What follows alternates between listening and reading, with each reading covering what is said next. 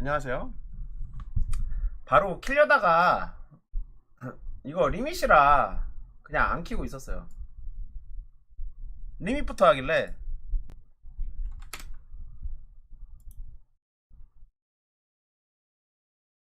그 리밋 3라운드라 끝나가서 했음.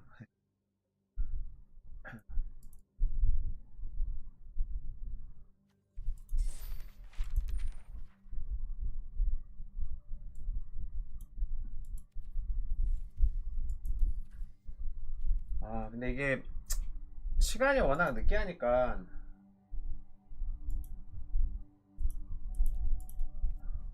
약간 빡세요. 그죠?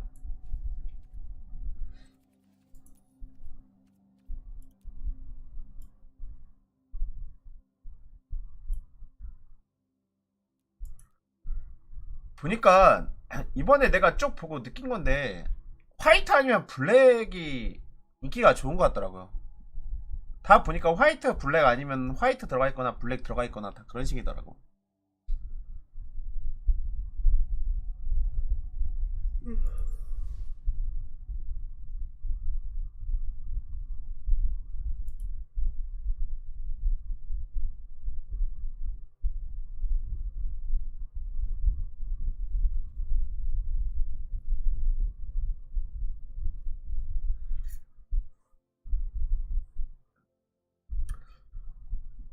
대충 뭐 12시가 두들겨 패고 있죠.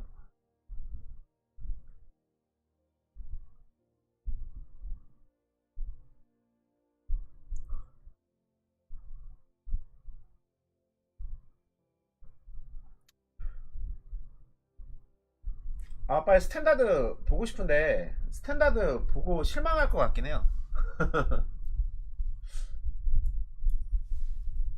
존나 짜증날 것 같긴 해.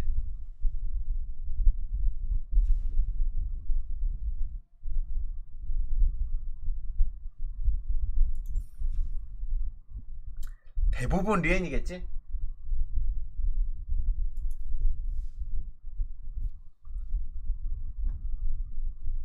Dak means that he has done a great job of just not leaving himself vulnerable.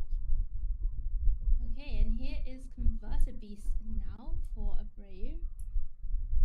That's going to move a 5/5, which is going to be immediately pumped up by this Streetwise Negotiator. Now that is going to be the largest creature on the battlefield for 대부분 램프예요? either player. 헐. And Yeah. it's actually going to be the attacker 아니라고? trying to get this Invasion of Ixalan flipped. Yeah, you can see this IR putting in quite a lot of work in terms of providing Abreu with some additional value and aggressive pressure going the way of this battle on the board in terms of Invasion of Ixalan.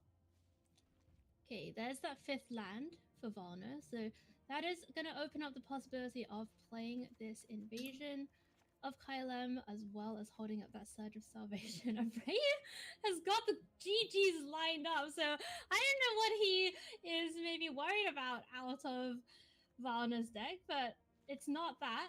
And he's going to get to untap with Invasion of Zendikar now to find lots of battles for our player on the lower half of your screen there. All right, back Abreu's way. It does have the ability to double spell if he does feel safe to do so this turn with the invasion. 이거 끝나고 나면은 look 뭐 out and continue holding on to the 바로는 base 아니더라도 of 금방 하겠죠. growth if he 스탠다드. wants. Looks like that is going to be. 솔직히 빡세 저 이 시간에. Gonna get some more blue mana, just in the deck of a couple of lands. May as well get. 이 시간에 스탠다드 trigger 이 first. 지겨운 스탠다드 Familiar. 스탠다드 환경을 본다는 게 Sending it at 쉽지 the 않아요. invasion of Zendikar. And Amani, if is this block going to give a drain effect? I It believe will, right? it is. So Ayara isn't actually templated like on Earth. 뭐 So 어쩔 수 it's 없지. not if the creature would go anywhere from the battlefield, you exile it instead. It's at the end of the turn, you exile it from the battlefield. So if you have a sacrifice outlet or if your opponent blocks it, the creature goes back to the graveyard, which means you can IR it again. The next turn, you get the Die's ability from the Etch's Familiar. So this is a huge draw, by the way, from Johan Warner. Bola Slinger off the top. oof. Copy the backup trigger. That's going to give 2 creatures this turn the ability to attack and tap down one of the blockers. And you can see there's 2 large blockers on Abreu's side and 2 very small ones indeed. So this is going to be pushing through quite a large attack. And Abreu does not have a lot that he can do about it this turn. Yeah, and with the vigilance on both the Hoplite and the Sigil Sentinel, 얘네들이 요 대회 때문에 29일로 미뤘나 보다. But he actually isn't leaving himself 생각해보니까 빨리 하면 빨리 할수록 좋은데 미룬 이유가 이 대회 때문인 것 같네. 너? So this is just making life really difficult now, as Abreu will need to chump at least one of these creatures, and even then will be taking a ton of damage. All right, 그쵸? here is the decision. First of all, that 6/6 is getting tapped. 아 그래요? That's for sure. 야, 이 대회를 연습하는 사람들 때문에 그런 건가? 근데 나는 솔직히 Force this 보는 사람들을 in 위한 some way. 뭐야 저 고양이. Should my cat get in the way of my screen so that 고양이 자연스럽게 꽂아버리는데요? easier. 역시 고양이다. Take all the help you can get in these slots. And yeah, just tapping out that converted beast, taking away the easy chump block for Abreu. 그래서 이런 식의 대회에 참가하는 사람보다 보는 사람들을 위한 느낌으로 가려면 사실 I don't think I actually love this choice from Volner. 상관없이 그냥 해주는 게 맞긴 해. The Ayara and the 6/6 Phyrexian token just to force 빠르게 at least one trump from 그냥 빠르게 Abreu and keep 해주는 게 맞긴 해. protected. Now you have to use the Surge of Salvation just to keep your creature alive, and that's leaving yourself vulnerable. 근데 뭐 얘네들 입장에서는 그렇지 않았나 봐요. A bit of over aggression there from Volner that gets 대회가 더 중요하다고 생각했나 봐. Yeah, Abreu's been holding on to that invasion of Golgotha for the entire game almost, ever patient with it, just never ever exposing it to the Surge of Salvation that he knows that at least that Johan Warner has in the deck, and now making full use of it after that, using a Yara to kind of block on that Sigil Sentinel, back up to 10 life thanks to the Etched Familiar. And Volner does have a lot of stuff left. Still can play out this invasion of Kylem. 뭔가 덕지덕지 있는데 변신 못 시키니까 별로 일을 못 하는 것 같긴 하다. 전투가 유리할 때는 정말 유리한데 유리하지 못할 때는 또 이런 게 있긴 하죠. Quite a bit. You're in a position now where the invasion of Kylem coming down is not really presenting lethal, given what you have available to you in blockers, and with Converter Beast on the battlefield, if that dies, having IR means that you can start getting a Converter Beast back at least once and getting an additional 5/5. So this is just a nice, easy block being put forward by Abreu, and essentially the invasion of Kylem that was supposed to be 살짝 비벼질 수도 있겠는데? Now another 5/5 shuts down this entire attacking force, and 살짝 비벼질 수도 있겠는데? 진짜? Okay. So things going pretty well here for Abreu. Ayara is going to keep reanimating things. Etched Familiar looks like it's going to be the choice for now. Just always trying to take care of some of these invasions, and yeah, gonna send both creatures now at 뭐 굳이 3위 깔았어야 되나? 그냥 4/4 교환해도 됐던 거 아닌가? 이랬어야 됐나? 3위를 까는 것 때문에. Are starting to change around here for Antonio Abreu, especially with the draw of a gift of completion, giving that 잘 모르겠다 이거는. card selection as well. 대순해 봤거든요. 3위 깔아서 그냥 3위 대주고 무슨 이득이 있지 이게? 12시가 자기 존내 유리함 이렇게 생각했나? 게임 터졌는데? or trading 공격 with it. 한번 In this 해야지, 이거. case, you're not able to flip another battle, and it just going back to the graveyard for you to do again. He has just gotten so much value out of 하사 his 세워놓는 게 더 cards. 좋지 않았을까요? Yeah, 그죠? this Ayara 상대 has 레어가 done 공격 오지 so much 못하게. work for him. We saw him earlier on prioritizing flipping her over many other decisions he could have made. Certainly someone that knows his way around this format, knows his way around these cards and how they kind of stabilize you in the board state. And now we're going to see Valna just getting down this Halo Hopper. Phyrexian Sensor is 나가린데, going to 이거? hit the battlefield, so that is going to be causing some problems if Abreu 어허. wants to double spell. That's an 이- invasion of Innistrad off the top. That's that's a Holy heck of a moly. spell. GG. Now, you are able to take out the Phyrexian Sensor if you want here. That is the primary problem, not allowing you to double spell, and you do want to be double spelling with these battles, so you can just take the Sensor. out, get 3-3을 the 찍는 게 맞지 않나? 4-4 그래도? is the real annoying part in terms of blocking power here, but I don't think you're too broken up about that considering how far ahead you are. 그걸 Yeah, 찍어? and your register has 너 누워 나오지 않나? and indestructible 뒤집지도 못하고? every time you cast a spell. And you know what Phyrexian Sensor 아, does 안 넣어 not 나오는구나. stop? It does not Phyrexian stop 알아? even reanimating a Phyrexian from the graveyard 그렇게 하는 게 and 맞지? it coming in untapped. Wait, This is a not huge good attack. though, right? 피해났죠? Wait, oh no. 이건 스펠을 Abreu. 못 써요. 스펠을 못 I 써. forgot no. about the sensor. Oh no. Oh, Abreu forgot about no. the sensor. That's a rough. 그러니까 one. 3-3을 You 찍는 lost 게 your 맞긴 edge 했던 것 같은데. permanently. You left the sensor alive. 페이스로 간 것도 Now 아니고 your 절로 달릴 creatures are 거면. tapped. Fortunately, this 4/4 is still holding down all of the attackers, but Volner could just attack everything at the invasion of Kylum now. Flip Oh my that at the cost of goodness. one creature, and 멍청한 플레이를 했네. at least be able to go wider from there. So this was a huge misstep from Abreu there. You could see it on his face. He knew as soon as it had happened. Oh my goodness. And there it is. Valor's reached tag team. Island of the Top is not doing anything to help Antonio Abreu. Now, it's not over for him, right? He's still at 12 life.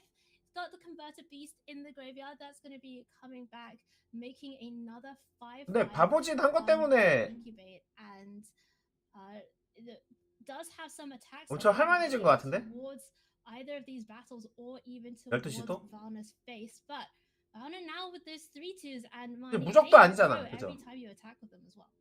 They do, and I think this is a great choice from Abreu to continue pressuring battles, Uh-huh. but also flipping Invasion of Zendikar is huge because the flip side is a 4/4 that does a great job of blocking the creatures on this board. So it does feel like Volner will want to prevent that battle from flipping, which means some awkward trade-offs with these 3/3s that he has on board here.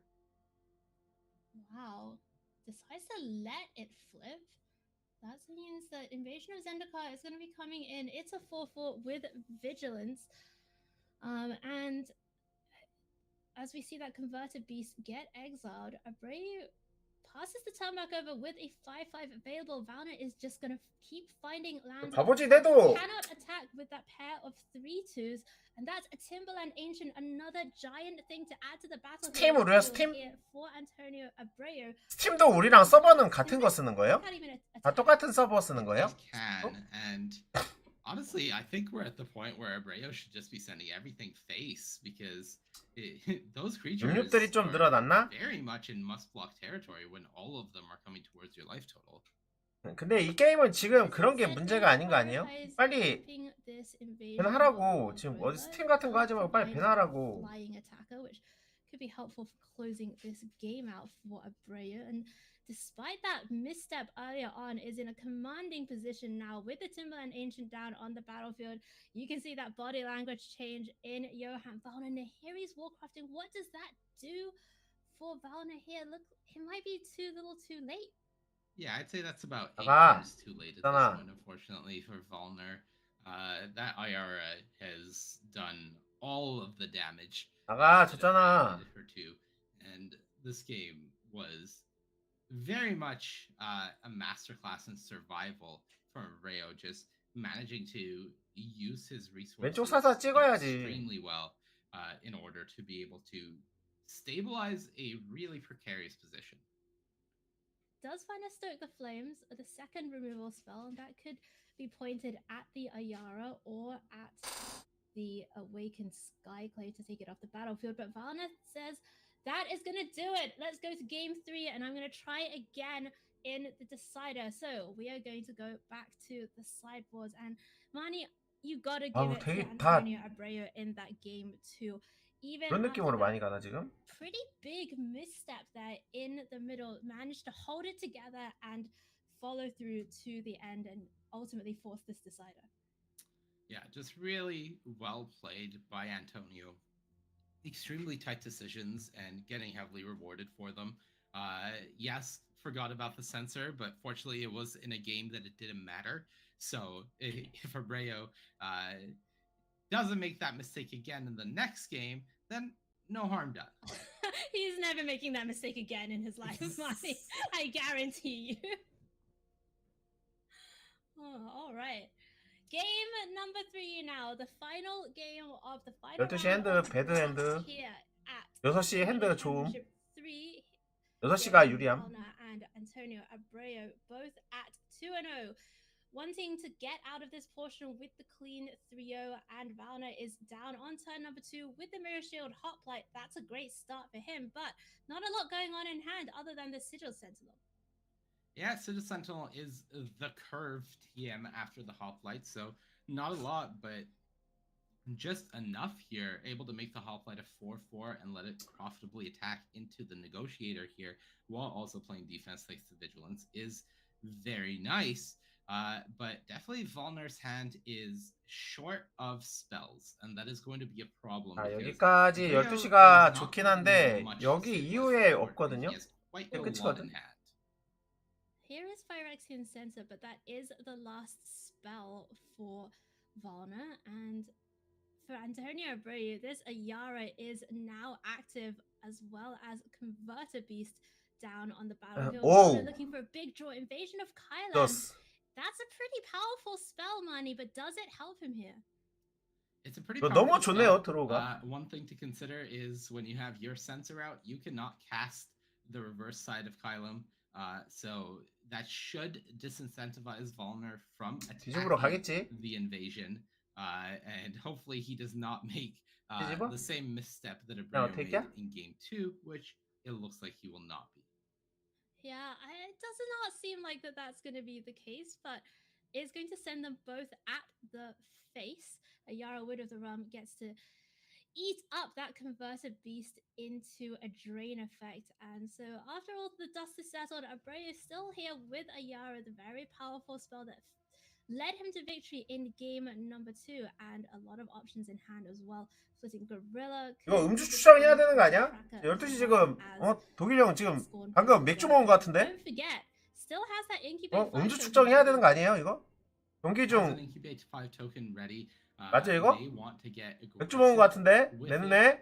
Just getting Berserker down, putting another counter on it is an option. And really, we're seeing the incredible, powerful synergy between Ayara and Converter Beast. Having a drain for 4 out of a 0-1 that has already gotten done is incredibly powerful. And having the Converter Beast remain in the graveyard for future turns is really nice as well. So this is going quite well now for Abreu. Even has the breathing room money to start putting counters. 아하, 비행 주는 건 좋다. 근데 못 뒤집네. 하나 올린 것 때문에. 아, 이거 카운터구나. 딴 건 줄 알았네. 거의 결정타인데 이거. All he can do is laugh. Great to see him retain a sense of humor about this, because you know that is just the last thing he wanted to see. 그냥 까는 게 낫지 않나? 뒤집는다? 그러면 능력이 뭐지? 아까 걔구나, 얘가. Pretty good now for Antonio Abreu in this last round of draft. Yes, and this is the combo. Ayara, Scornblade, Berserker, put a counter, sack it for a card, back into the graveyard, do it all again the next turn. this is so strong from Rebreo now because he has 6시가 이겼네요. he has card Easy win. advantage and his life total is high and protected. Easy win. Ooh, this game is Oh. over Hayu. Yeah, that invasion of Innistrad looking. 뭐 like 트렌드 something- 트렌드가 아니고 투스펠 Yeah, 킵하고 you can tell he's Good over game. it. 나온 게 Good 없네. game. And what an incredible turnaround here by Antonio Abreu. Wow, just going down the first game to Johan Valner with that incredibly aggressive Boros deck, managing to do the reverse sweep and take it home with the 3-0. Fantastic play here from both players. Really great stuff. Ayara doing a lot of heavy lifting for Antonio there in both the second and 엄마게 third 끝나버렸다. game. And for Valner, I think you have to maybe think back to game 2 and wonder if you had opportunities to get more aggressive in those early turns that maybe you didn't. But I think Valner was making the best decisions given the information he had available to him, and unfortunately just didn't really work out in the late game. But 2-1 out of draft, definitely not something to scoff at, and I think he'll still be pretty happy with that. Yeah, and I keep thinking about Abreu's deck and the decisions that he made, not only in the game, but really to put that together. Because Ayara, Word of the Realm, she's so powerful, but she does need the supporting cast, right, to make her, live up to her full potential. And he really had it in spades. That Etched Familiar coming back turn after turn, the Converter Beast, fantastic as well. Just one of the reasons I love this format, just making you really rewarding those kind of fine-tuning deck building decisions. All right, Really cool. Mani, we have more magic from this round, but we're gonna go away for a quick break first. When we come back, 아, 빨리 back 디아블로 up 하고 the 싶다. feature for the final round of draft. See you soon. 드래곤 로드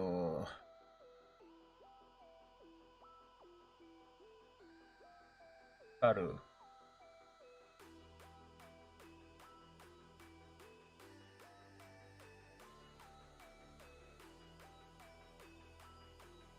아나펜즈 아니고 타식으로 아니야? 타식으로 아닌가? 타식으로 맞죠? 타식으로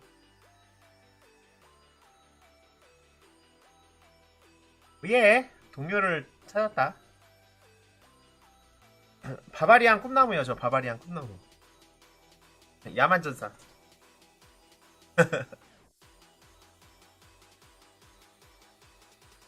예고하셨어요? 저희 6월 2일부터 하는데 6월 2일 예고해가지고.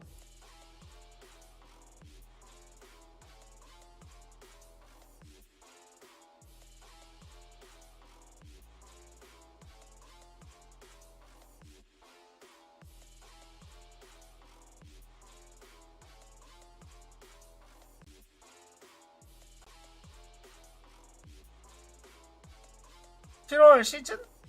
7월 시즌은 뭐지?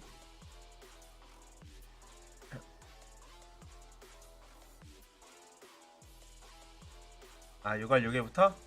내가 4일 먼저 시작해서 행복하고 있을게요 먼저. 아 재밌겠다.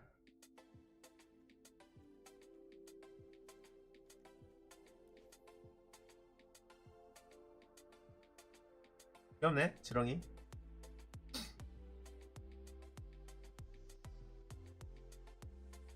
(6월) 3일 히스토릭 9일 히스토릭 10일에서 11일 히스토릭. 히스토릭 훨씬 나을 것 같아.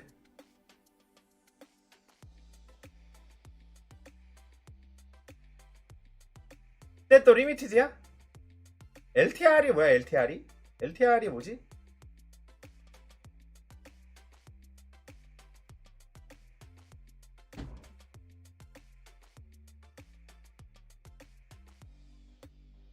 다음 블럭 이름이 LTR이에요? 어거스트. 스탠다드 어거스트다. 와 드디어 어거스트 나온다. 아 반지의 제왕이에요? 8월까지 기다리면 우리 스탠다드 할 수 있는 거야? 슈발. 저 때나 열심히 해야겠다.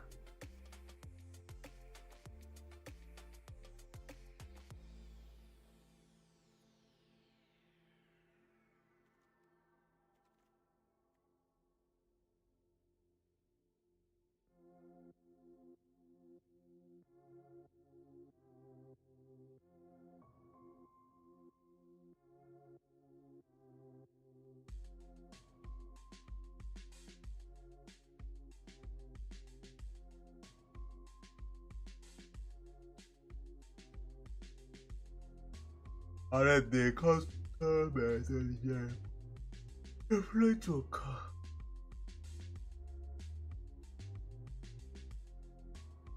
알아.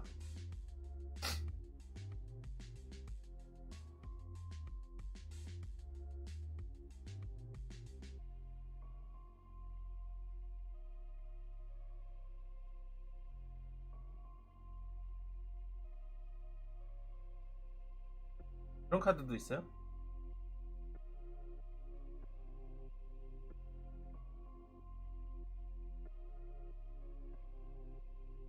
그러면 시즌 되면은 그때부터 만들어서 하는 거예요? 시즌 딱 끝나면 다시 시즌 되면 또 그때부터 다시 만들어서 시작하고 하는 거야? 1렙부터? 디아블로 3랑 비슷하면 그렇게 하겠죠? 나는 근데 시즌 캐릭터 말고 오리지널 캐릭터도 놓고 시즌 캐릭터도 하고 이런 식으로 하려고요. So as I started drafting, my first pick was Jin Gitaxis, which is a pretty strong mythic right off the bat, and then my second pick was Ayara. So I thought that I was gonna be like blue-black. 시즌 때는 좀 많이 바뀌긴 하겠지. 이것저것. 근데 디아블로 되게 재밌을 것 같아요. Black got a little cut, and I started picking some green cards, and eventually ended up in Soul Tile, which is probably my most. 스토리 먼저 보고 그렇게 하면 되겠다. I love it. I've played it a billion times. 그리고 자기가 키우는 캐릭터 이제 연구도 되잖아요. 이것저것 한번 스킬 이거 하나 휘둘러 보고 저거 하나 휘둘러 보고 그러는 거지 뭐. 원래 디아블로는 그 재미 아닙니까? Kind of deck in this format because I'm like you. I've drafted this set like 100 times. It's one of my absolute favorites. Let's talk for like a 이것저것 써보면서 match. You know, I was watching some 뭐가 crazy 좋은가 stuff 보고. going on. Y'all had battles going back and forth. There was even that little brief moment of the oops with the Phyrexian Censor. You know, because it was in play. 이런 서양 친구들 이 얼굴 보면은 진짜 얼굴형이 이쁜 것 같아. 그렇지 않아요? 얼굴형이 이뻐. What happened? Yeah, maybe a little 계란형. bit too fast. I guess what happened was I designed like the whole play in my head. 얼굴형이 이쁜 것 같아. 얼굴형이. But I forgot to count up the fact that the Phyrexian Censor doesn't allow it to cast two non-Phyrexian spells. So I cast the battle and then I defeated it, but I couldn't cast the backside because it was a non-Phyrexian spell. Yeah, I was watching it Yeah, live. slight misplay there. And I had my hands on my head because I 이거 목소리 너무 걸걸하다. mistake before. But the good thing is you probably only make this one once. Now, you have a 생긴 ton of 거는 online experience. 목소리 되게 좋을 것 같은데 걸걸해요. Too much chances to compete largely in paper.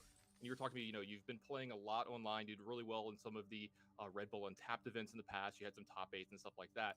But here you are at 3-0 out of the pod. If you win this event or do really well in this event, you could qualify for something as big as Worlds. How, like, what would that mean to you as a person who is trying to make Magic full time and going into content creation, like so much like yourself? Yeah, actually, that would mean the world to me. No pun intended. Sure. Because, well, this is my biggest event so far, and it's absolutely a blast to play with all these good players. And being 아니 빨리 스탠다드 보여주라고. very, very good, but there's still a lot of work to be done. Besides that, 그건 하고 Worlds 있어야겠다. would be like a dream, yeah, because I'm actually trying to go, as you said, with the content creation route. This last year, I've started doing some Twitch streams and YouTube videos. And yeah, I mean, I've started playing every day, and I eventually qualified to this event, and here we are. That's right, Antonio, before I let you go, what's your Twitch handle? Oh, it's just like my MTG Arena handle. It's Antsabel, ANTS, and then my last name.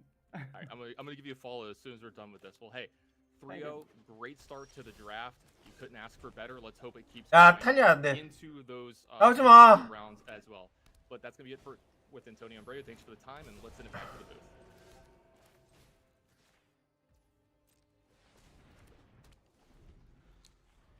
Hello, everybody. Welcome back to the booth here at Arena. 네, 맞이 되죠. 3. My name's Hayu. I'm here with Mani Davudi, and we are back for backup magic from this last round of draft. It was super cool, actually, Mani, to hear from Antonio and Brea there, and hear a little bit about his experience with Salsa in this format, which has served him well, it seems like, and it just goes to show how much these players play Magic, how dedicated they are to this game. Let's have a look at the matchup here in our backup feature. We have two pretty awesome players lined up for you. On 아, the left, 3라운드네. Johnny Gutman, better known as Ginky to some as his online handle. 님들 Um, 이거 and 드래프트 Johnny, 보고 계세요. 나 옆에서 하고 refereeing 있을게. us Canadians, Manny, here in the 이 tournament. 상태인데 And has told us this pretty hilarious story, which I had to tell everyone. Says that one of his favorite Magic achievements is that he spent most of the time at the testing house for PT Philly, teaching Javier Dominguez, former world champion Javier Dominguez, of course, as much slang as possible.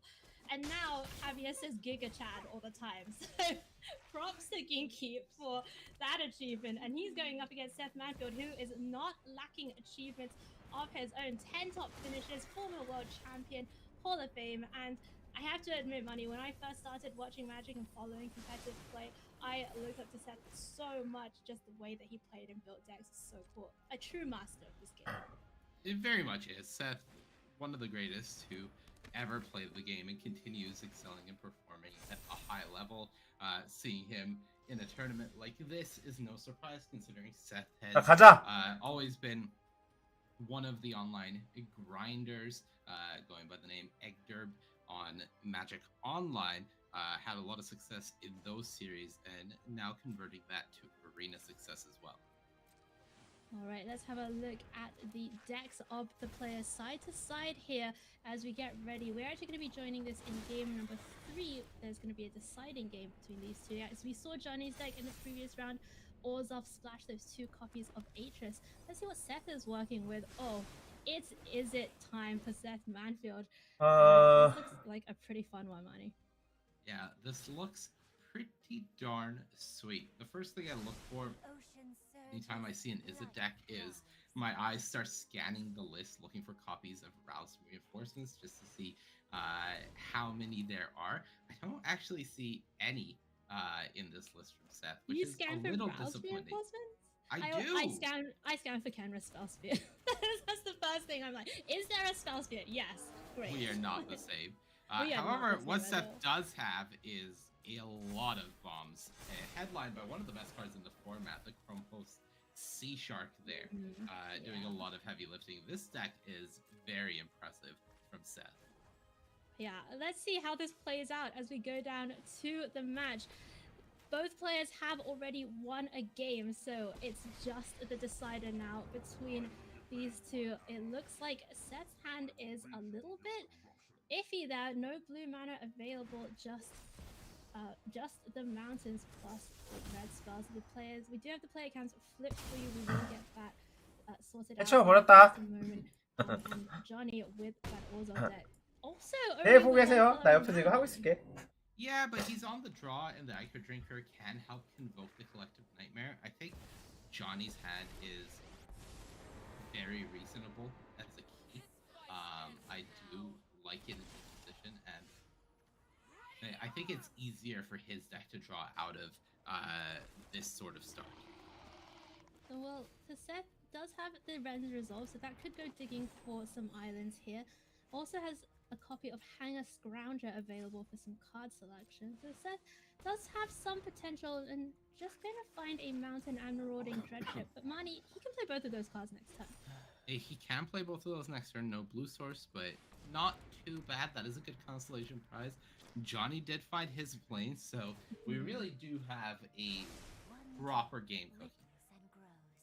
Alright, so Johnny finds the planes, has the white 2-drop available, Alabaster Host Sanctifier, that's just the 2-2 with the lifelink.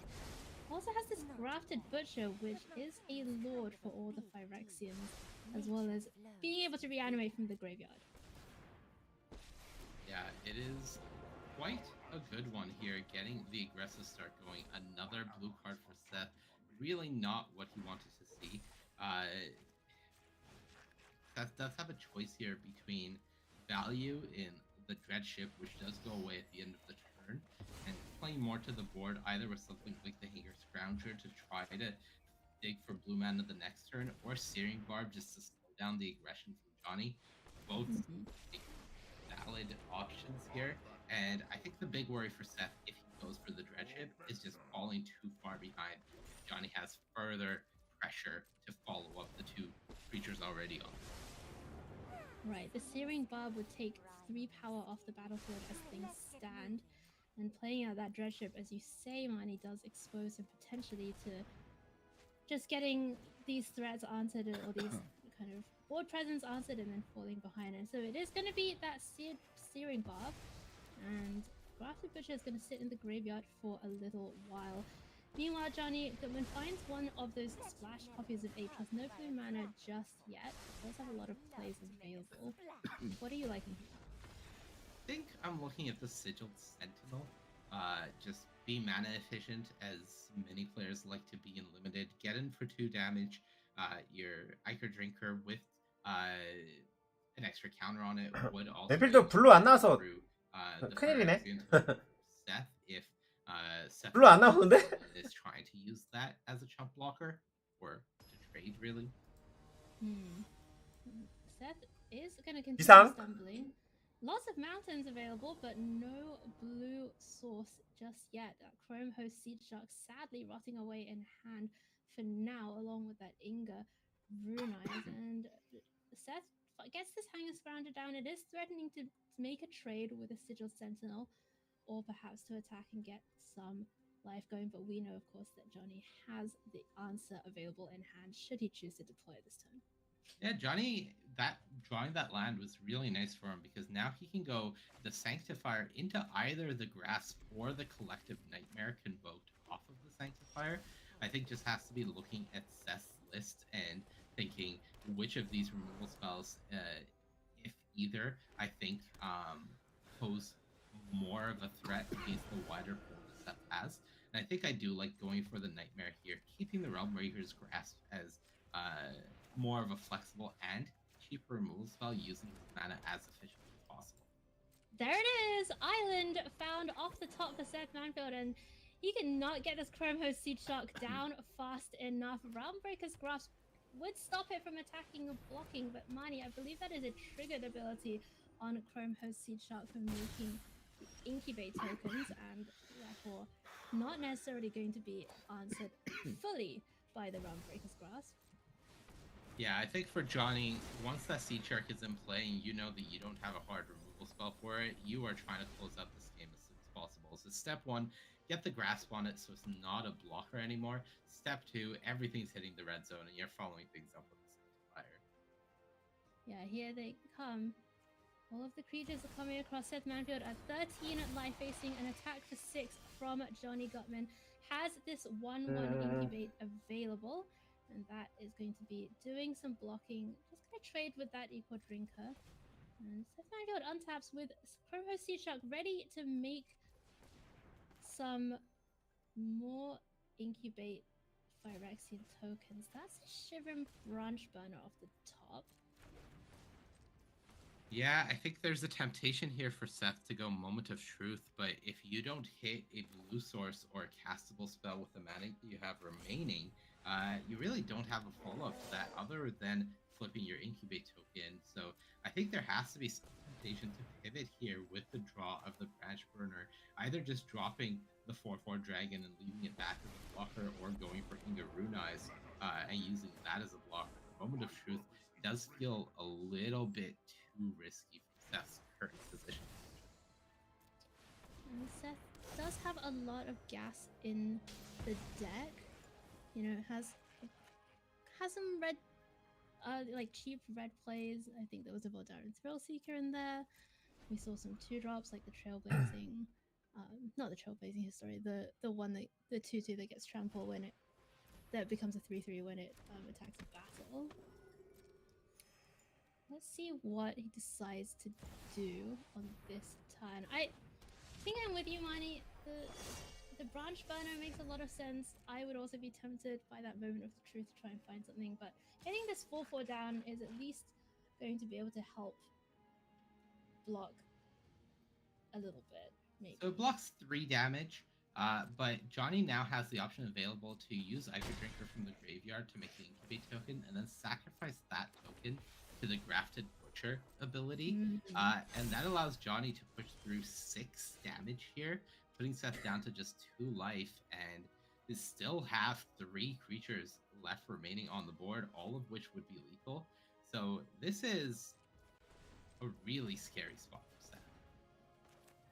There it is, Seth Manfield down to just 2 life, and you see Johnny Goodman head in hands, just desperately trying to figure out whether he can close this one out, really hoping to make it out of this with the 3-0, get himself onto the track for top 8 for those World Championship invites. Moment of Truth does find an island, has to put that stasis field back, unfortunately, for Seth Manfield. That is going to make a token that can be flipped and an ingot that can be played, but that does not seem like enough money unless I am missing something here.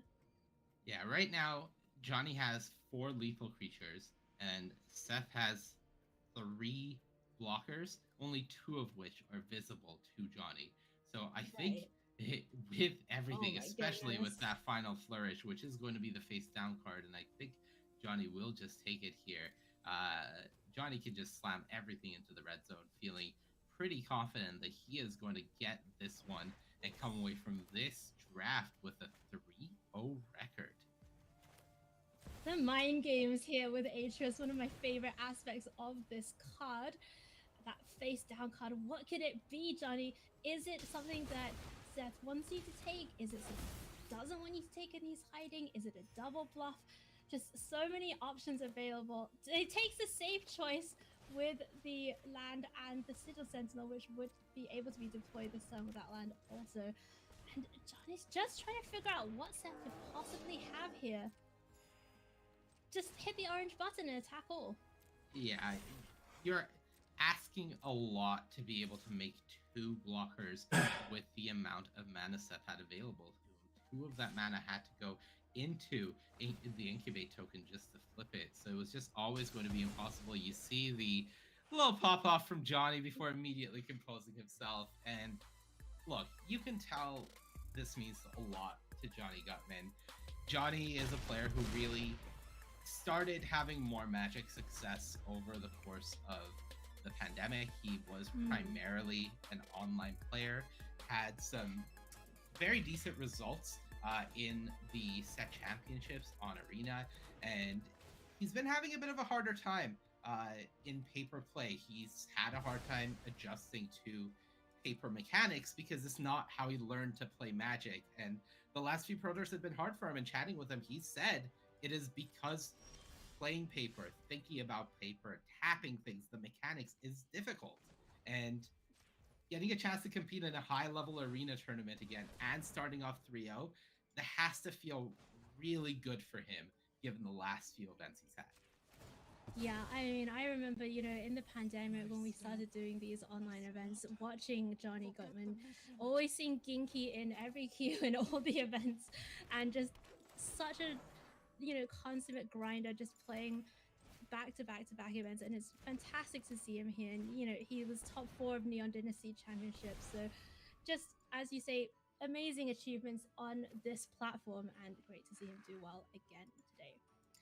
That's it for draft here from Arena Championships 3. Mani, give us your summary of how this portion of the event was for you. I mean, it was awesome. We got to see some very difficult drafts navigated by Nathan and Michael Jacob. We got to see some very sweet decks go all the way to 3-0, some greedy splashes, some streamlined decks, and overall we just got to see March of the Machine deliver on exactly what it promised, which was 3 great rounds of Magic.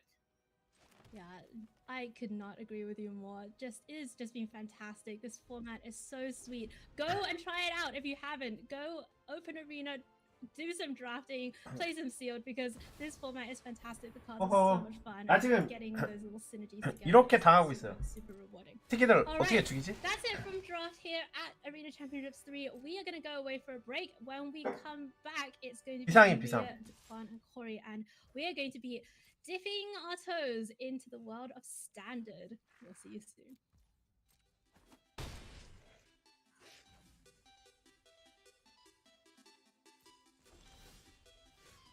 그만!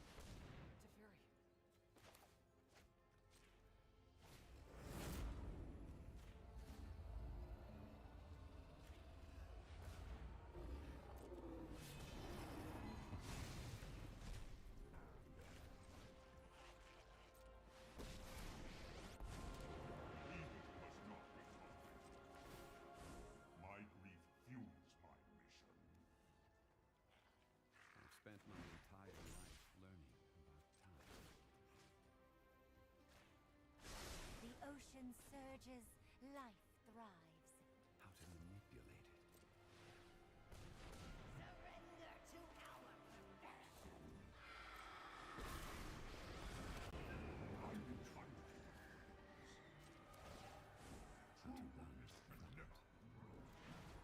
Time always catches up with me.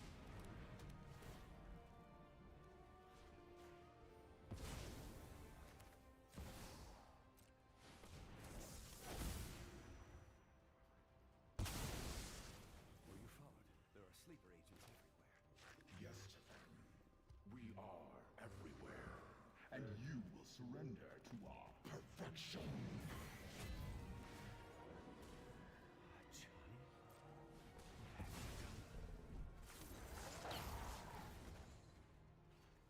We swore an oath to protect the innocent. The Gatewatch.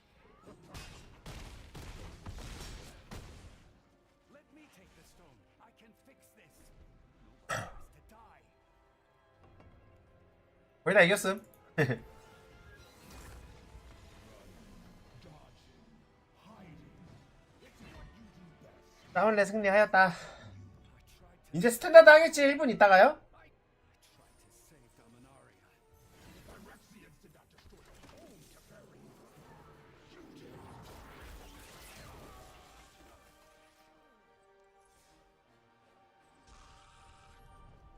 23일 남았는데 그때까지 여기까지 다 가겠지? 23일 동안 이거 두 줄을 못 할 리가 없죠. 그죠? 어차피 이따가 내일쯤 이거 다시 리셋되면은 경험치 쭉 하면 여기까지는 밀릴 거고 그 다음에 캐스트에서 이 정도 하고 다음 주에 또 쭉 하면은 한 3주 정도면은 널널하게 밀겠네.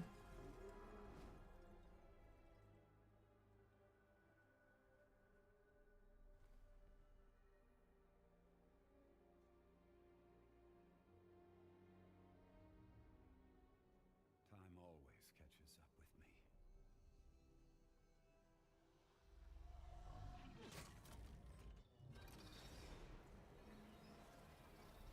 Now, it's time to face it.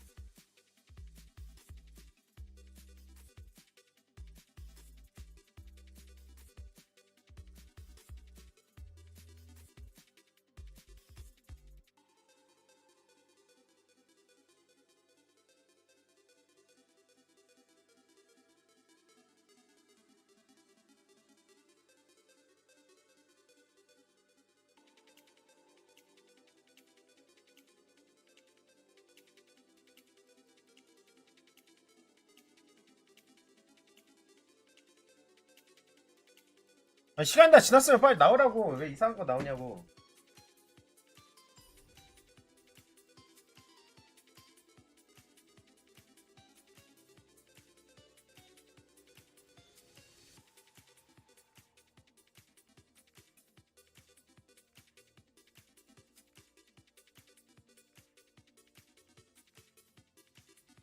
어우.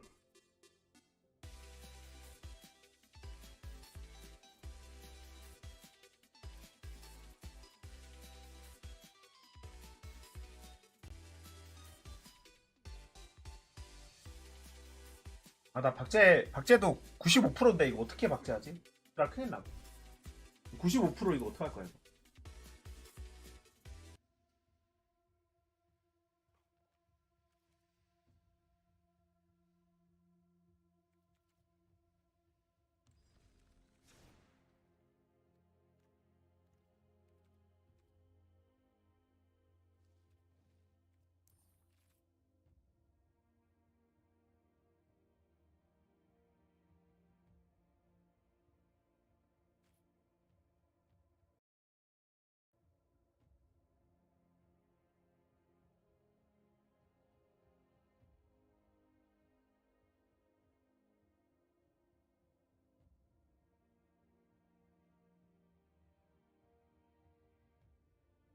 Hey everybody, welcome back to coverage of Arena Championship 3. We are through draft this morning, and now we are on to standard through the rest of the tournament. Maria Bartholdi joined by Daquan Watson and Corey Baumeister here at the virtual news desk. You excited for standard, Daquan?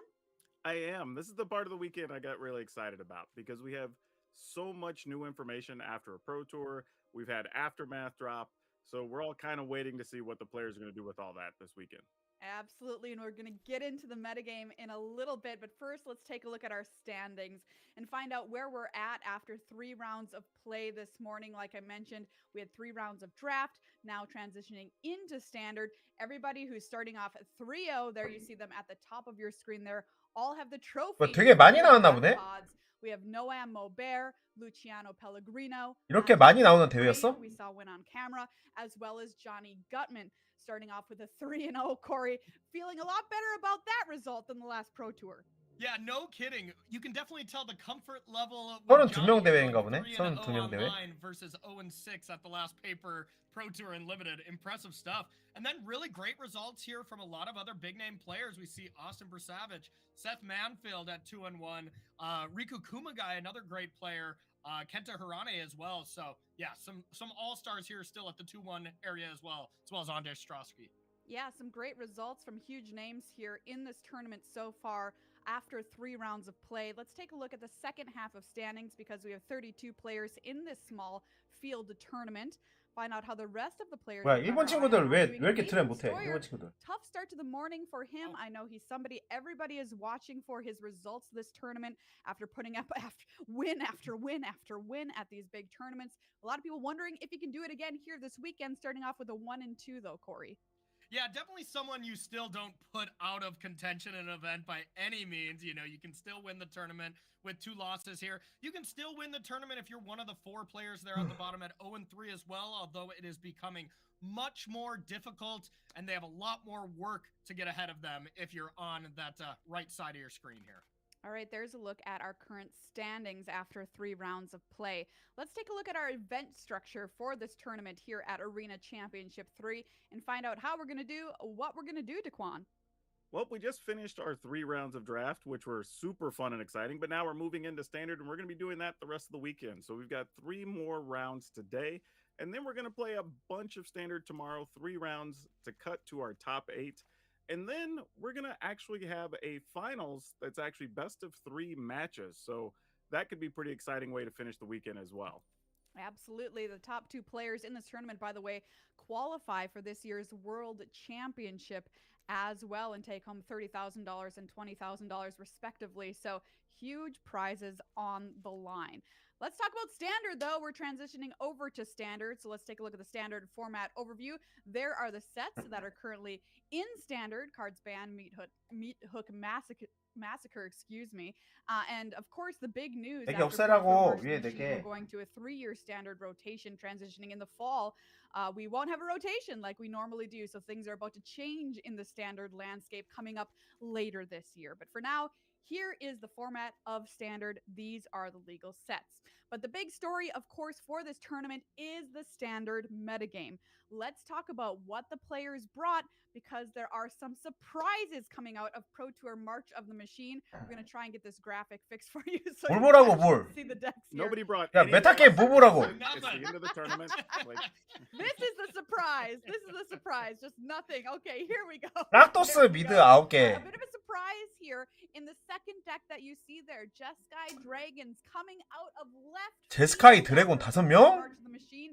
Here, Corey. 제스카이 드래곤 뭔데? Yeah, absolutely. Rakdos 램프 mid-range 넷, was kind of 그리시스 the 리엔이 deck to 3, be going first 셀레스냐 through 부여마법 the 2, at the last Pro Tour here a couple weeks 락토스 ago, 브리치 and that was kind of the de 그리시스 facto 미드 best deck. 둘, So 보로스 after that, a lot of these 미드레인지, other decks, 5-color Ram 오로조브 versus Ram 미드레인지, Celestial Enchantments, 솔저 these 하나에 decks 모노 were 화이트 definitely focused 어그로가 on 있네. the decks 야, that had 나구만. success at the last Pro Tour.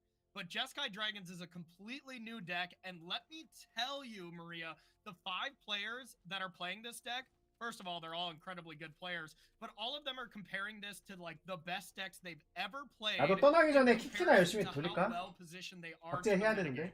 I'm talking Cobblade comparison, Hogax, you know, these players are excited to play with this Jeskai Dragons deck, Maria. It's going to be so cool. All right, how do you feel about it, Corey? Because if they're so confident, I mean, those numbers are quite frank. Their confidence is giving me goosebumps right now. You just said Cobblade. Yeah, I know, and I think the same. You know, I'm starting to look at this deck, and Invasion of Gobakon with Zergo and Ojatai, this is kind of the new hotness, where if you play Invasion of Gobakon, you get to kind of clear the way of something that is tricky in their 없던 hand. 덱은 아니에요. 처음 나오는 건 아닌데 이걸 맞춰 나왔다는 게 놀라운 거지. And it naturally 원래도 제스카이 용이 좋은 게 나왔잖아요. 예, 맞춰온 느낌이야 저거는. 한번 봅시다. 그래도 제스카이 용가리가 있으니까 희망이 있다, 님들아. 희망이 있어. 재미있을 수 있는 가능성이 있어. Killer, and of course, Rakdos, the #1 deck there in our metagame. Daquan, what do you have your eye on this weekend? You know, I was originally looking at some of these decks that are trying to target the Rakdos decks, and they're kind of one-ofs in the tournament, where you're looking at the Soldiers list and the Enchantments. 이건 약간 맞춰온 You 느낌이 know, as 강하게 Corey 들어요. pointed out, they may not be ready for the Dragons deck, so this could be a real issue for them if they run into those 5 players.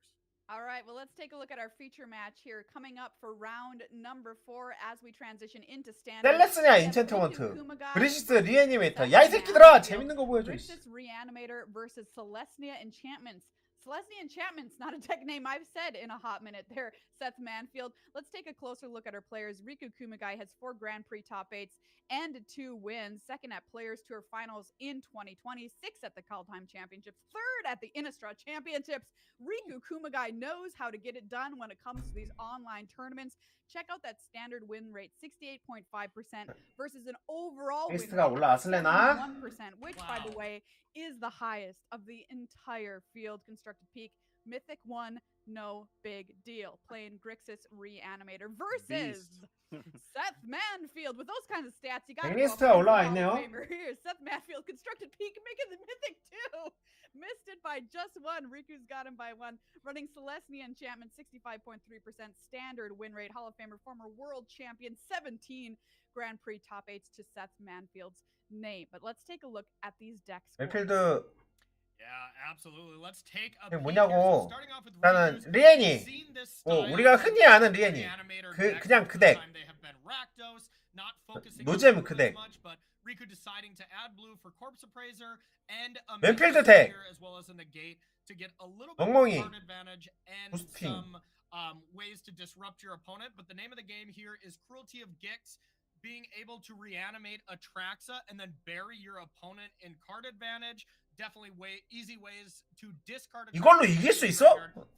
이게 이기는 게 가능해 이 덱으로? Here over the weekend, and just a really powerful over. 피 터지게 맞을 것 같은데 이거. All right, that's Grixis 멜필드 Reanimator. 이거 가능한 거야? 이거 가능하니까 들고 왔겠죠? 그래도? Why this deck this weekend, Corey? Yeah, I was gonna say we've been saying Celestia Auras. 난 잘 모르겠거든요. Benton here in previous 가능한 거야? Pro Tours, but yeah, not these style of enchantments. So this is a bit of an interesting one here. Hollowed Haunting is kind of the #1 card here, where there's not a lot of ways to deal with enchantments outside of Invoke Despair from these Rakdos decks. So that's a card that usually stays on the battlefield up against a deck like Rakdos. So this is another deck that I am going to be kind of proclaiming as the Rakdos killer, but it's not as good against the other decks. So this might be a little bit of a tougher match for Seth, because the over-the-top Atraxa stuff is not as easy to beat as traditional Rakdos mid-range. All right, there's a look at the players and a look at the decks. I'm going to pass it on over to Daquan for the match. All right. This is going to be a good one. And honestly, the one thing that surprised me about Seth's deck here is we started seeing more Celestia enchantments on the ladder on Arena, but it's usually 나는 been 진짜 because 잘 of 모르겠다. Calyx, and he's decided to go a different route and lean on the Hallowed Haunting, which I think is actually a really good choice for this weekend. Yeah, I think so. I think just being able to have a permanent that is really tough to deal with and is able to crank out these creatures, and they just get so powerful, and the battlefield just becomes so tough to deal with individual spot removal, that I like it a little bit more than Calyx. 아 뭐야 벌써 진 거 같잖아. Yeah, this looks like a mulligan here, but a really good. 예, 이게 이거는 카미 쓰는 덱이 아니고 그냥 Yeah, absolutely. We saw the 부여마법 쓰는 그런 식 Restoration 그 of a god 펌핑하는 거 and 있잖아요. Spirit 부여마법 Advantage 개수만큼 if you want. 펌핑하는 그걸로 때려서 죽이는 덱 같거든요. Really Yeah. all 네. you can hope for. 이게 And I 경쟁력이 think the 있나? Jukai Naturalist is 모르겠거든요. always the card that 이게? like you feel forced to kill even when you don't want to, just because of all that extra mana advantage it gives the deck. Exactly, and if you do end up killing it, you know, the restoration of a Ganjo, bringing it back for Chapter 2 is, you know, it makes it not so bad. So Riku's in a kind of a rough spot. You either kill it right now, which, like you said, you want to do right away, or 아, 우리 you 강아지 kill 나 it 강아지 좀 restoration, bring it 마당에 back. 내려놓고 올게요.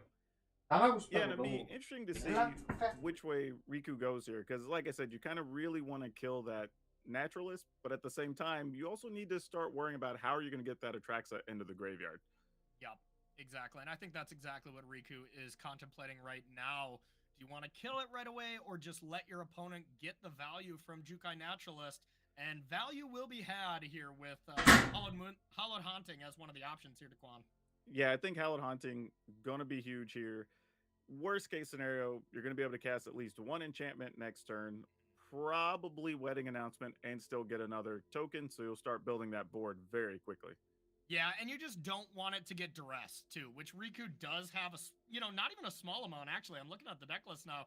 Riku's playing 3 main deck duress in this deck. The Reanimator decks definitely do want to play more copies of duress because you get it off Atraxa. It's a way to clear away of their only removal spell after you Cruelty a Gix, and just a way to clear the way for Cruelty because it is still a 5-mana sorcery.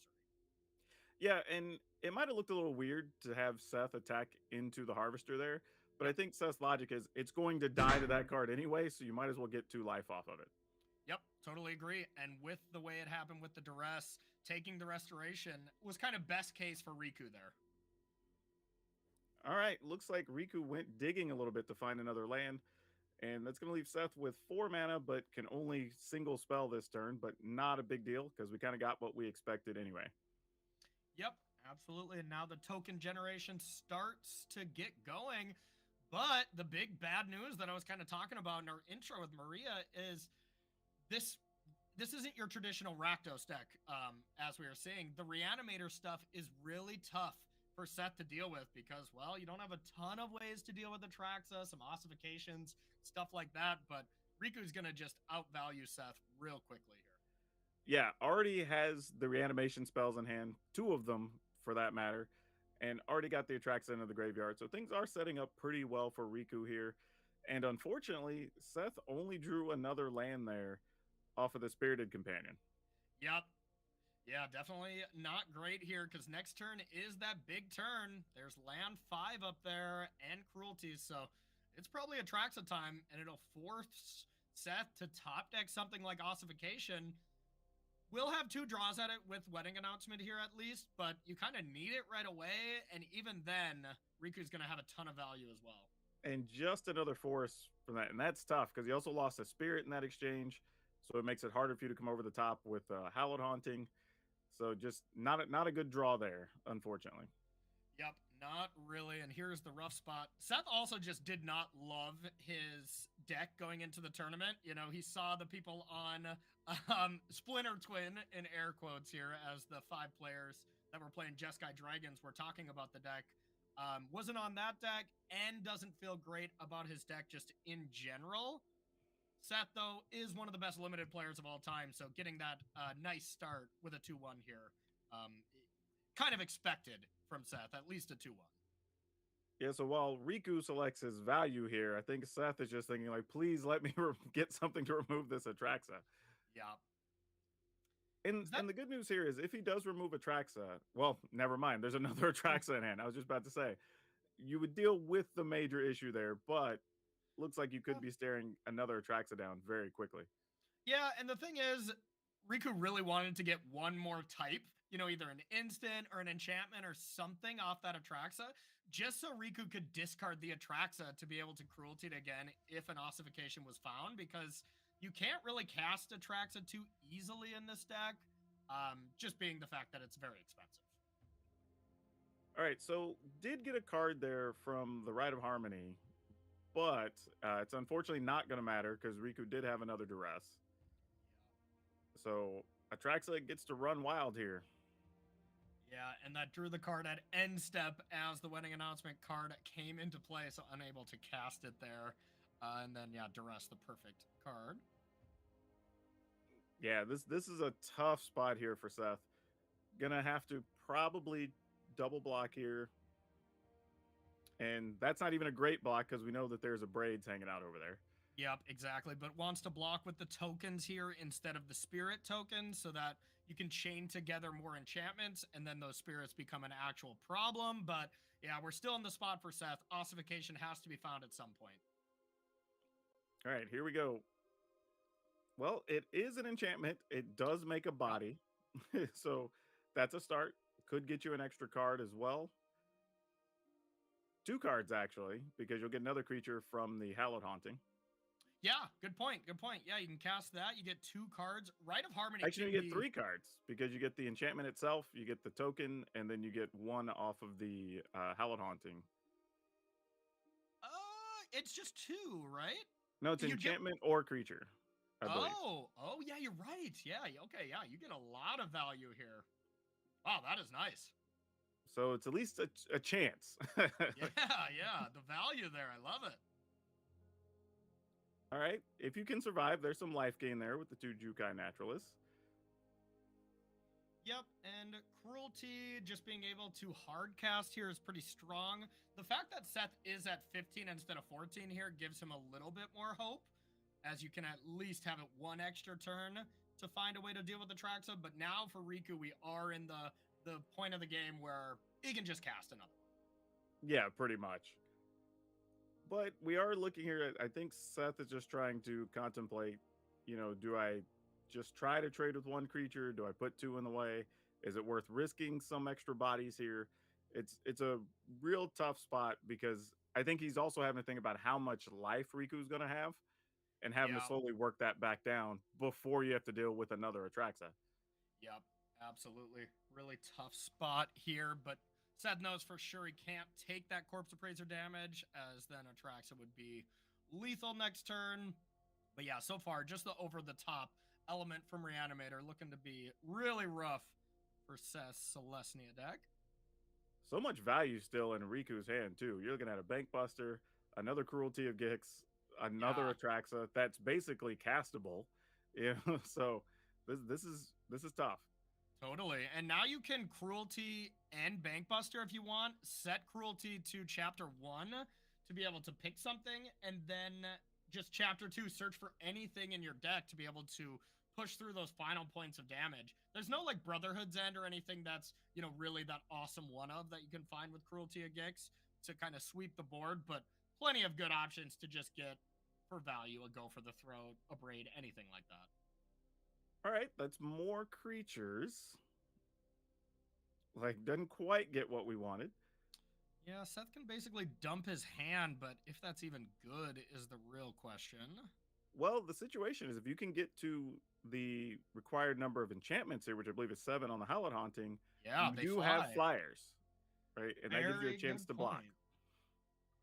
Yeah, and it is as long as you have 7 or more enchantments, creatures you control have flying. So that doesn't mean like they get flying counters and you have Correct. them forever. So if a creature is dealt with and you have exactly 7 enchantments, then they're all grounded again, and it becomes a big problem. But yeah, as it looks like we can get to 6. Yeah, it looks like we're just short. 1, 2, 3, 4, 5, 6, 7. No, that would be 7. Yeah. Yeah, you're right. Okay. All right. I mean, now Riku can just find 1 Go for the Throat and deal with one of these creatures, and they will be grounded for the turn. But if Seth were to draw anything, or even the flipped version of Restoration of Aganjo can get an enchantment, so yeah, all of a sudden it's not looking too terrible here for Seth. Yeah, and this is the difference in these enchantments lists when you're able to play Hallowed Haunting, right? Like, Yes. if you had a Calyx build, you could potentially be under lethal situation still. Whereas here, all right, cool. Now you have a shot with some extra flyers. And not only that, they're big enough that you could start attacking with them once they get to be 6 6s and 7 7s on the next turn, assuming you find another enchantment. Yeah. This is interesting. 1, 2, 3, 4, 5. I'm curious what's going on here. Me too. Because there's 7 enchantments, so if this dies, they no longer have flying, right? And I mean, this attack nets Riku life. Yeah. I guess he really wants the just card. to draw though. a card, of course. Yeah, of course, really. Yeah. Now that's a big draw. Yep. Still strange because you do put your enchantment count down 1, but maybe Seth's saying just me getting enough flyers is not going to be enough here. I have to make sure I get ossification plus a bunch of flyers, and then Seth can have one of those turns where he can ossify Atraxa, make a huge attack, put Riku down to a really low life, and then even if Riku plays another Atraxa and gets some value, who cares? Okay, I like it. Yeah, and I'm checking out Riku's list. I'm looking to see if there's even a way to do a single point, but I don't think there is. I know. No desert or anything, just deal 1, please. A gut shot, something like that, but no, it doesn't look like that's the case, and that's going to be a very important 1 damage. Yeah, so looks like Seth is going to go down to 1 here, but still mostly fine, all things considered.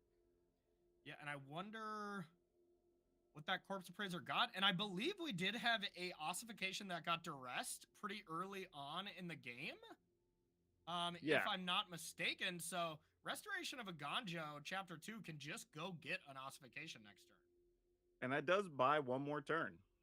Yeah, I mean, it buys maybe more because there's not a big flyer coming back at you, and all your creatures will have vigilance. So, I mean, that could be a huge swing here.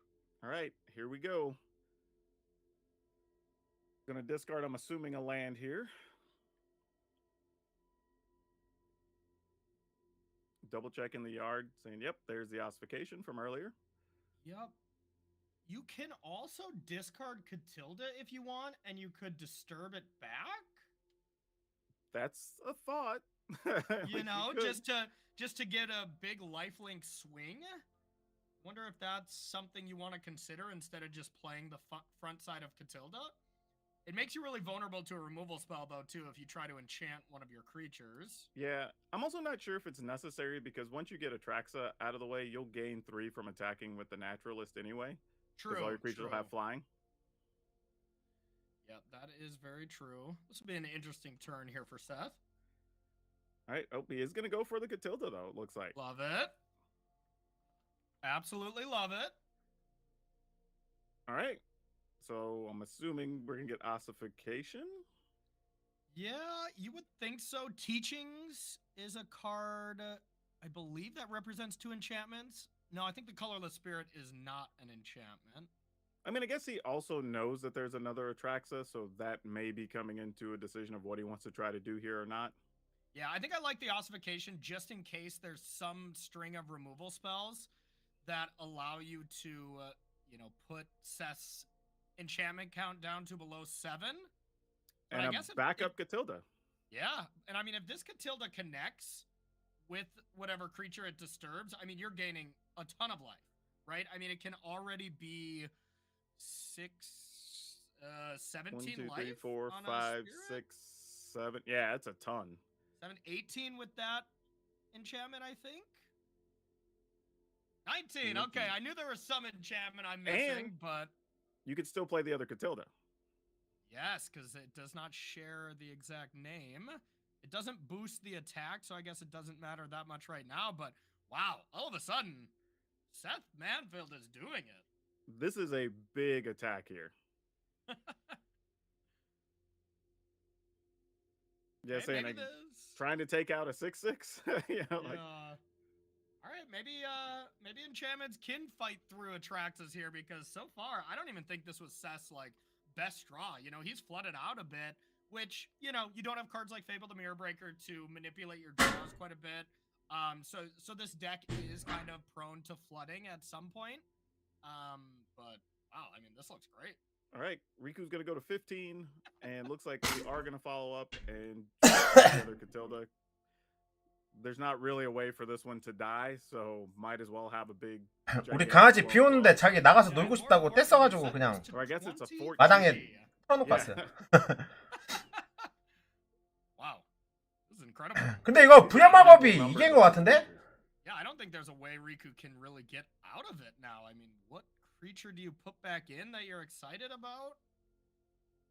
Well, I mean, you've got between two creatures, 33 뭐지, points 부여마법? of flying lifelink damage. 알고 보니 센 거 아니야? And I mean, they're all flying right now too. So these corpse appraisers, this goblin shaman, and the bankbuster are not doing any kind of blocking you want here. So Yeah, there's 아닌 go 듯. for the throat, so I mean that's something. that is 다시 better. 보니까 It's enough, but it's something. I mean, 부여마법 it's 곧 갈 듯. definitely 1919 there. And remember, Traxa can block and gain 7, so technically you're starting the combat at 22 life, barring it being removed next turn. Yeah.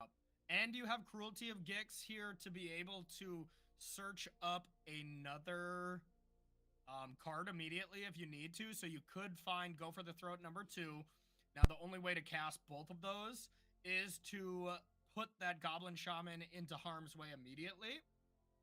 But with that, I mean, you could Cruelty of Gix, get Go for the Throat 2, and then kill 2 big creatures. Yeah, and really sending the goblin in isn't that bad. of a 2승 plan 1패? because 어떻게 하긴요? you're not gonna get 리믹스로 to block 했지. anything Anyway. This is cute. 스탠다드는 이제 첫 게임이라고. We have said this Atraxa is just chump attacking. You know, Yeah. like this is a 7/7 just chump attacking. Yeah, you know what's a good life when you look at a Trax and you're like, nah, I'm not blocking. Have at it. 비밀은 그거예요. Yeah, because Riku just really wanted that in the graveyard to just be able 징계할 필요가 없어. cruelty it back, maybe eliminate one of these gigantic flyers, but Which is actually good for Riku there, though, because it is another 7 life now, and potentially another 7 when you get to block. yeah, Seth's gotta love that. Activating Bankbuster here when you have a bunch of cards already, usually a sign of desperation. Yeah, unfortunately, this is just more ground pounders that are going to do not a whole lot here. And there's an ossification. I believe that is game. An impressive fashion. I did not think Seth was winning this game. Yeah, Riku kind of just rolled right out, did exactly what his deck wanted to do, got an early Atraxa, reanimated, and Hallowed Haunting just went the distance. Yeah, just that. Seth was down to 1 at one point. Now he's going to go up to like 80 or so. Yeah, pretty much. Yeah, that's just huge. Yeah, and here's going to be a cycle to try to find anything, but you can't really cycle into anything here because you'll only have 2 mana available. Guess you could get Go for the Throat number 2 here, but doesn't Yeah, even have 2 black mana available. Yeah. The other spirits would have killed him, unfortunately. Oh, for sure. Yeah, 아 뭐야? absolutely. 메스가 Well, 되게 there you 없어 go. 아예? That was 찾아올 게 huge 없던 from 거야? the enchantments list. But again, Hallowed 아 Haunting, that's why you're playing this 아니 way. 이거 튜터 You're 있으면은 playing 메스 a long game, 하나 getting all 늘만한 those 거 아니야? things, and eventually just coming over the top for a big attack. 아예 없네? 나는 튜터 있어서 Both decks honestly kind of 12시가 이길 듯 했는데 튜터 써도 안 되는 거야? 없는 거야? actually has a better matchup than I thought. I thought this was 아 going, 그런 마인드인 거예요? you know, kind of in the opposite direction. 아니 튜터가 있으면 하나 정도 늘만 하잖아 솔직히. Actually improves here. 아니 막말로다가 The Stone Brain 한 장 정도 is 넣을 수 있잖아. something like 안 that 넣네? to be able to deal with Atraxa. And Riku on the other side, the biggest problem was Hallowed Haunting. So I don't see a great way to deal with that besides just more duresses.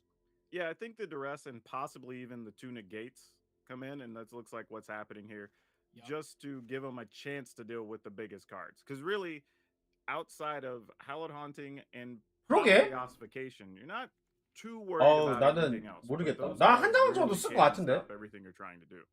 Yeah, I was really interested to see if Seth was going to bring in these Nissas as well. I feel like I haven't seen a ton of enchantments decks, you know, roaming around, but Nissa is a card that I haven't really 잘 seen much 모르겠네요, of. 저는. Have you, Daquan?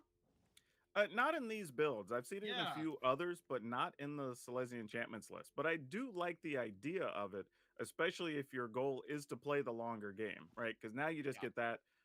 Go ahead and 이유를 ultimate 모르겠어요. Nissa. 나는 even if it's 썼을 just 것 같아, plus 하나. 4. I mean, that's still going to usually be somewhere around 30 plus damage. Yeah, exactly. I mean, it's one of the more powerful 근데 이게 we have 그 in 대회에 standard. 올라가야 되는 대회가 아니고 이게 어쨌건 그냥 32명이서 하는 대회니까 락토스만 잡겠다 하는 이런 괘씸한 마인드의 플레이어가 있을 수 있어요. always kind of find something to complain about if like 아니 let's 없던 say 덱도 one 아니니까 deck, 나는 you know, a certain 충분히 card is 고민은 being played too 해보고 much, 나왔어야 된다고 and then you 생각하는데 see a 메스 한 tournament 장 like this 정도는 where people are playing new cards that 아예 안 haven't 넣을 been in 정도는 아니지 standard for a 않나? while and finding new ways to attack the metagame. So, you know, I always 인챈트? say if you're sick of a certain deck winning, well, build a deck to beat it because most of the time it's out there. Yeah, and Standard still has a ton of cards to mess with, and we're going to get to explore those a little bit more now that we're going to have a whole other year with 4 more sets to play alongside them. Yeah, I'm excited for that. I think it's going to be 메타 a 브레이커인데 really 왜 cool change. That 인챈트 definitely 2명! coming. All right, so we're opening here with 16분의 1! probably, I was going to say, probably taking the wedding announcement. That's 단 exactly what 2명! it took. 32명 중에 Yep, and here we go. Second duress off the top as well. I believe 아니 근데 other blast sources 이게 is a 꼭 tap 이렇게 dance 볼 수 있는 거지. turn. 메스를 가져오면 유리한 판이 있었던 경우 유리할 수 있는 판이 아조리오스 솔저, 모노그린 화이트, 그리고 요 헬레스냐 인챈트까지 하면 그래도 4개나 있는 거잖아. 4개. 4개 정도. Well, you're gonna get 한 장 both 정도 of them. 넣어서 튜터로 가져와서 뺄만한 거 아니야? 님들아? 어떻게 Alright, that 생각해? just leaves the Spirited Companion to hopefully draw 난 something 그렇게 here for 생각하거든요. Seth.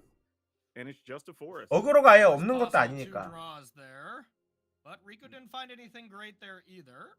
Yeah, I was just about to say. 한 장 정도는 넣어서 할만하지 않나? 생각이 Whereas 드는데. last game, it looked like they were 근데 both- 지금 11시에 입장에서 솔직히 they both 아 put so much 매치를 behind 만나도 it, they 씨발 slowed down 메타이도 quite a bit. 없는 이러고 있겠죠? Yeah, so far, you know, 씨발씨발 하고 both 있을 거야 players are 속으로. really even. You would think normal 아이 잡대금 players 뭔데 with 이러고 good 있을 거야 decks 지금. can kind of start taking over 나였어도 the 그래. situation, but the Destroy Evil, 나도 first ability 아레나 of 오픈하는데 neutralize 부여마법 already, 덱 만나면 don't 아이 really 잡대금 have 뭐야 이 that 새끼 factor. 나 죽이러 왔나 이러면서 개빡쳐함. Yeah, it'd be interesting to see what Riku does. I'm 지금 assuming 12시가 그럴 거야. lose 3 and tutor here. 개빡쳐 That's 하고 the 있을 only 거예요. value you're gonna get out of it. Yeah, unless you expect there's a lot of 지금 봐봐. in the hand already. 존나 짜증나요, There really 지금. is not. So, 자기 yeah, 덱은 I 센 think 카드밖에 없는데 얘 거는 찍고 싶은 카드가 한 장도 없어. would be what I wanna do, 얘도 but 찍기 you know 싫지, what? 얘도 That 찍기 set 싫지, doesn't 얘도 have to 찍기 be 싫지. destroyed. 지금 존나 짜증나 지금. Yeah, 나 also 표정 보이죠? 존나 chapter 짜증나는 3 거. is gonna bring back, you know, maybe nothing. I 야 don't 뭐냐 이거 know. 하나같이 I'm not sure if we have a creature that hit the graveyard yet. 어? No, nothing 저 there. 뭐야 쓰레기들만 나오는데 왜 내가 지고 It's 있지? 이런 aggressive. 표정이잖아요 지금 표정이. Yeah. 보이죠 Your 표정? dress is bugged, or there are 0 creatures so far. Absolutely. So yeah, this game's going at a very different pace than game 1. Yeah, so tough choice here because Riku can also just like cycle the Triome and try to find. 아니 나 something 듀레스 different. 2개 썼는데 왜 불리하지 Something 이러면서 like 지금 that 기분 안 좋아. is just not great right now. Wow, that is the last play I expected was to play the lounge. To be honest. Same. I was of the assumption you just play a non-tap land and give yourself options. Yeah, but yeah, another brick from Seth. Not drawing anything great, but I mean, Seth just has some absolute haymakers on the top. Like, if you were to find a Nissa on this battlefield, pack it up. Here's an interesting thought though. Maybe Riku did that with the idea of if you draw a Traxa, you can just cast it, knowing it's going to 지금 die 존나 하기 싫은 거 느껴지죠? 11시 지금 존나 하기 싫어 and then 게임. reanimate it. Yeah, that is definitely a possibility. 진짜 존나 하기 He's 싫어요. going for the cruelty now. Well, never mind. He didn't draw anything anywhere though. He just drew a land there. Yeah, I think when you draw nothing, you just have to. Like, now Yeah. you can just search your library for something and just get a Traxa now, right? Like, just get a Traxa, cast it next turn? Yeah, you Yeah. kind of have to, and then just maybe there's another Atraxa in those top cards. And get you around that destroy evil.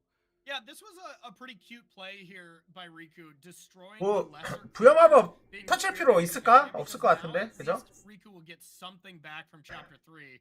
Just the 근데 큰일 남. spirit 여기 companion 풀커 나옴. but whoa, that's a draw. That is definitely a draw here. Wow. So choices. decisions 풀커 to 존나 be made, 쌤. 'cause you can still play Nissa for 6. Would not be able to ultimate, but you could destroy the cruelty of Gix here. I think I'm just making a 이게 몇 바 몇이야? giant creature here. 6바 6 나오는 거야? 6바 6? 그 다음에 7바 7? Riku goes 두 개씩 올라나? 7바 7이 나오고 9바 9가 나오는 건가? destroy evil it, Well, and then it'd be you a can 6/6. Because I'm he had sorry? to pay the 2 life. He had to use one of the Phyrexian mana, so it doesn't come in at full size, unfortunately. Still, it's Yeah. still enough.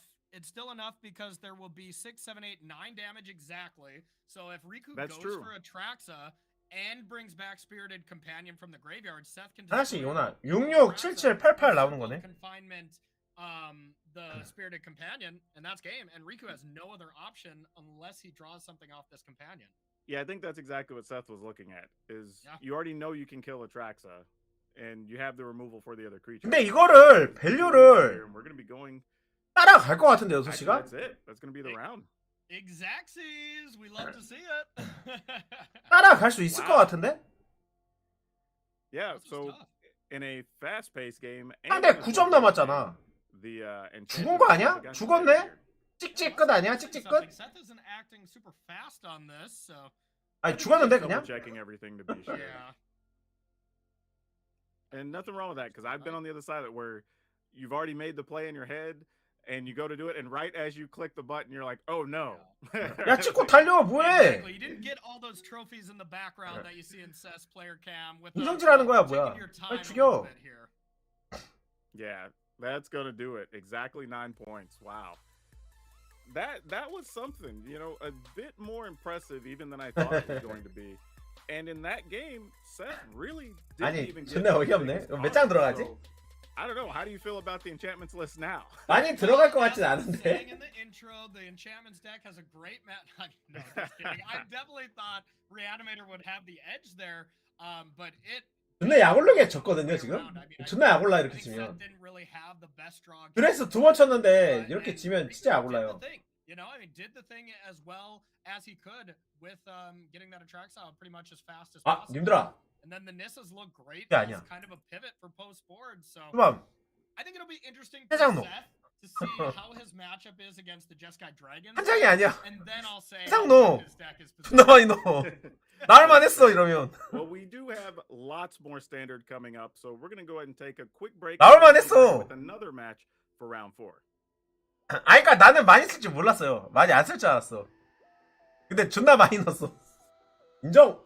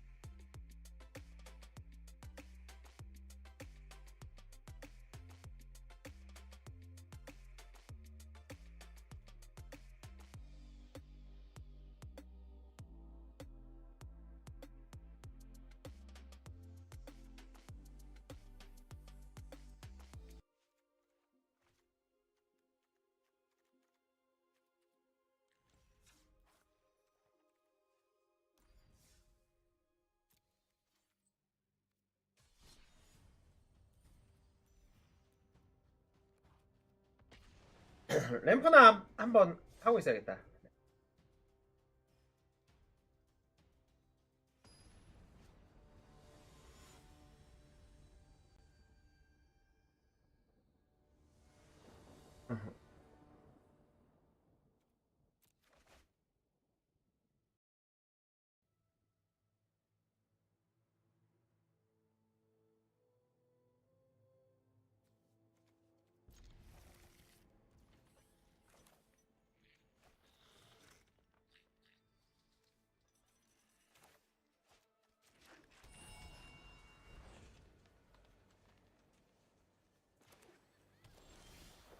장.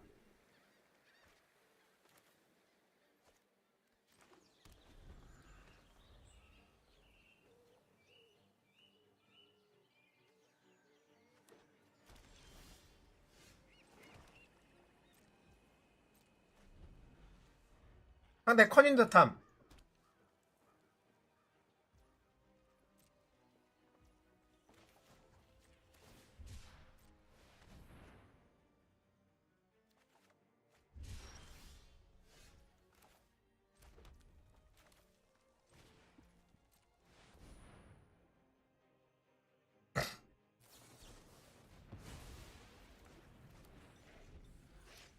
이걸로 두들겨 패야겠다. 안 되겠다.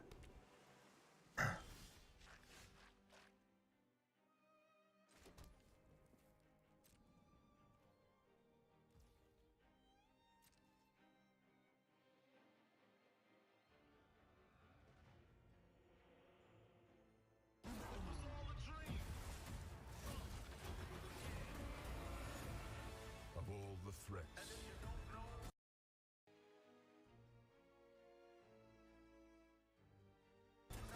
정구도 from both your past and future, you've never faced anything like this. Let them come.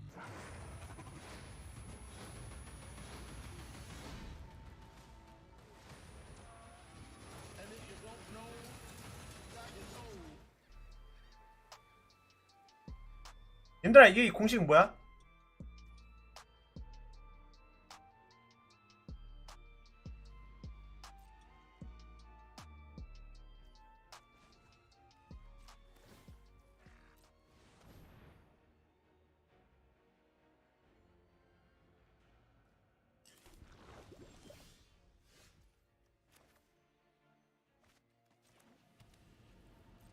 Everybody, welcome back to Arena Championships 3. I'm Tannen Grace. I'm joined by none other than Seth Manfield himself, the former world champion. I could list off your accolades, but I don't think we have enough time to actually go through all of that before ending this interview. But let's talk a little bit about this match that you just had. You're playing Selesnya Enchantments. Probably not the deck I would have guessed going into the event that you would be playing, but you said that you had kind of a strange tournament prep coming into this event.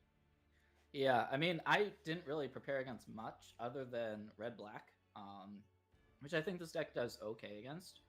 But yeah, like the match I just played against Riku's Grixis Reanimator, and I know he innovates a lot, so he's got some really interesting decks he comes up with, and so I just had never played against that before.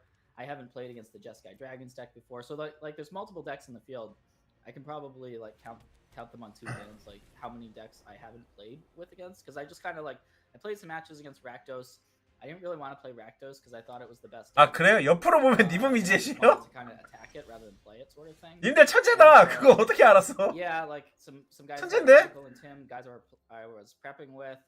We just never found anything that amazing. It was literally a few hours before the tournament that I was like, yeah, I'm just gonna play this green-white deck because I like it. I just like playing.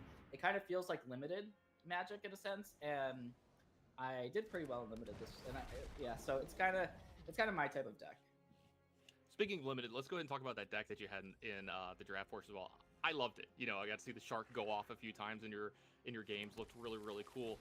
How much have you liked this format? I know it's one of my personal favorites, and has playing it been as rewarding as it looks to see from home? Yeah, it's got multiple layers to it. Just a really good limited format overall. I tend to like the blue decks. Blue-red is actually my favorite archetype, so I was really, really happy to just get to draft that. but I didn't really get the convoke version of it, which you might think, wait, so if you're blue-red, you better be convoking and doing stuff like that. It was more just like a good stuff type of draft where I just had some good rares and some decent cards, curve, and so, and yeah, I mean, I like the deck, and I think that color combination maybe gets looked past a little bit, because I think that most people think of blue-black as maybe the best deck, but I think I've just had a lot of success with blue-red, so I was super happy with that. 아니 얘 조음. Well, Seth, thanks for taking some time with us this weekend, and best of luck for the rest of the tournament. Yeah, thanks, Tanner. Let's go back to the booth.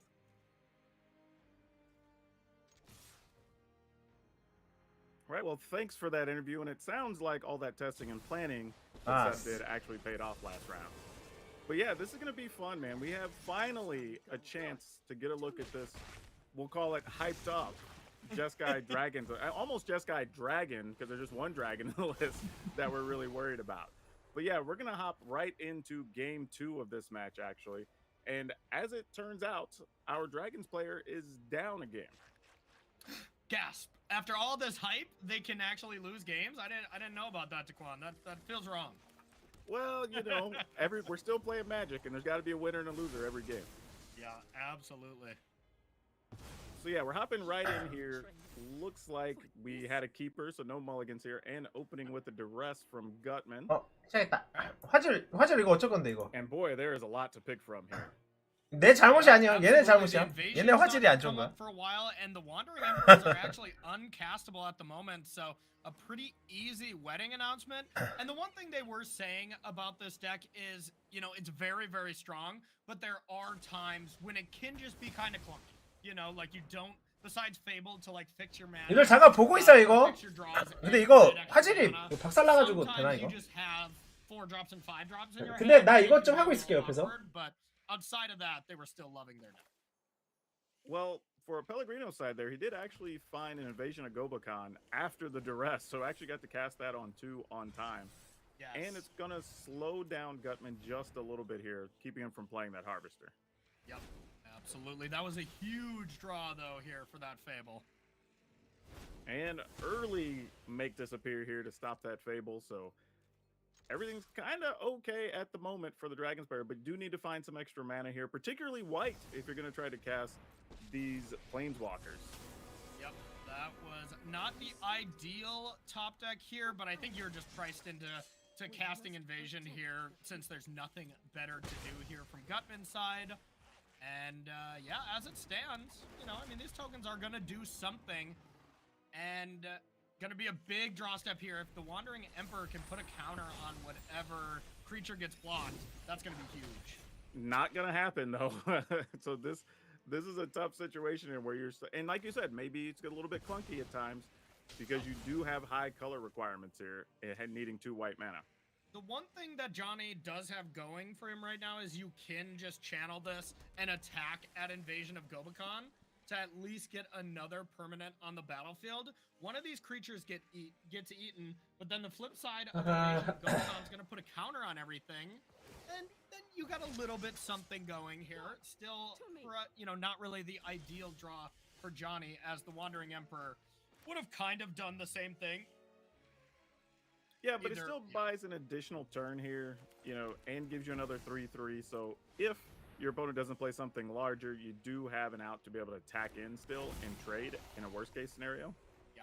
And I mean, look at what Invasion of Gobakon has done already. This is probably one of the better cards that is not seeing play, you know, until this weekend. For 2 mana, you stopped your opponent's turn 2 curve, which, you know, would have been an excellent... Oh, and a tap land there, which was an excellent card. And then the flip side put 3 counters on something and gave protection. But, yeah, oh, you saw Johnny's reaction there. What a tilting draw. I should have told Johnny my secret. If you ask the deck for land, you have to specify untapped. Of course. So if Yes. you don't, that happens. Yeah, now this is starting to look really good for Pellegrino. Got 2 go for the throats in hand. You've got a flipped Graveyard Glutton here. And you've got Shieldred working. Like, this is a lot to contend with all of a sudden. Yep, and you know about all these removal spells, so you don't have good blocks. And it looks like Pellegrino is just really content never attacking with Shieldred here. Even though the attack would have been decent this turn because you have all these removal spells to kind of break up blocks. but just saying, you know what, if I never turn it sideways, these Wandering Emperors can never deal with it, and that'll make the game a little bit tougher for Johnny. Though the flip side of W and red, green, your red. invasion of New Phyrexia can do some things with the new Teferi. Red, green, red. 그런 데 Yeah, 있겠나? I think it's just going to come down Lepa? to how much life Johnny can stay above, right? Because eventually those triggers from Shieldred are going to add up. Very, very true. And yeah, that's why Johnny really, winced at that Seacrum Coast. It was an absolute game not playing Wandering Emperor there, but it put him so much on the back foot that, it made it a lot tougher for this game to end with a W. Yeah, can't really attack there, just especially when you know the go for the throats are there, because the best case scenario, you'd have to give up your array there, so you just to have indestructible. Yep. These were two of our 4-3-0 drafters here, so both of them had great situations. 요 덱이 limited. 드래곤? 그런 거 같은데요? 스카이 드래곤? And now we're staring at lots of options for Luciano here. And I think that's what we're debating here, saying like, well, what do we really want to do? Do we want to try to attack with multiple things? Do we think that there's the Wandering Emperors hanging out? And honestly, I have to admit, playing a lot of Standard, that decision comes up a lot, where you see 4 mana open with 2 white, and you say like, can I afford to lose one of these creatures?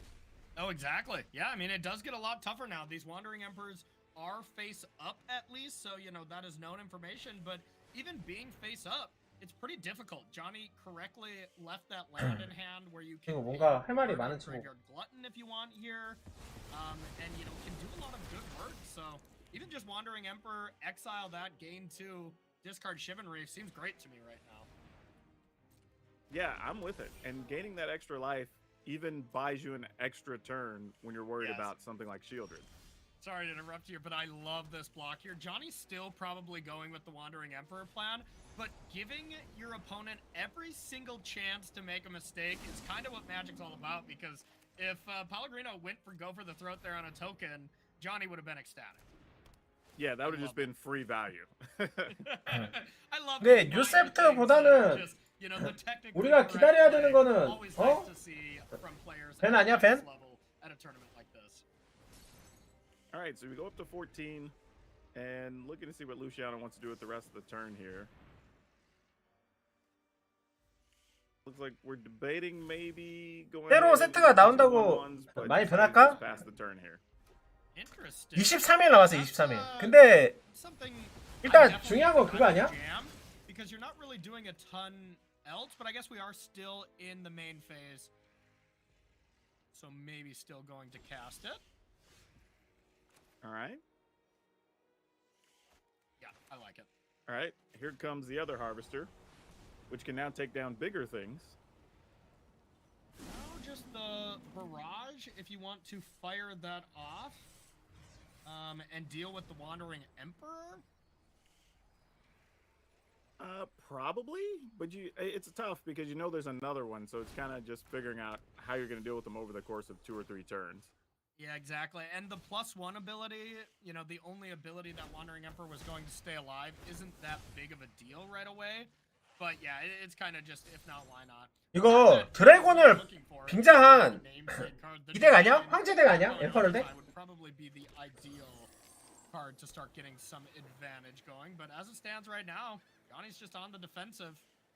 Yeah, the dragon seems to be MIA at this point, unfortunately. Yeah, exactly. 그냥 황제만 계속 까는데. It is not being cast. Full 4 copies. 황제랑 토크만 까는데 이거 뭔가 이상한데? Johnny Gutman's like, yeah, I'm trying to cast it. Come on, guys. Like, give me a break. I want to as well, but yeah, you got to draw the card first. Yeah, so now we're kind of playing a game of chicken with the Wandering Emperor and trying to figure out what to do here. Kind of looking at Johnny's list. There's a couple of Destroy Evils, but, Pellegrino is really recognizing that if Shieldred's untapped, you do not have a lot of ways to deal with it. It's just when it gets tapped. Yeah, this is another one of those situations that's interesting. Yeah, so if you block, then what, right? Like, yeah. Are we using Go for a Throat, or are we just trading for a 3-2? Fine. I think you just save it there. And now that's the clock you need. As it stands right now, Johnny's taking 5 a turn, essentially. through these exchanges. And now that the other Wandering Emperor is out of the hand, maybe now Pellegrino starts getting a little more frisky with Shieldred. Yeah, you at least forced them to use the Wandering Emperor here. There's another invasion of Gobakan, but doesn't do too much at this stage of the game. Oh, not at all. Plenty of Does mana on the other side, and we know what the card is already. Yeah, it forces out the Go for the Throat now, kind of, if you want to cast it. And I think Johnny almost has to protect this. I guess not really. Hasn't activated the Wandering Emperor yet, so you can save that creature, you can save this creature. It doesn't really matter. Yeah, and it's kind of like, is Wandering Emperor just pricing and just making another 2/2 anyway? I think that's the only mode you have right now. It's either that, and you sacrifice this flipped invasion, and then put a counter on it, and then it dies to the Blood type Harvester, so that doesn't make any sense. So yeah, I think that's the only ability that's available right now, since Johnny decided to play it. Yeah, so now it looks like Johnny's just kind of mulling over, how bad do I want to hold on to this 2/2? Yeah, and I think he's just thinking, is there even a difference to saving this one now or not? And I agree, I don't think there is. Yeah, that's tough. And then here you make another 2/2. Likely gonna end up having to. 아니 근데 안 나올 수도 있지. Yep. Yeah, otherwise you take 7. The draw step puts you a little bit lower. Now that duress looks like quite a blank, but you got those 3 bloods where you can start drawing some other forms of gas. And I mean, this is just why Rakdos is great, you know? I mean, you just get so much value from this deck. And this is really the reason why Rakdos kind of went 1 through 4 at the Pro Tour a couple weeks ago. It's just a super strong deck. And we drew the Boss Lady. Chandra, unfortunately, no mana open to cast it. But that is basically, at this point, a finisher if you do find the mana to just minus and deal the damage. Yeah, that's a tough one to discard when you're at 30 life here and all you need is 1 more mana. I think I'm hanging on to that one. Yep, And- it looks like we're just going to attack here. I'm assuming we're just attacking with both of them. I would think so too. You know, at this point, does Pellegrino want to play around a top deck Wandering Emperor? Wow, that's aggressive. Interesting. I was thinking we were just going to attack directly and just say, you know what, you get a 2/2 next turn, how much do I care? Same. Or if anything, put just the Harvester at the Wandering Emperor. But, I mean, Wandering Emperor ticking up and then ticking down on a creature is relevant, I guess. But yeah, that surprised me as well. Yeah, this is interesting, because now you're almost in a different situation of, do you want to waste your enchantment protecting a Planeswalker is going to die otherwise just to kill off a 3/2? Johnny needs the dragon. It basically needs to be Zergo time. All right, let's see it. That's not quite it. Neither Zergo or Ojutai there. Yeah, you do have Vigilance here, so this is a safe attack. Yep, and it does get boosted to a 3/3, which is decently relevant. Now all of a sudden this attack is lethal though, so Johnny will have to be doing some blocking here, and if that land 6 comes off, we're Well, just there you done go. here. Yep. Man, Chandra, it's a hard card to cast, but it is so good when it finally gets into play. Yeah, I mean, you just 0.5 at the creature, 0.5 at Johnny's face. I guess the array can protect it. Yeah. I guess we're not completely done here yet, but that's going to be a huge advantage for Pellegrino, even if Pellegrino just decides to stop attacking. It's nice to see a familiar face. All right, gonna get in there with just Shieldred at the moment. Like it. All right, jump blocks, and correctly so. Just buy yourself as much time as possible here. Here comes the Shieldred, or I mean, sorry, the Chandra. I mean, there is not the... Yeah, I like, if anything, pointing some damage with Chandra at the token, but the one thing Pellegrino definitely should not do here is just sack Harvester towards the token. Oh, come on. Then that array actually looks Oh, pretty yeah, good. yeah. No, this is the play here, because you get 3 still on the opponent, and they just protect the creature, so it definitely makes next turn lethal. Yep, you need something now, and yep, that's not it from Johnny. I don't think there's a way... There's one way that he could live, and that is if Shieldred attacks and Johnny draws one Wandering Emperor, and you can play it with the trigger on the stack from Shieldred. So if Shieldred That's doesn't true. attack, I don't think you can lose. Oh gosh, just piles and piles of removal. It doesn't even matter. Okay. Johnny's like, that'll do. That will do. Yeah, that's a rough one there. You know, where we talked about, you know, that deck looked like it was well positioned to be able to deal with this. You know, the team that built it said, hey, we got this specifically to beat this deck. That's got to be a little bit demoralizing when you come up to it and, you know, lose both of them. Yeah, so far it's just been the commentator curse. You know, every person we're picking to win here, the opposite happens. So, you know what? I'm just going to stop picking and just see what happens, Daquan. Well, hopefully we get to see more of this deck throughout the weekend because it does sound awesome, but did not get the win it was looking for there.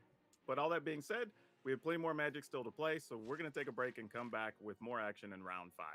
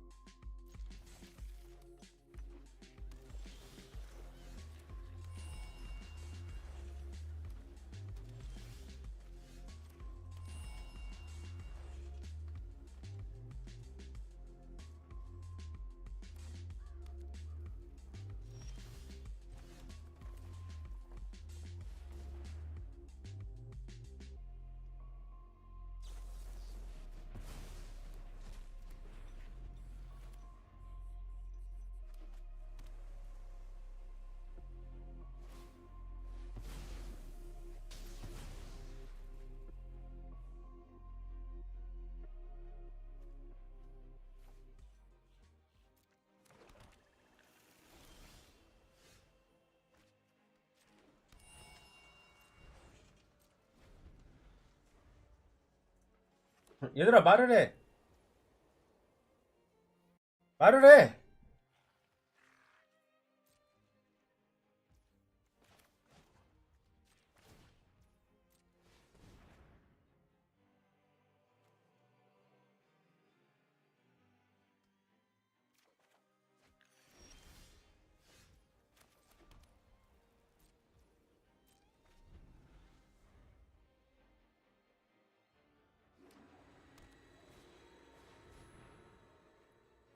Gutman, both at 3 and 1. Andre Strosky on the other side at 2 and 2.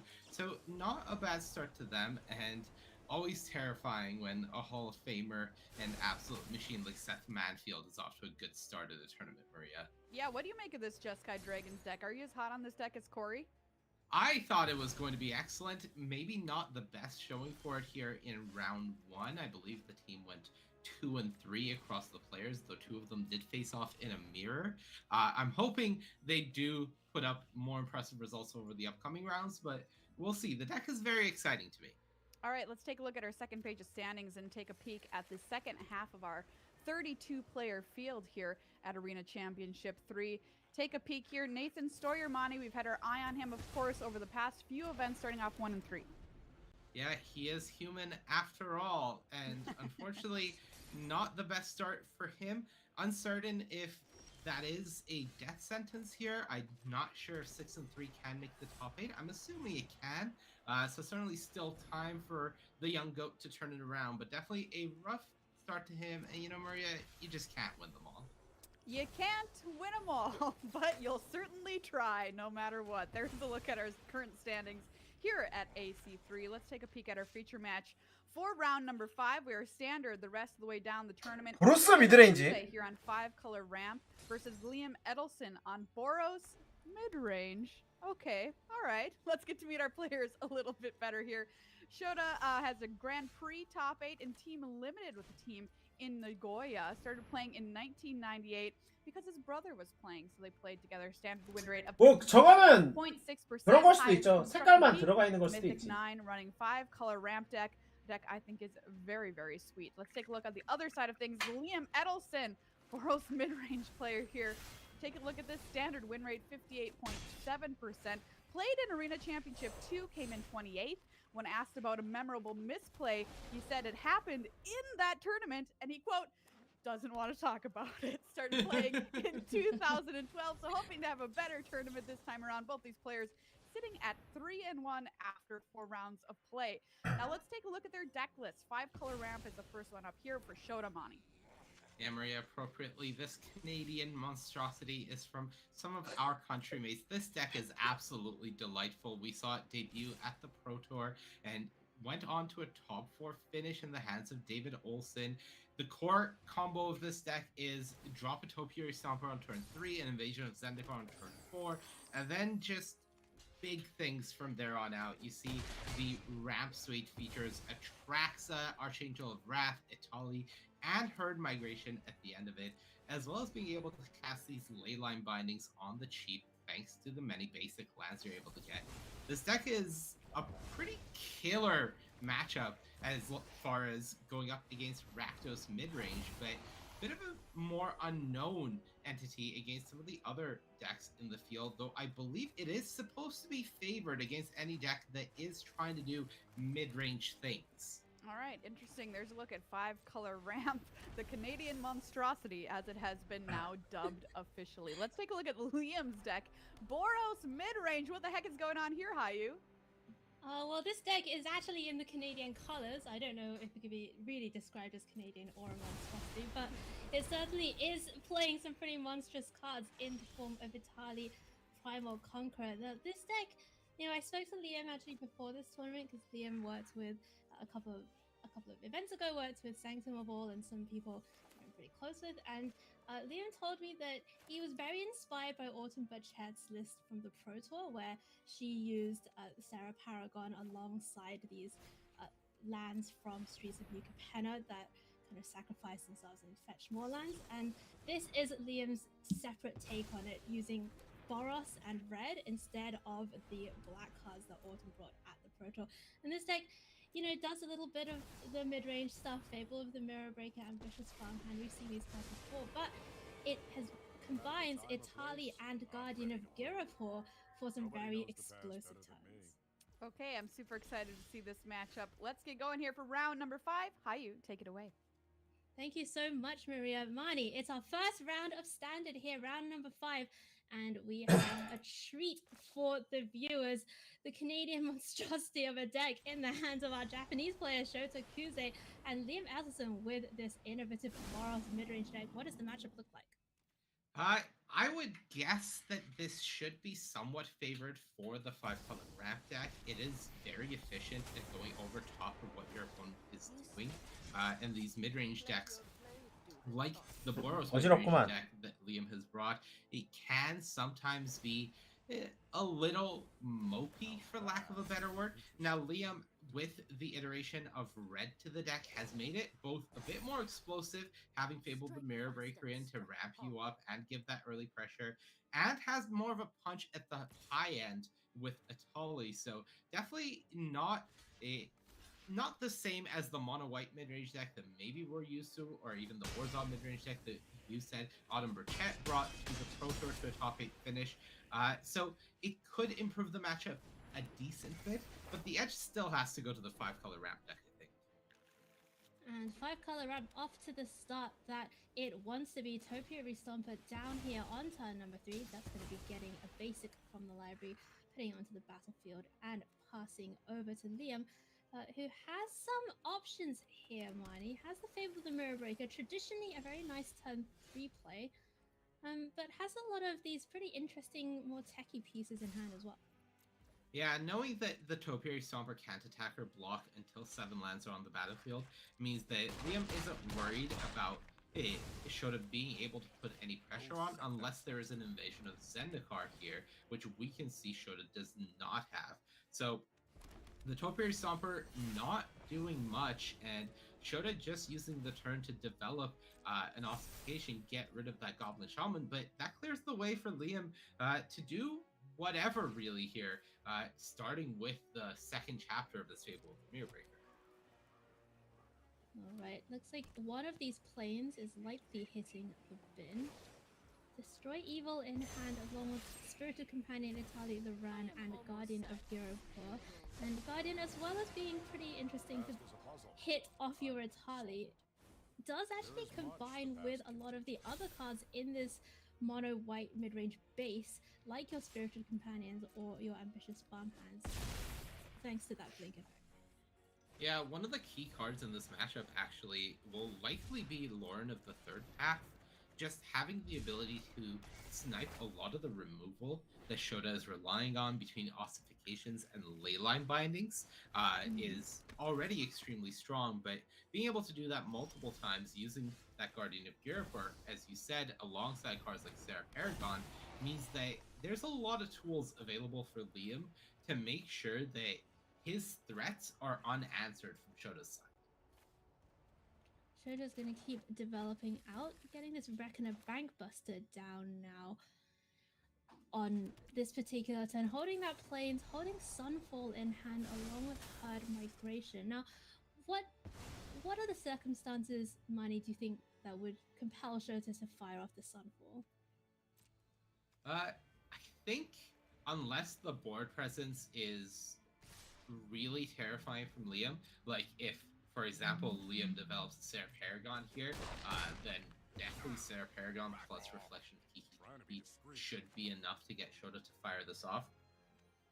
I think there is some incentive for Liam to want to just remove this Reckoner Bankbuster from the board before Shota is able to get. 나 컨트롤이랑 이러고 있어요, 님들아. 한 판만 하려다가 지금 큰일 났어. 뭐야 이게? 하루 종일 이러고 있어요, 나 지금. Anyways, next turn, because he does really want to be hard casting Herd Migration. 근데 짜증나. He'd rather have Sunfall. 아니 잘못 걸려가지고 살짝 쉬는 시간에 한 판 한다고 했다가 지금 30분째 이러고 있어요 지금. Take a little bit off Shota's life total, and 결받네. be that Sarah Paragon able to cast this, play this Plains rather from the graveyard, making sure that Liam is hitting all of the land drops. And back over to Shota now, and as you say, Mani, this Sunfall looking mighty tempting. Yeah, that's their Paragon. You can definitely understand why Liam wanted to put it onto the battlefield. Missing a land drop there would not have been ideal, so you want to ensure you hit it and get the value from the Paragon. But that has really exposed you to the Sunfall.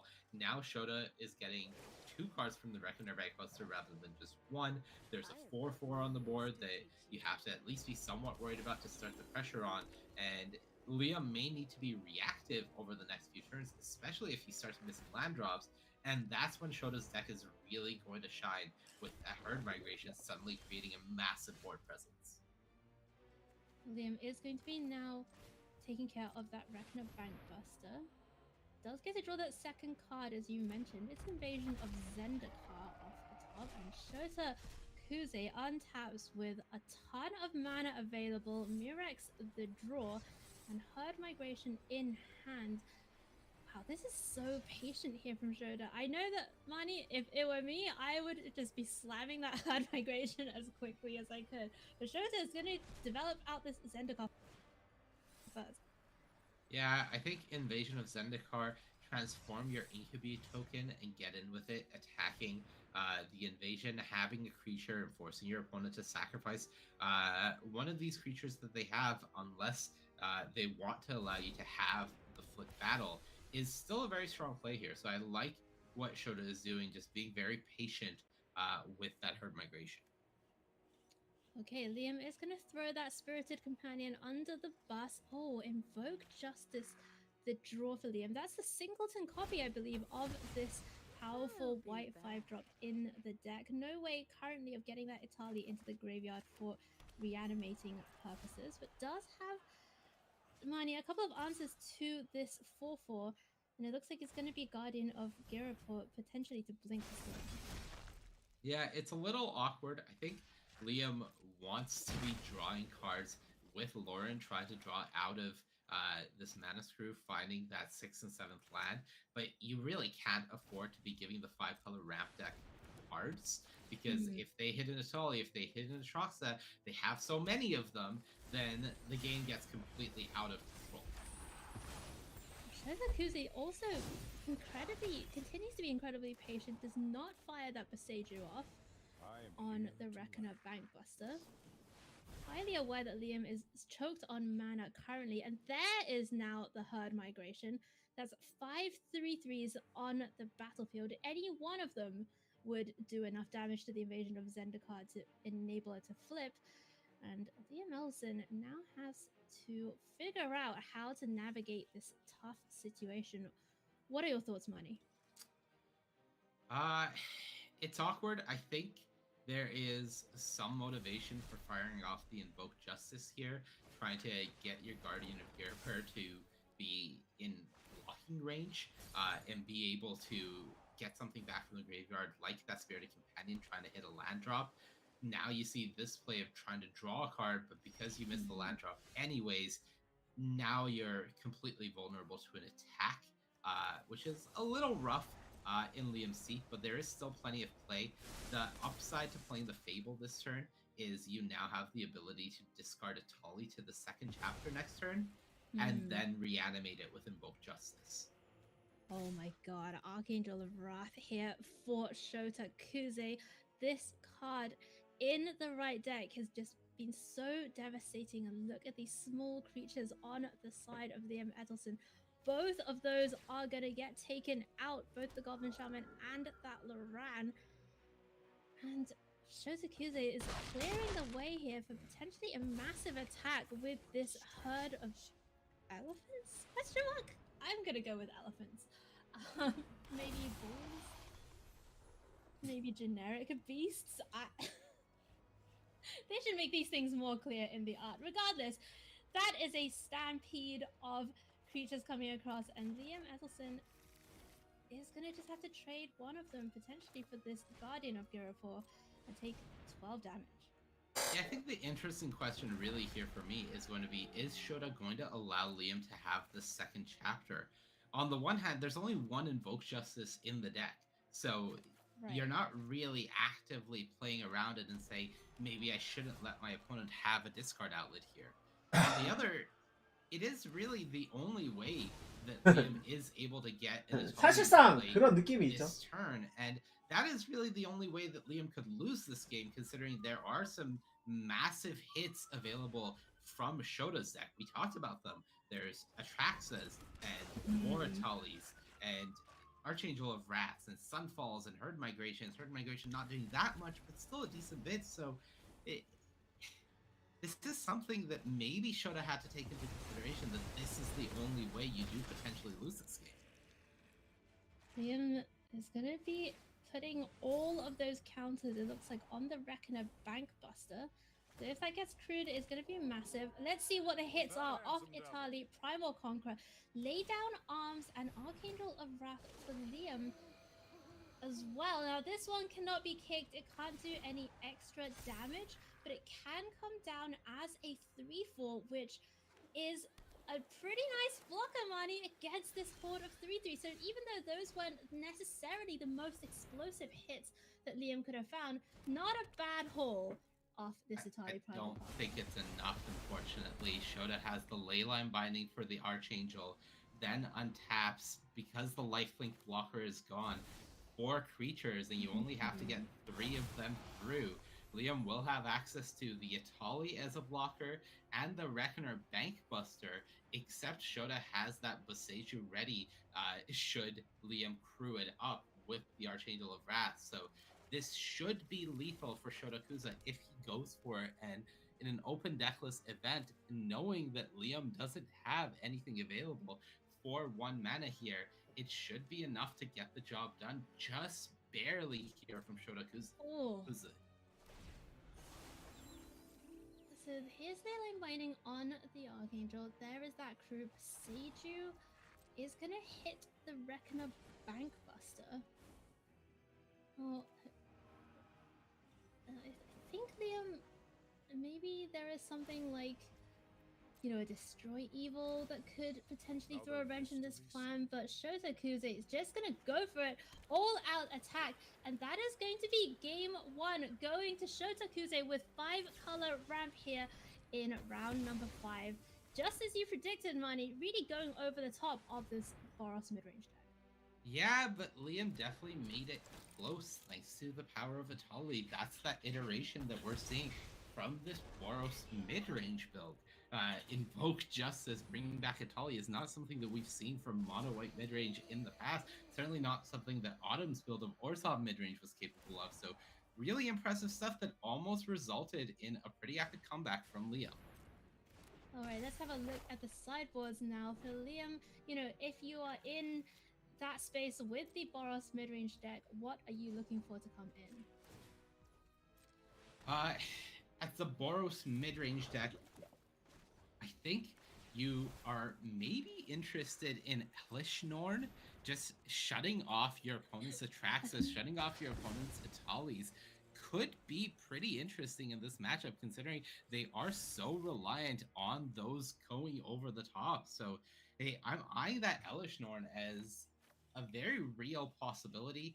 The fall of Lord Konda is also an answer to most of the big things that the 5-color ramp deck is presenting, though of course not the herd migrations that we saw take over that particular deck.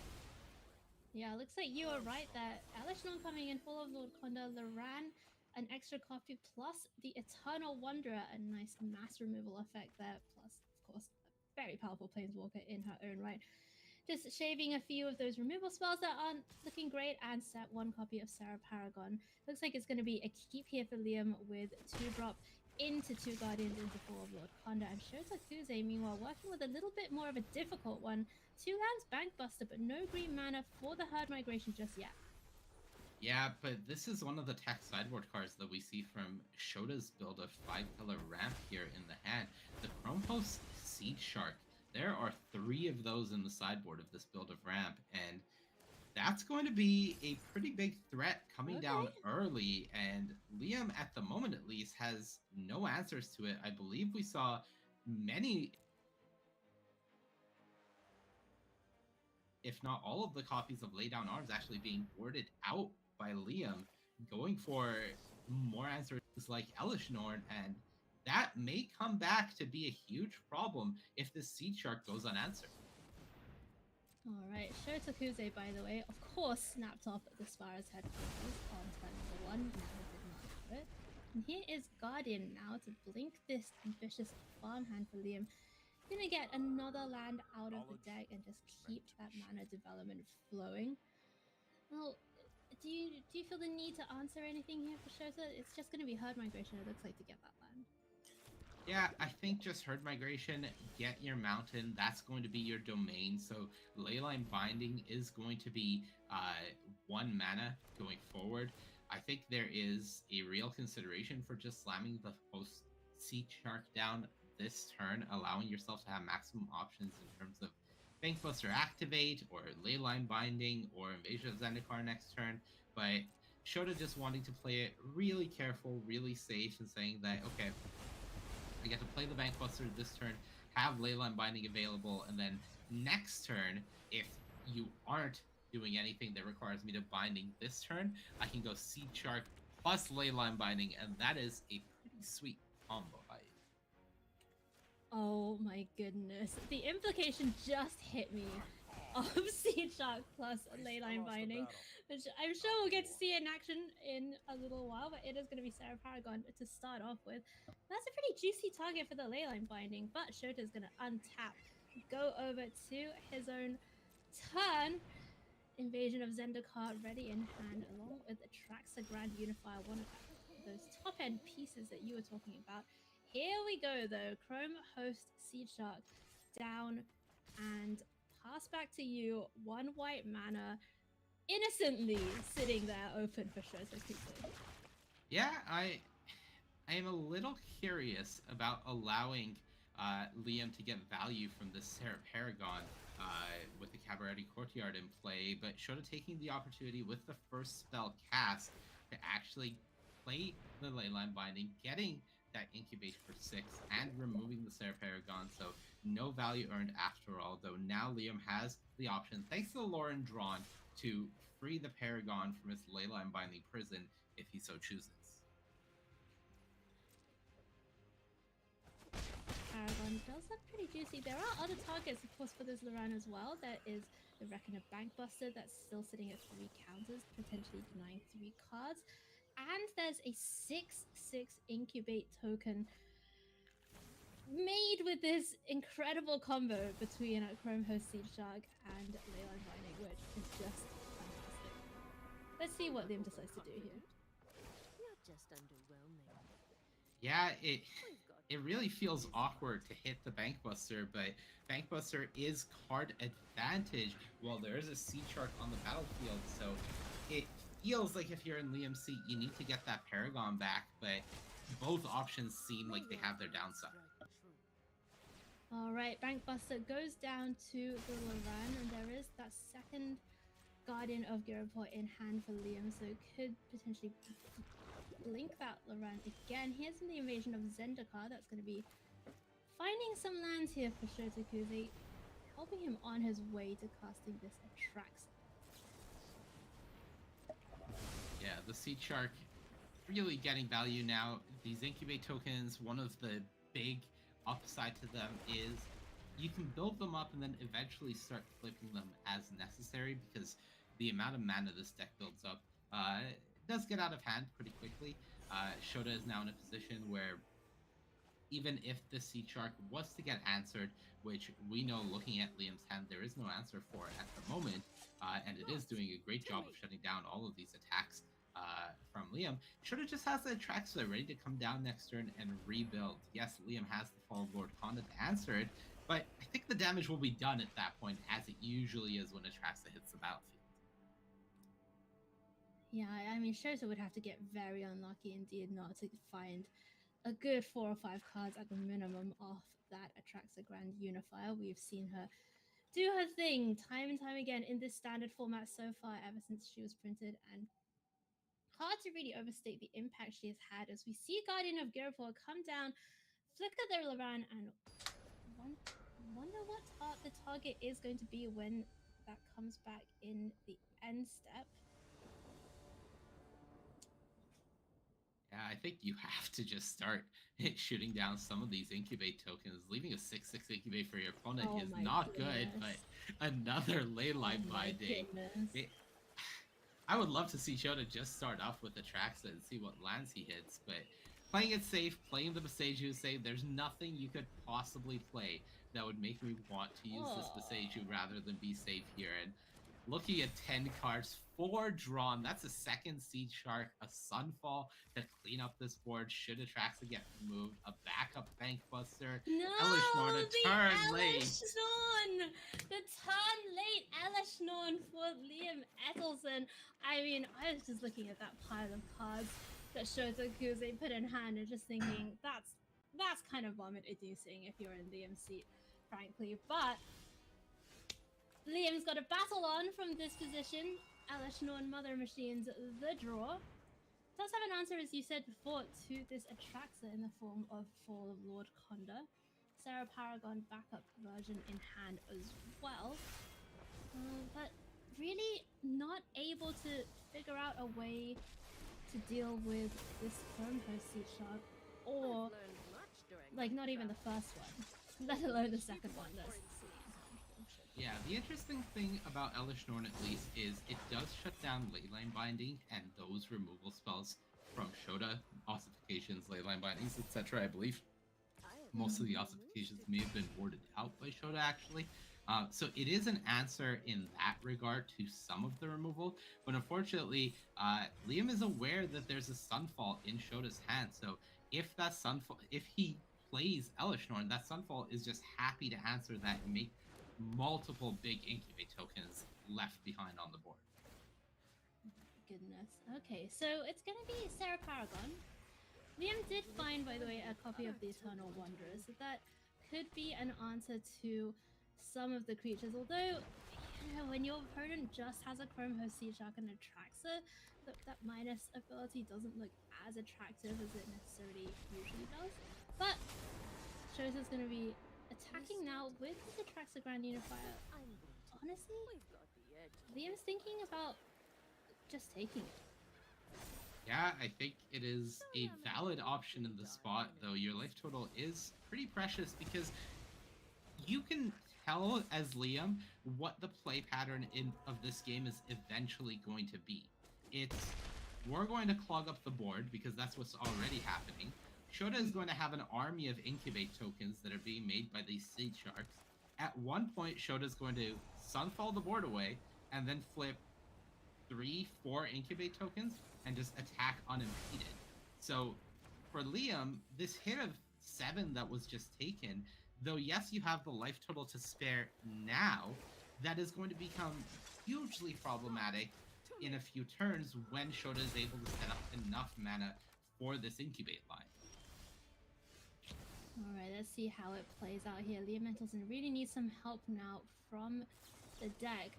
Fable of the Mirror Breaker, usually one of the cards you're happiest to see, but is that what's running through Liam's mind right now?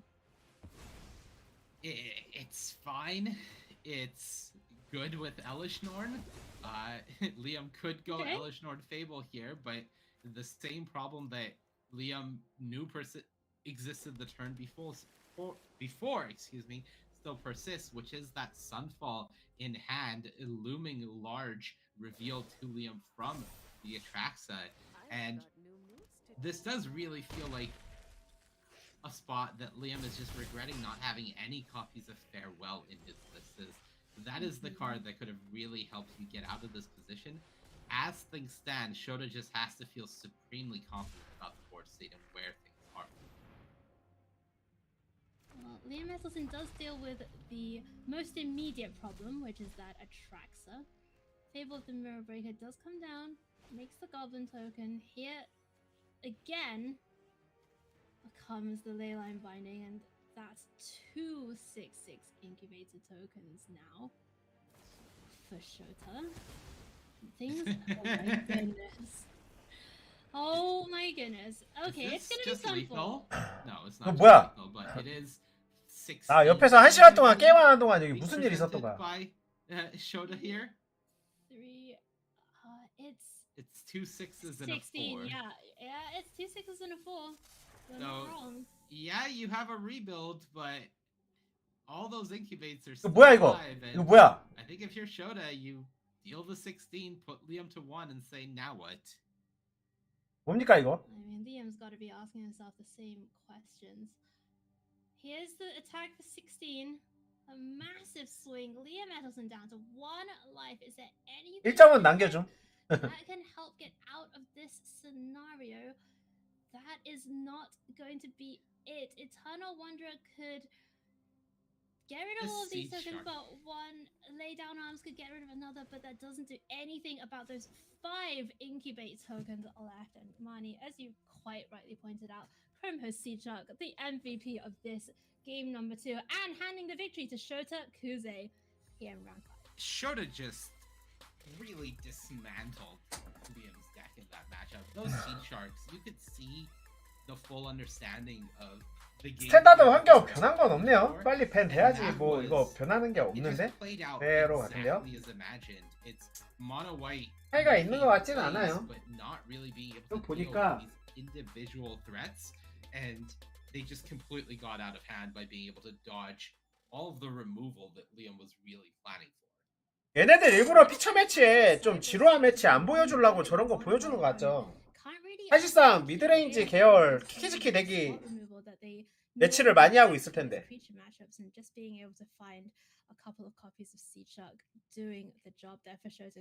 잠시만요. From round number 5. Money, we're going to go away for a quick break. When we come back, we're going to have backup match from this round. More standard coming up soon.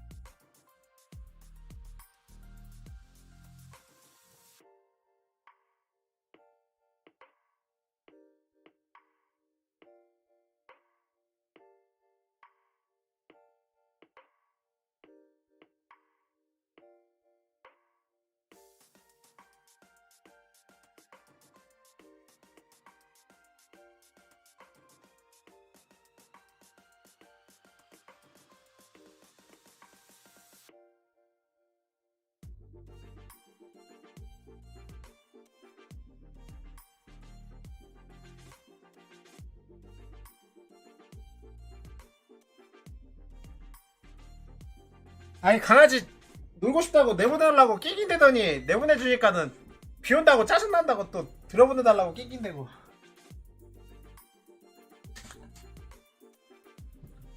그래 신났어.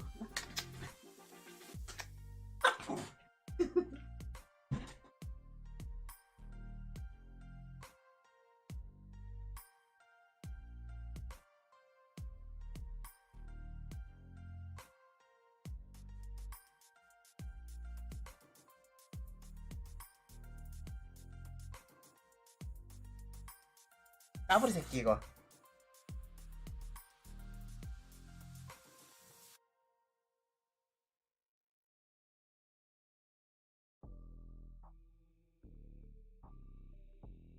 징레어가 처음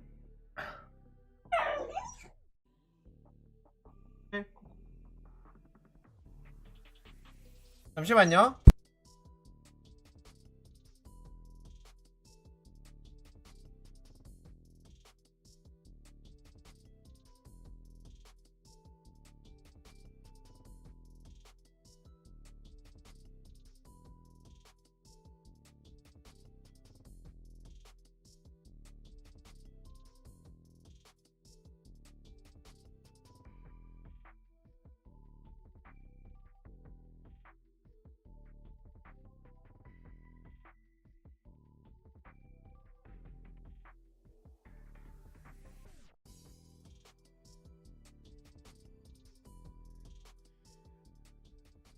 What's up, gamers? Welcome back to coverage of Arena Championships 3. My name's Hai. I'm back here with Mani Tamudi. We have Standard rolled up for you all afternoon from here on out, and in fact, all weekend from here on out. We're about to watch some backup magic from round number 5, the second round of Standard, 5th round overall. Let's have a look at the head-to-head. And Mani, it's a rematch from our earlier feature match in the limited portion.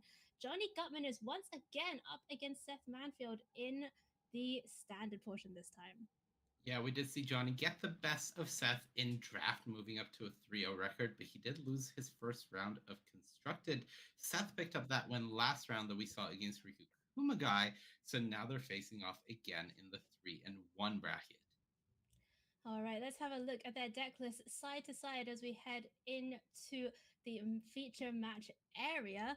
I mean, Mani, both of these decks really came along as Rakdos Killers, the Jeskai Dragons list and the Selesnya Enchantments list, but how are they going to fare against each other? Yeah, that's the big question mark, not just for us, but for the players as well, because I know that when I was listening to these guys test the Jeskai Dragons list, this enchantment deck wasn't really something that was on the radar. Even Andre tweeted this morning, here's our Jeskai deck list. 아니 제스카이 드래곤인데 드래곤이 달랑 4장 들어가는 거였어? Everything else feels pretty good for us. So this is the big unknown for them, and I would guess Seth has not tested too many matches against a completely unknown Jeskai Dragons deck coming into the event. So we're all going to be learning something watching this one, I think.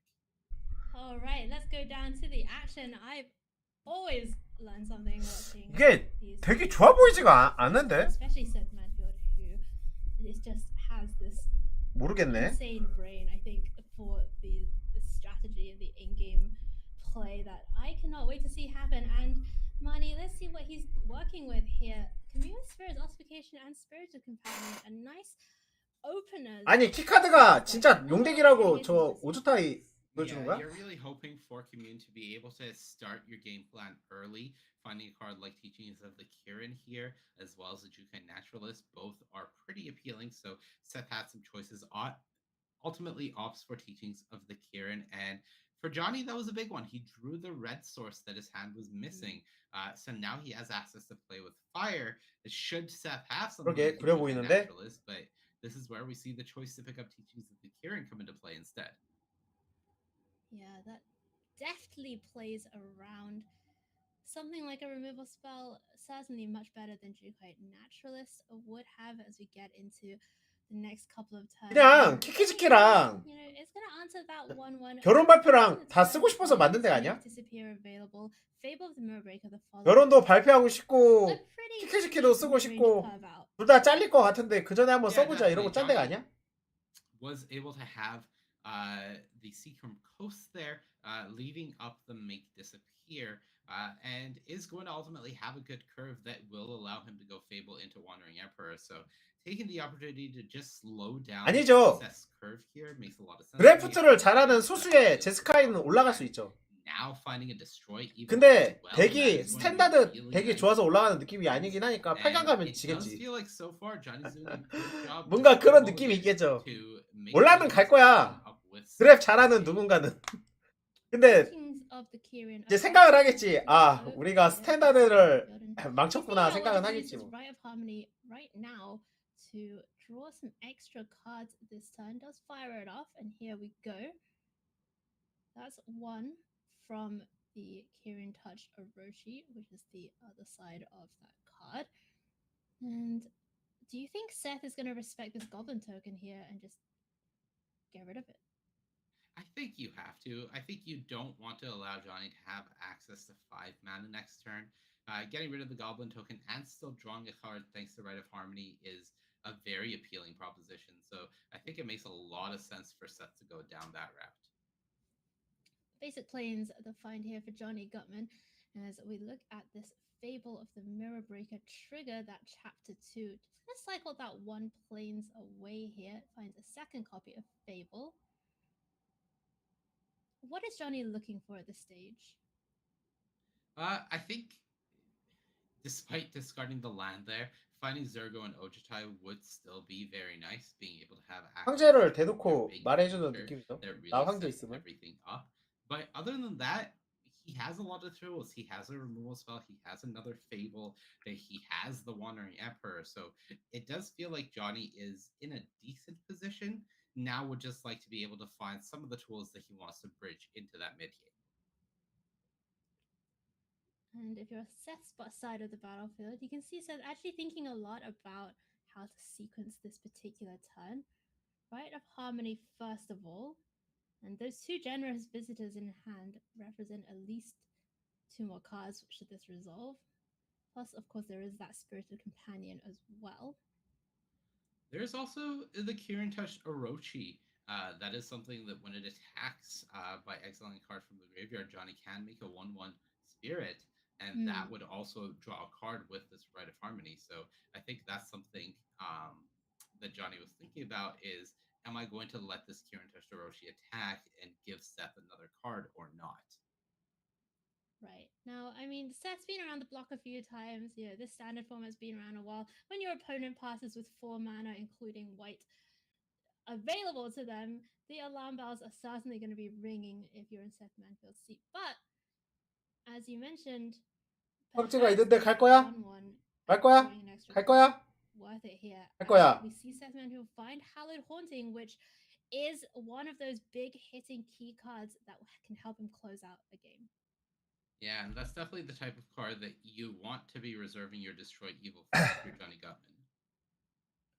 Okay, here we go. Kirin Touch Orochi coming in, and Wandering Emperor. 황제 not 토큰으로 always 교환. probably for Seth Manfield. She's gonna come down, take the trade here with the 2/2, and just another land. 이키 또 뽑고 토큰도 뽑고. There's That's a been kind of pretty a good lack plan. of dragons here. Lonnie. So far, My so money back. far. That's a pretty good land for Johnny. It allows him to play Fable and still have Destroy Evil up. Him being able to block with a Samurai the previous turn rather than needing to -2 the Wandering Emperor makes it so he's able to -1 again for another Samurai this turn. So this definitely worked out in Johnny's favor up to 일만한 this point. 생물 깔고 Still 애들 has 카운터 that 열심히 Destroy Evil as 올려서 well for the Hallowed Haunting, which is 뛰어갈 the 준비를 big 한다? hitter that Seth has access to currently. The one thing that Johnny has to be worried 아니면 about 드로우를 is 한다? copies of Rite of Harmony in Seth's graveyard. 드로우는 because 지금 하기 Seth is still 별론데 able to 한장 set 드로우 up for 해봤자니까. another turn where he goes 일만화를 Rite 깔고 of Harmony, 5 back out 불마법들을 of the 열심히 graveyard 깔면서 into play 3 cards 필드를 that cost 1 강력하게 from the hand, 만든다? drawing 5 more cards, and suddenly he just has all the resources. Yeah, it's pretty interesting. 토큰에 to me 올린다, because 토큰? this Selesnya deck has been around for a while, kind of just quietly sitting in the background in those, you know, arena ladder queues. And I know certainly a lot of people were working on this kind of deck towards the end of last year, Chris Patello among them, and just kept emphasizing how powerful the Rite of Harmony is in these decks. And you just feel like Seth Manfield is never ever going to run out of cards with this strategy.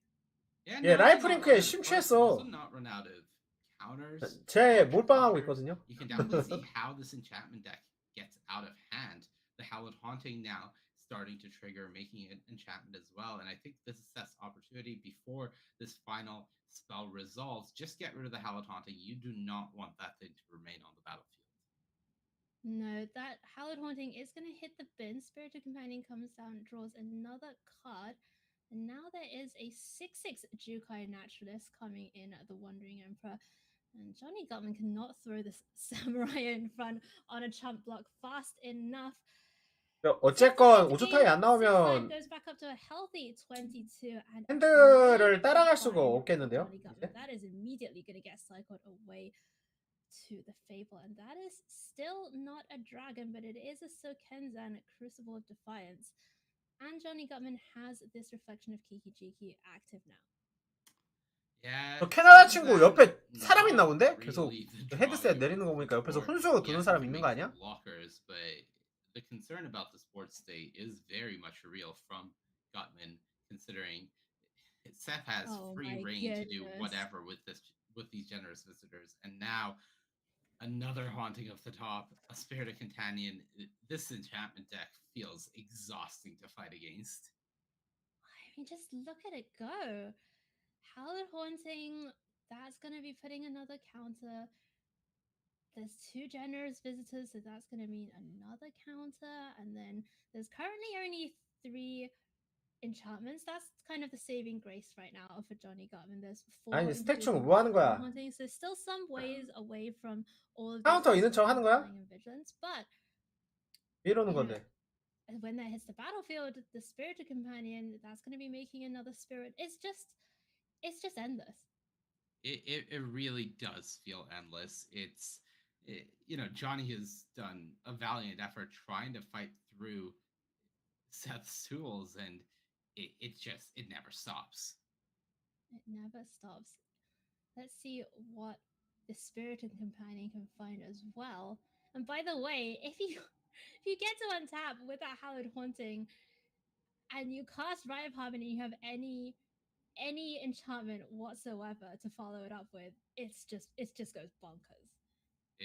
Bonkers is a good word for it, because this is rough. This board state is quickly getting out of hand now. There's 3 creatures that Johnny can't really profitably block. We'll likely see that Sokenzan channeled just to make some chump blockers this turn.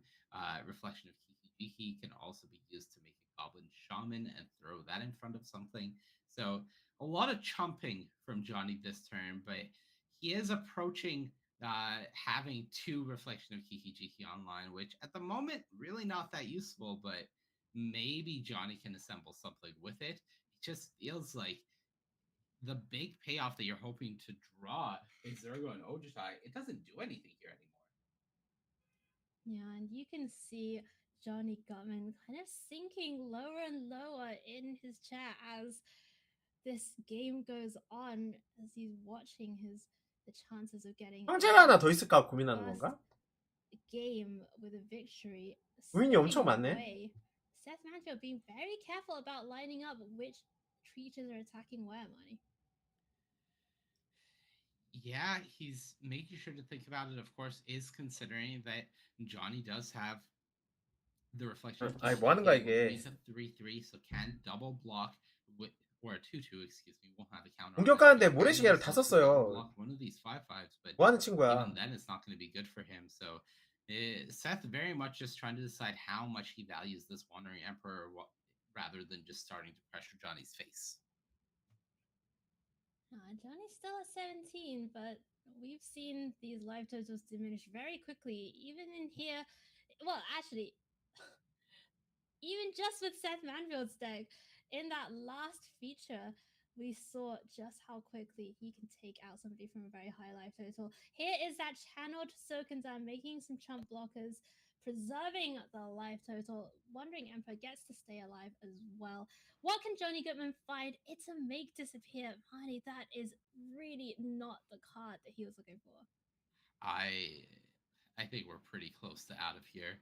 This is a big ask from Johnny Gutman to come back from this board state. It's technically possible, but 모르겠네요. 뭔 생각인지. It's going to be tough. Well, Seth Manfield just has the land in hand. 내가 교환하기 싫다고 카운터를 올렸는데 Here on in, there's a chance. Maybe. If Seth drew only lands from here for, let's say, 5 turns, yeah, maybe there's a chance. Okay, well, that's not only a land. That's an ossification, which is going to do a good job of taking care of something on the other side of the battlefield. Right of Harmony is going to get fired off to begin with. 아이가 나와 버렸다. We're going to see that combination that we were talking about. 카운터를 before, 친다. ossification.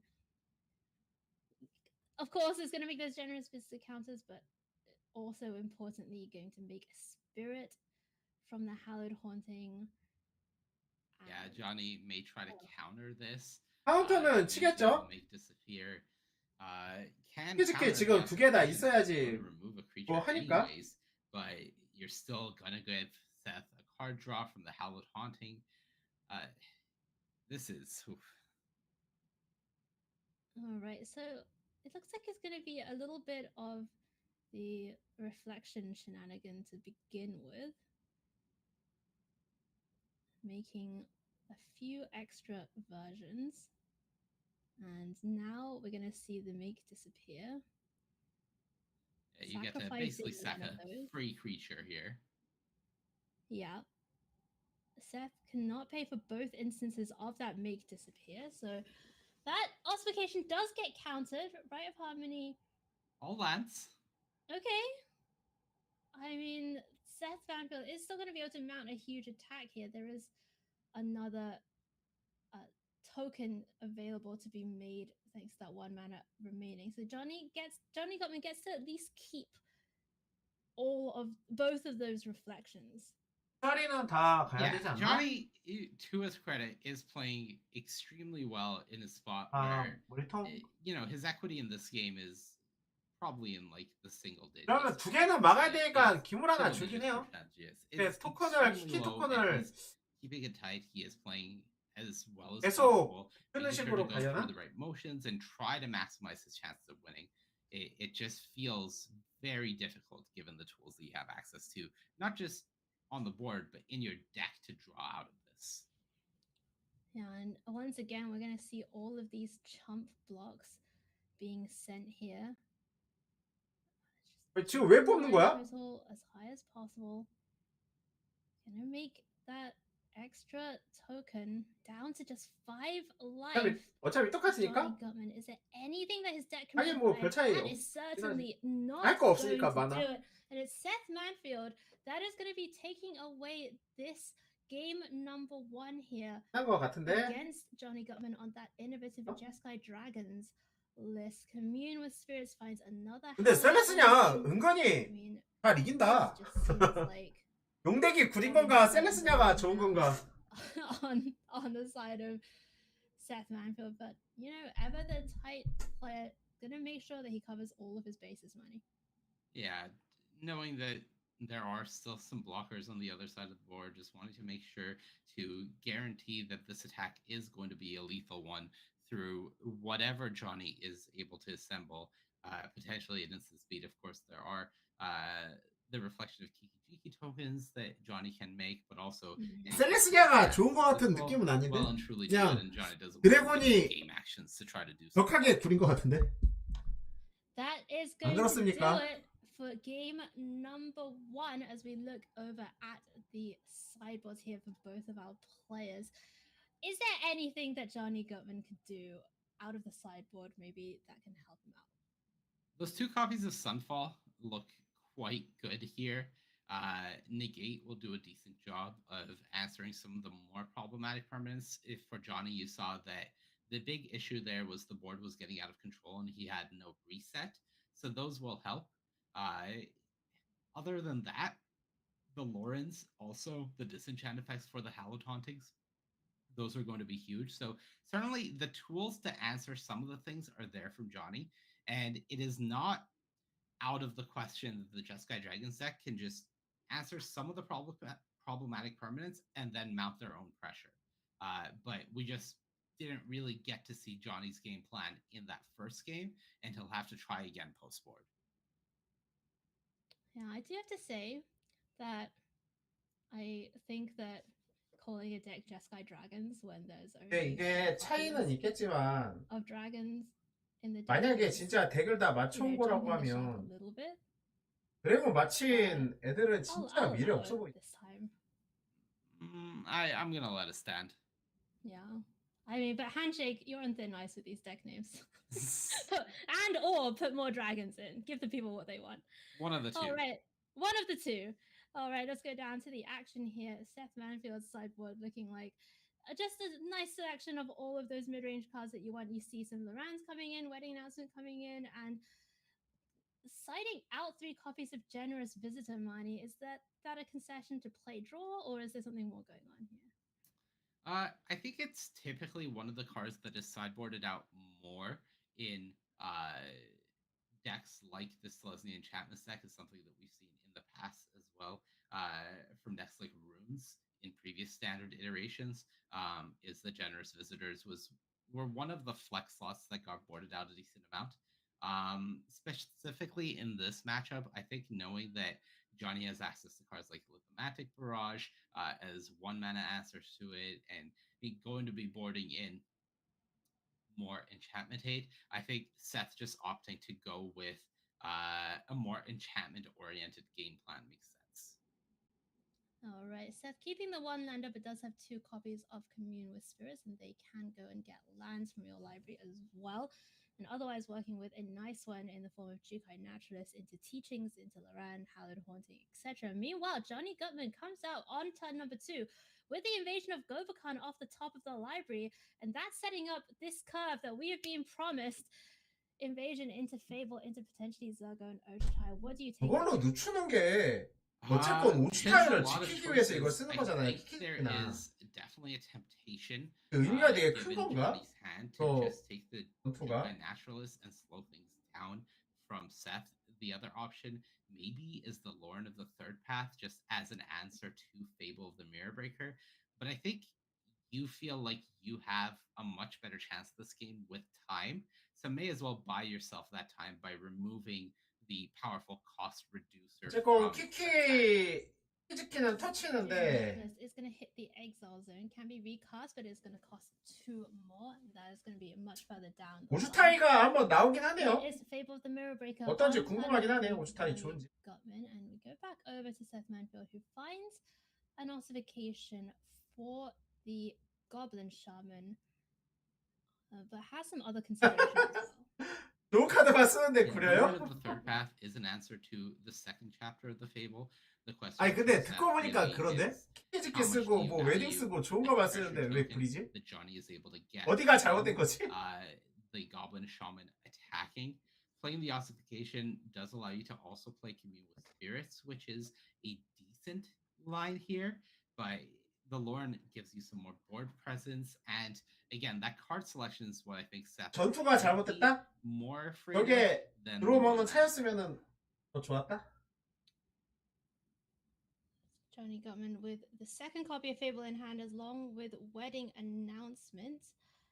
And it's nice to see a deck combine these 2 큐를 죽이는 mana 방법도 enchantments 있고 that have really 큐를 been the 터치는 방법도 있고 defining feature of this standard format for several months now, as we see Seth Manfield get in for the 2. And it 큐를 is going to be 죽이는 쪽. Loran hitting that Fable of the Mirror Breaker money. Yeah, I like this a lot from Seth, just identifying that Johnny shouldn't get access to more card filtering, try to put together 그게 a draw. 고민이네. We 키 know 하나 Johnny 더 can 출동한다? sort of already has 아니면 their 오슈타이는 다음 턴에 the 헤이스트로 가도 back copy of 되니까 Fable, a Wedding Announcement, and the card Zergo and Ojutai. 결혼 So 발표를 a lot 해서 of the 드로우를 tools 좀 are 많이 already 먹는다? there for Johnny, and now able to start creating treasure tokens as well with this Goblin Shaman token. It does feel like Johnny is in a good position. Loran is going to jump in front of the token, and that does leave Johnny Gutman 1 treasure. 큐를 하나 더 깐다?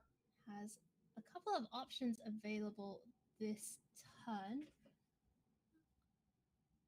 Is it just slam the second Fable here? I think it's the most tempting. It is a card that both gives you board presence, continues giving you mana, which you love to work with, and again puts pressure on Seth to try to answer it before that second chapter. 나이가 있는 걸 The 아니까 Wedding Announcement, 오슈타이는 the 1/1s 조금 don't do that much 그거긴 here in 하거든요. the face of the 2/2 that already exists on Seth's side of the board. So to me, it feels like you just go with the Fable here, but there 진짜로 are 드로우를 하나 확실히 먹을 수 있을 때 나오고 저거 뒤집은 I 다음에 think one thing that he 지킬 may 수 있어야 consider 되거든? is how much removal targeted removal does set 그렇지 back. 않으면은 Do I 사실 ever just 미래가 play 있어 보이진 Zergo and 않아요. Ojutai this turn? Which 오즈타이 is 같은 것도 다 들어오면 기물 He 위주로 already 덱을 knows 짠 about that 느낌이랄까? destroy evil in the Oh, of hand. 아, course. 결혼 Thanks 발표를 for that 한다? invasion. Yeah, thanks for the invasion of Gobakhan earlier. So definitely not playing that out, but it's going to be a wedding announcement. Maybe hoping to tempt out this destroy evil with a juicy target. Says Manfield finds Razorverge Thicket, so the much needed land drop here, but lots of decisions to be made.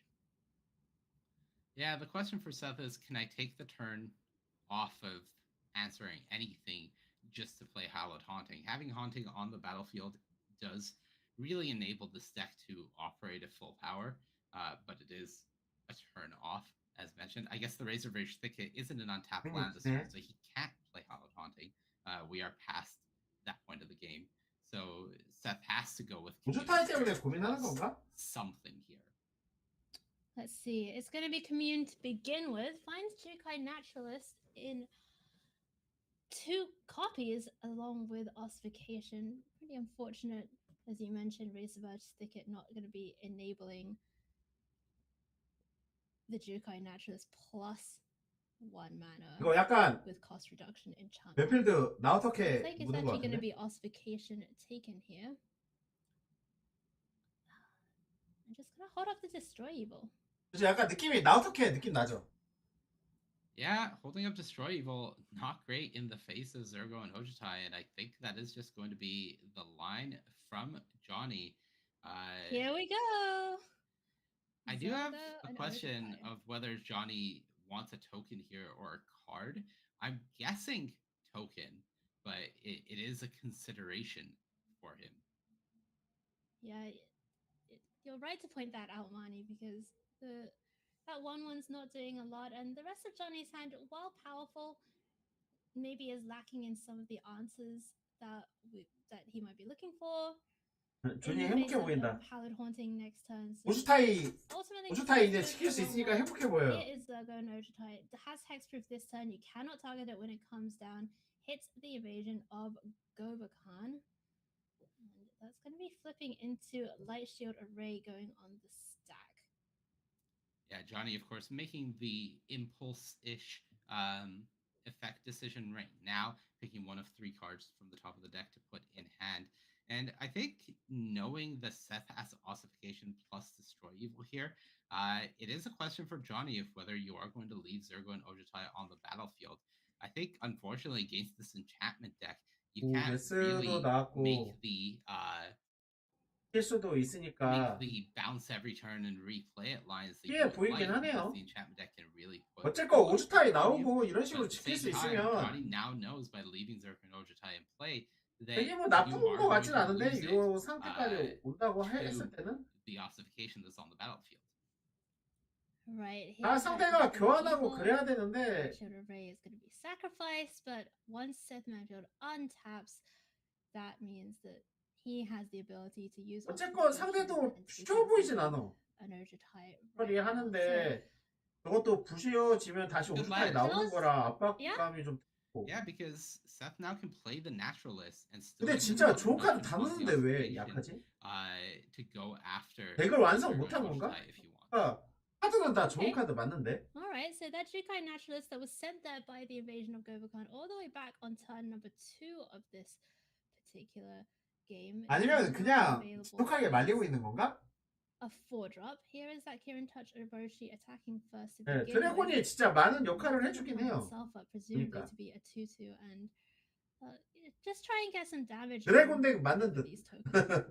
드래곤 없으면 Yeah, 약하니까 드래곤 Johnny 덱을 had the 맞는 choice 듯. to double block the Kirin Touch Orochi if he wanted, but I think given that he knows his Zergo and Ojutai is going to be answered this turn, it is more appealing to him to try to start getting cards from these 1/1s and this wedding announcement, just to try to find more pressure for this game.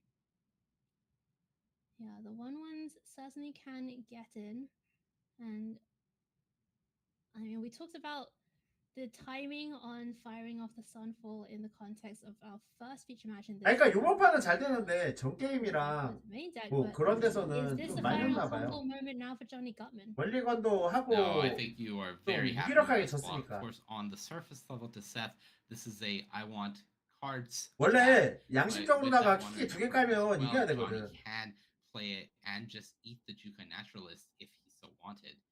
Though opting not to, so maybe it is just a Sunfall line from Johnny after all. Okay, here it is. Sunfall Incubate 4 still has 2 mana up thanks to the treasure, so could actually even flip that in the end step. Catilda Dawnheart Martyr, what a find for Seth Manfield. Although 근데 저는 it's 부여 not, she's 되는데 not going to be as 졌잖아요. big as 그것도 약간 as 의외라고 생각이 들긴 해. Yeah, the 근데 big thing for Johnny right now is no answer to the Hallowed Haunting. 지금 보니까는 So 되게 that 큰 is 부분을 차지하는 게 undefeated, 오스타인 것 and 같긴 한데. that is an issue. Hallowed Haunting, we've seen how out of hand it can get, how quickly. So that is a massive issue for Johnny that he cannot currently deal with. And Seth has a follow-up in the form of Catilda and Ossification. All right, let's see what Seth Manfield can find here in game number 2. Beseju, who endures the draw. Ossification can start this Hallowed Haunting train going. Catilda Dawnheart Martyr is a spirit as well, I believe, so has the ability to pump up that haunting spirit. Step 1, Ossification. Make a spirit. Okay. Takes care of the 5/5. I'm more interested in preserving the life. 그래도 total right 일단은 now. 지금까지는 Might just want to besage this Fable of the Mirror Breaker. 맵필드도 할만은 해요. 아직 죽은 건 아니야. Off of it. Perhaps that he has Johnny on the back. 죽어가긴 하는데 죽은 건 아니야. Wanting to use the Beseju in that regard, though, could also just use it to destroy the wedding announcement. I think the card selection from the Fable is more important. Here it is, Upkeep Beseju. That's going to allow Johnny Gutman to go and find a land and put it on. 너 디나이 은근 좋죠. 디나이. And now the 근데 draw 반대로 sets a copy of one 디나이를 land. 쓴 다음에 다시 또 나올 수 있는 가능성도 있기 때문에 Generally speaking, money, that second copy 뭐 is 완벽한 gonna 디나이가 sell, 아니긴 so 해요. 근데 화이트에 저는 maybe 디나이들은 나쁘지 the 않다고 봐요. first one is available, 화이트 but nice to have 특성상 as a backup. 디나이가 좀 부족하잖아요. Able to get in with the Goblin token for 3. 저런 디나이는 나쁜 카드는 아니에요. Alright. 좋은 카드는 맞아요. Catilda able to come down here for Seth, but not an enchantment itself, so won't be making the token with the Hallowed Haunting. And this works out decently for Johnny, the Wandering Emperor, able to come down, make a 2/2 and trade with this if you 일단 like. 5주 타이로 이득을 많이 봐서 And 이기긴 쉽게 이긴 this 해요. is a pretty decent spot for Johnny. I think you could also just make a 2/2 and play with fire the attack from Seth if you wanted to make it. Oh, excuse me, it's a 3/3 because It's it's a wedding 3/3. announcement, of course. 어쨌건 5주 타이로 한 대 Yeah, 때려서 this 메스 is 찾아오고 bad. This is- 5주 타이를 this is 지켜주는 bad 것들은 for 상대가 다 Seth. 처리해야 되니까 Tasty. 디나이도 다 수비되고 이러니까 Getting eaten there. 그 Systematic 이후에 핸드 takes 밸류 care 차이가 of 많이 난다. Catilda. She's gonna go 딱 벌어졌는데 한 방에? Stabbed. And Zergo and Ojutai off the top for Johnny Gutman. 오쉣. This big dragon looking like it might close out the game here on this very turn. It's Exacxes for Johnny Gutman. 12 damage coming across, and Seth Manfield can only look on 나쁘진 and think 않네. about what he's going to be doing, Money, in game 3. So the Dragon's deck really flexing its muscle here in the second game. It's still got legs. There is still game to be played. 그럼 우리는 좀 더 I 좋은 생각을 해야 Johnny 돼요. navigated that one really 램프 well. 덱에 우스타일 That's 써볼까? not really working with him in 램프 that 덱에 game. 우스타일 And 써보는 you 거야. can see the 어때요? difference the Rite of Harmonies made between the first game and the second game. Not having access to any of those. 좋은 건 And 역시 Seth ran out 오시에 of cards. 넣어야지. That's something that we didn't see. 저 덱에 썼기에 아까운 close 카드야. to happening in the first game. 램프에 It's 오스타일 one that can be 넣어볼게 한번. attributed to Rite of Harmony. 넣어봐야겠다. Johnny running Seth out of steam and then just being able to close things out very quickly with Zergo and Ojutai. Pretty impressive stuff from the Jeskai Dragons deck, pushing us to a game 3. Well, I mean that's the road to victory right there for the Jeskai Dragons deck. You know, we were talking a little bit before, the players didn't necessarily know how it would go against enchantments. of course, enchantments didn't really know about dragons existing in that game one. It looks pretty dire for the dragons deck with Seth Manfield just getting to draw infinite cards, but Johnny Gutman showing that there is a way and it is possible to both outvalue and outbeat this Selesnya deck. At least in that game. Let's go down to game number 3, the decider here between these two fantastic players in this era of Magic the Gathering, and find out who's going to take away the win in round number 5 here at Arena Championship 3. You can see the sideboards there. I'm trying to work out whether these were changes from overall. I think the cards that you see there on the right, those were changes that were made not necessarily between these two games. They included cards that came in and out between games 1 and 2. Yeah, I think this is just a more general what is in from the sideboard, what is out from the main deck. But I think these are specific to this third game and how the players may have changed things around. And you do see Johnny actually taking out 2 copies of Zergo and Ojutai, opting to try to win a different way. Okay, all right. So maybe not liking. 아, 강아지한테 미안해요. 아까 강아지가 자꾸 놀고 싶다고 나가고 싶다고 그랬다고 했잖아요. 근데 그게 아니었어. 물을 달라고 한 거였어. 물 줘 했던 거였어요. 그래서 봤더니 우리 아들 딸이 물을 넣었는데 그 물 나오는 거를 그걸 제대로 안 껴가지고 물이 안 나오고 있었어. 목말라서 그런 거였어요.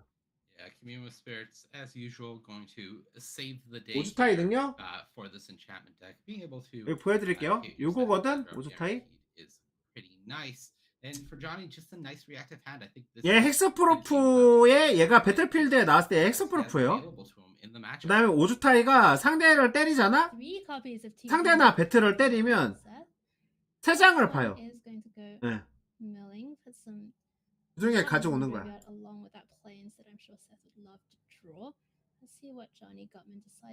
물 없어서 짜증내서 물 달라고 한 건데 내가 밖에 놀고 싶니? 이러고 비 오는데 밖에 던져놓은 거야. 그러니까 강아지가 화가 난 거지.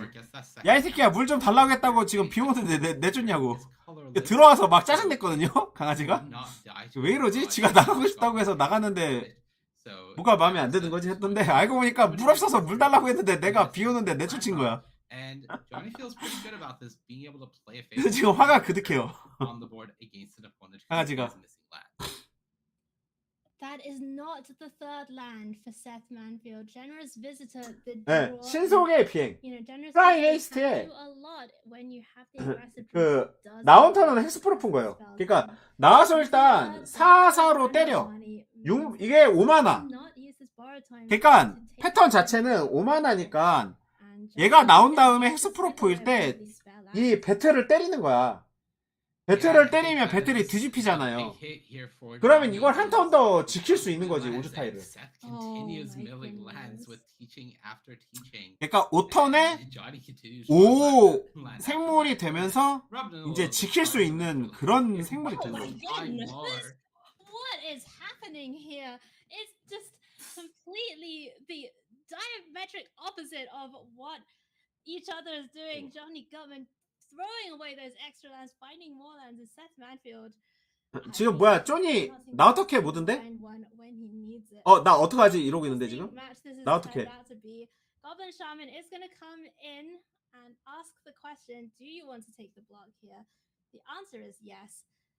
Now what for Johnny Gutman? I think you just passed the turn. I don't really. 5만화에 바로 나오면 일단 드로우 하나를 하니까 페이스를 때리고 그게 아니면 배틀을 친 다음에 그 배틀로 지켜줄 수 있는 상황이 나오니까 나쁘진 않아요. 나쁜 카드는 아닌 것 같아. 근데 약간 그런 건 있어요.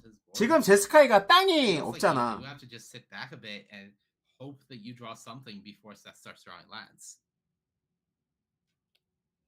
Here is the first of those flipping. 그런데 오는 약간 짜증남은 있겠죠. This turn.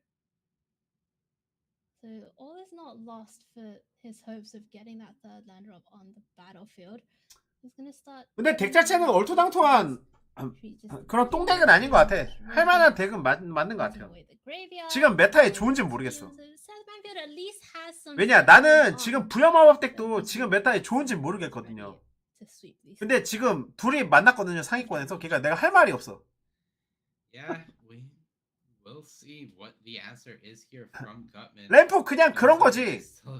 3턴에 공격 깔고 4턴에 나와서 어떻게 해서 드로우 뽑아서 발비 높은 거 뽑아오고 그 다음에 계속 쓰는 거지 뭐.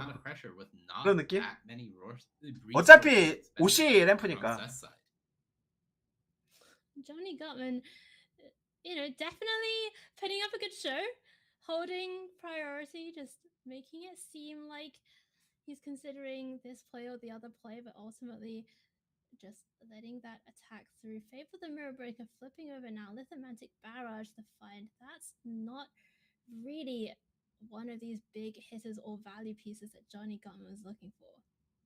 It is an answer to Teachings of the Kirin when it flips. So something that Johnny can do here is Sunfall, knowing you have the barrage to answer the third teachings if you want. 지금도 만약에 오주타이 나왔으면 한 대 때리면서 뭔가를 찾아오니까 나쁘지 않을 수도 있었어. But at the moment, just continuing to sit back, and Seth has found the land. Razorbird's Thicket, the perfect find here for Seth Manfield. 오주타이 덱은 근데 내 생각에 키키즈키 잘리고 나서도 짤 수 있는 덱인 것 같긴 한데. 키키즈키 잘리면은 그 다음에도 가능하게 보이긴 해요. 이 덱은. Plus these 3 drops available as well. So suddenly, I think it's for Seth to decide what his priorities are here. 전체적인 밸류가 낮아져도 할만한 덱일 것 같긴 한데 오주타이의 저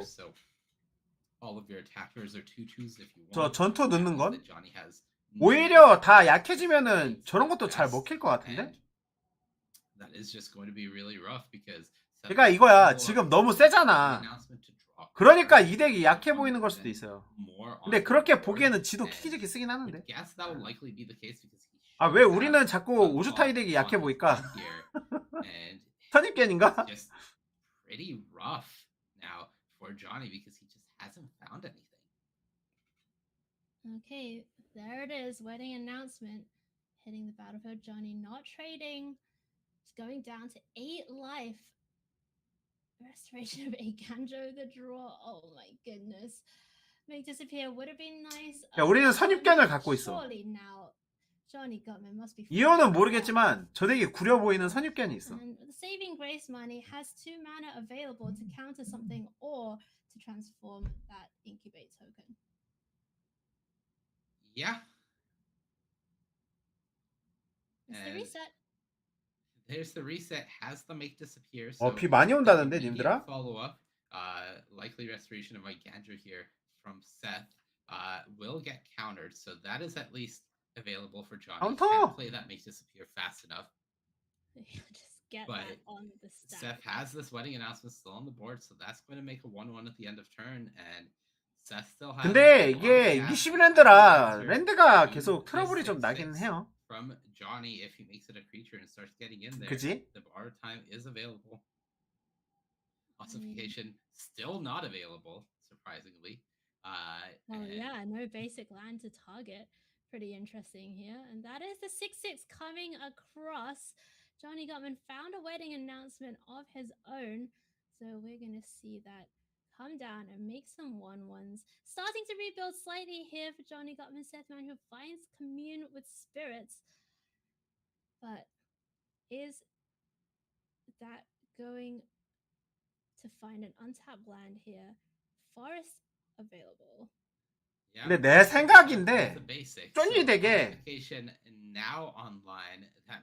아 근데 이게 있잖아 방금 이거 서치가 있잖아 서치 쪼니 덱에 그거 쓰면 괜찮을 것 같아 드로우 관련된 스펠들 Yeah, although I have to say that draw from Seth did destroy a very funny borrowed time joke that I had lined up. So small measure of resentment there for that. But here's the GG. flipped wedding announcement into Reading festivity. Negate off the top for Johnny Gutman. The thematic badge, sure, that could take care of the biggest thing, but Money, like just citing in all these really reactive cards and citing out your Zergo and Urgeties, your big threats, GG요. seemingly not working out here for Johnny Gutman as Seth Manfield poised to take this one down. Yeah, Seth is looking in. 야, ATM기를 존내 삭과학 했어야 돼, 이거. 그죠? ATM기 삭과학이 답이었어. So that will buy some time. Has some chump blockers. ATM기 삭과학 넣고 Seth offers that trade. But 그랬어야 됐어. is dwindling is a great word for it. Just at 6 ATM기 하나 너무 적어. Clinging on somehow. 이게 결국에 교환해도 안 된다니까. Make disappear the 이거 봐봐. 우주타이 안 나오면 핸드 수급이 안 돼요. 우주타이가 있어야지 핸드 수급이 되는데 네, 은행 침투기가 하나밖에 안 들어가요. So much available now. Catilda, Dawn Heart Martyr is a possibility along with. 물론 사이드에 2장 있긴 한데 난 아닌 것 같아. Seth just has to close this one out now.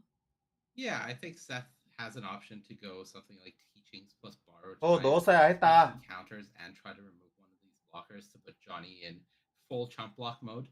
Currently, Johnny has profitable blocks or a trade on one. 몰라요? 그거 나한테 말은 못해요. 나 이대 오늘 처음 보는데. 나도 왜 그랬는지 의문이에요. I think that is sort of appealing in this spot. 근데 다 맞춰온 애들이 유럽 애들인데. It's gonna be Catilda to start off with. 근데 내 생각은 이런 것 같아. 그러니까 대결 어차피 이거 끝났으니까 대결 봅시다.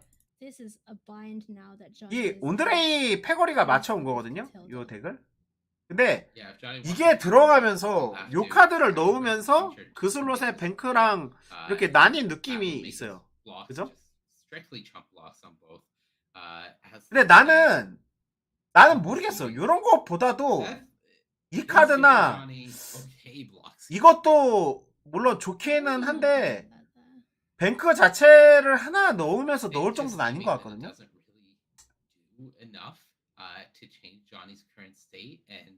그 정도는 아닌 것 같아.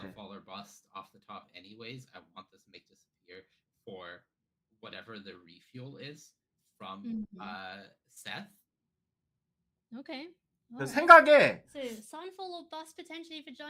뱅크를 좀 많이 넣고 초반에 있는 디나이나 이런 걸로 약간 컨트롤 느낌을 줘서 플레이를 하다가 거기에서 이제 오주타이 같은 게 나오면서 핸드 어드밴티지를 먹고 랜드를 많이 불려나가는 식으로 해야 되지 않았을까 생각이 드는데요. 그러니까 전투도 너무 많을 필요 없지 않을까? 배틀도? Johnny Gutman managed to outvalue Seth, getting the Zergo and Urgetai win, but this game 3 has been pretty tricky for both players, and Seth Manfield and 나는 그리고 결혼 발표 같은 것도 삭각은 모르겠어. 약간 아쉬워요. 이만화 때부터 너무 수동적으로만 가려고 하는 것 같아서. 내가 물론 키키즈키도 나올 수 있고 나올 게 많이 있긴 해요, 되게. Unfortunately for Johnny, he was able to get the win in limited. But ultimately, Seth gets his revenge in standard and evens the record. 살짝 아쉬운데 잠시만요. 자꾸 바깥에서 뭐 낑낑대는 소리가 나는데. 잠깐만요. Is going to advance to 4-1, and that's going to put him in good stead as we think about the top end of the tournament, as we think about tomorrow and the top 8 berth that I'm sure he is targeting as we go into the last few rounds of standard. Mani, that's going to do it from round number 5. We're going to go away for a quick break, and when we come back, it's going to be Corey and Daquan to take you through the last round of standard, round number 6 here today. We'll see you tomorrow bright and early for standard again tomorrow morning. Well, stay tuned though for more magic.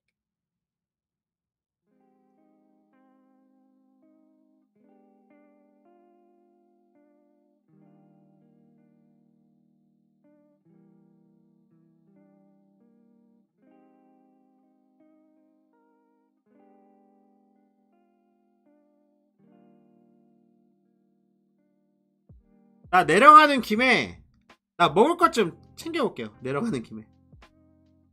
잠시만 보고 계세요.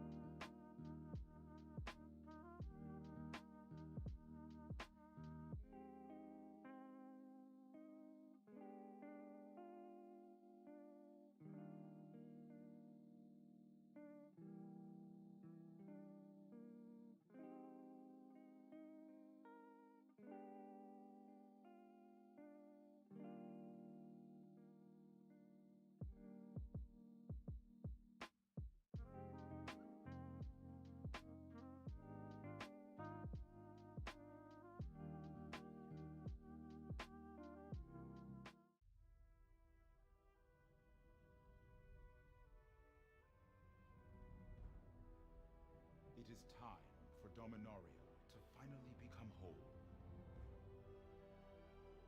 I will stitch perfection into the flesh of this land.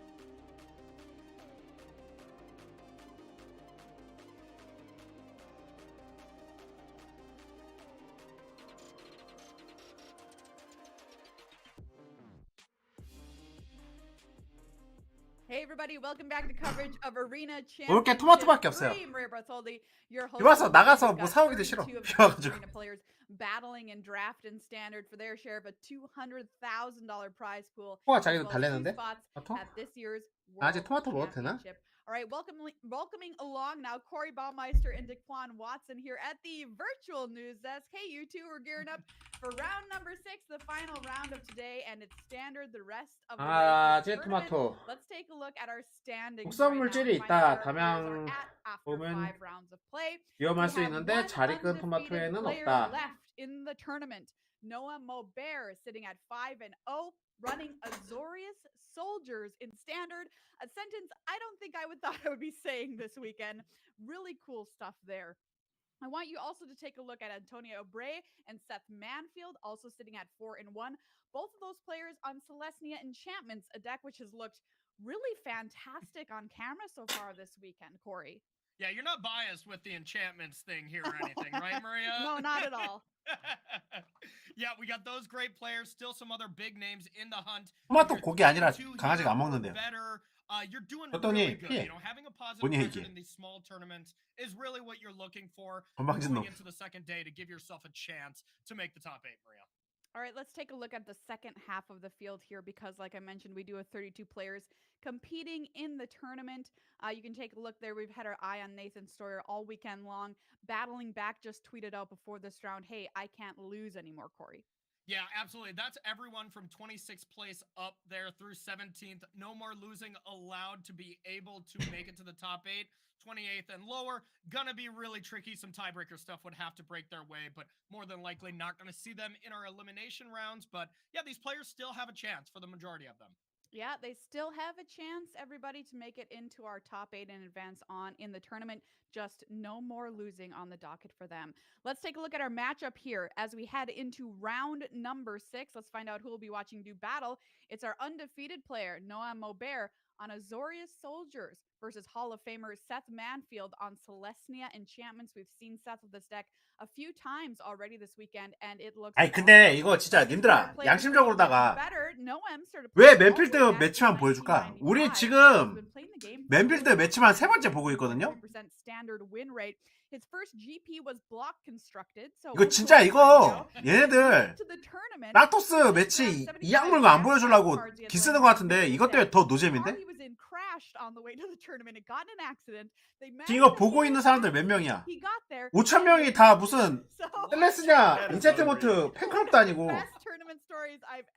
뭐한 짓이야 이게.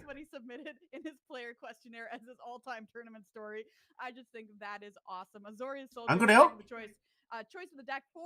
아니 무슨 부여마법 때만 계속 보여줘.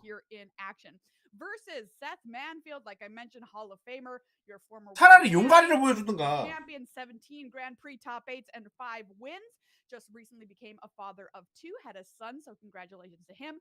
65.3% standard win rate for Seth Manfield. 아니 용가리도 있잖아 대기 용가리 덱도. Those are the players. Let's take a look at the decks, Corey. All right, absolutely. Starting off with Azorius Soldiers, and I gotta say, Noam's got to be pretty excited to be playing this event from home with that bad luck of having to travel to a tournament and get into a car accident, huh? 와, 님들아 탈리 안 써. 메인 카운터. 리엔이를 죽여버리겠다는 의지가 보인다. 이럴 거면 황제도 쓰지. 얘 때문에 안 쓰나 보다. 얘 때문에. 황제는 삥나니까.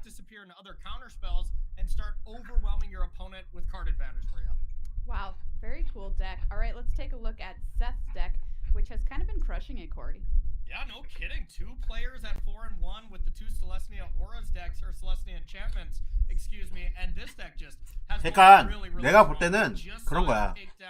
Johnny Gutman, the Jeskai deck, which was the big 키키즈키를 최대한 안 보여주고 싶은 거야. 락토스가 아니고 키키즈키. All of a sudden, I think this deck might be maybe the best deck in position for the rest. 지금 이 대회를 보는 사람들 중에 한 80%는 키키만 봐도 막 경기 일으키거든요. 으악 이러면서. 그러니까 이악 물고 키키를 안 보여주려고 하니까 덱이 없는 거야. 오주타인 드래곤 컨트롤을 보여주고 싶은데 아 여기에도 있네 이러고 못 보여주는 거지. Or maybe this Jeskai list, and it turns out they're not really crushing it. 아무리 오주타이를 넣고 뭘 넣어도 결국에는 키키즈키 덱이라는 인식이 강하니까.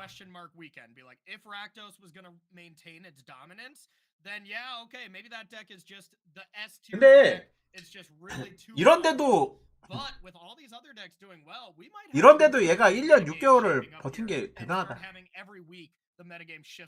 맞지. 덱이 다양한 척.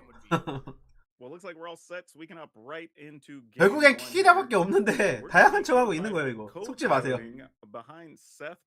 님들아, 맨필드가 피처 매치에 나오는 가장 큰 이유. 얘 만약에 레드 터치해서 나야로 키키즈키 넣고 나왔잖아? 그러면은 Fast draw, slow 추첨 매치 draw. 못 He had a 잡음. 안 game 잡음. where he's stuck on 2 land for like 6 turns. Like it just keeps finding a way to win. I don't know how he could ever get stuck 어, on two 진짜 lands. I mean, he's only kept a one-lander every single game in this tournament. So yeah, impressive stuff. Yeah, and you know, maybe I mean, you have to trust. He's played a lot of games. He kind of knows the way the deck's built, and he feels seemingly super confident keeping these one-landers. Yeah, absolutely. And I mean, I'm joking. These one-landers have all been Commune with Spirits one-landers, which is as close to a two-lander as you can get. So, totally agree with all of them. And this 이겼는데? doesn't need a high density of land to operate. 멤필드 이겼어요. Perfectly fine. 핸들 개사기인데? 111 하면 이기는데? And people explain the Seth keep, you know, as a very popular thing. So it's a funny joke, at least to me. Now, this is a strong hand here because he can just play the visitor. Could still play 2 enchantments. 111 하면 어그로가 이걸 어떻게 따라가? 그거라는 거지, Not 어그로. attacking, knowing that Noam has a good chance of having something like resolute reinforcements, but I mean, I guess you could attack for 3 here safely. Now you put the +1/+1 on the naturalist. Yeah, probably gonna do that to get it auto. 사실 인챈트 덱은 강했다? Force through some lifelink damage because that lifelink damage from Jukai Naturalist I think is gonna matter more in this matchup probably than any other one because this is gonna be as close to a true race scenario, I would think, with all the flying from Noam's deck versus all the ground creatures from Seth. So neither player is gonna be doing a ton of blocking, so it's really gonna come down to these race scenarios, I think. Yeah, it's also interesting too. If you notice, Seth paused there, really deciding where he wanted to put that extra +1/+1 counter. And I feel like part of that was, okay, am I going to put it on the naturalist so I can attack? Or am I just going to sit back and 어그로 잘 잡는다? a bigger pile of blocks? 그럴 수는 있겠다. Yeah, and you might be questioning yourself why not attack there and there's one card 지금 보니까 라이프링크가 많다. and that's a Ganjo. 얘도 라링이잖아. Seth did not want to risk losing the Jukai Naturalist before it gets boosted up to at least a 5/5. 라이프링크가 많아가지고 잘 잡겠는데? 거기다가 상대가 이제 레드 같은 어그로가 아니고 전개형 어그로인데 이러면은 더 힘들어 보이긴 하네. Going to be a lot of choices here for Noam to make because having 3 mana opens so many. 아니 땅도 잘 깔아. 게임 존나 잘해. 원핸드 킵 했거든요. The scariest card, which is a Sky Strike officer there. 원핸드 킵 했는데 땅 내 턴 동안 안 쉬어. 20랜드 주제 존나 빡침. Really good, bad when it becomes very vulnerable, but with Skrelv out there, almost assuredly would have seen that from Noam. 어쨌건 지금까지 딱 봤을 때는 맨필드가 사이드 게임도 유리해 보이는데 이거는 그냥 상성에서 물리는 느낌인데? Where are we putting these +1/+1 counters? Yeah, that is the major thing here to decipher. But Seth Manfield, being the champion he is very good at these kind of things. All right, so trigger number 1, we are going to target. I think we'd want to be starting to attack with some creatures. So my eye would be on the 2/2/2s would kind of be my first spot. 근데 님들아, But both on generous visit. 님들아 근데 이게 좋은 점이 있다. 예선이 드랩 세계, 스탠 세계로 이게 이제 오늘 마지막 매치야. 그러니까 얘네들 입장에서도 맨필드 3번만 보여주면 크게짓게를 안 보여줄 수 있는 거야. 3번 보여주면은 이게 8라운드 매치라 만약에 5번씩 막 보여주면 사람들이 막 경기 일으키는데 스탠다드 3게임밖에 안 하니까 맨필드 3번 보여주고 다양한 척하고 이제 방송하면 돼. 그런 장점이 있는데 if he does, then your attackers are unlocked. So it's kind of backwards as far as the normal dynamics go here. Yeah, normally Harbin can be pretty scary, 너무 but here there are not nearly enough soldiers. 너무 필드 차이가 많이 난다. Looks like Seth is still set up to just. 이거 두 개 다 나와버리면 펌핑 짜자자자자 해서 그냥 죽겠는디? 투드랍 깔고 또 투드랍 깔면은 이거 끝난 거잖아요.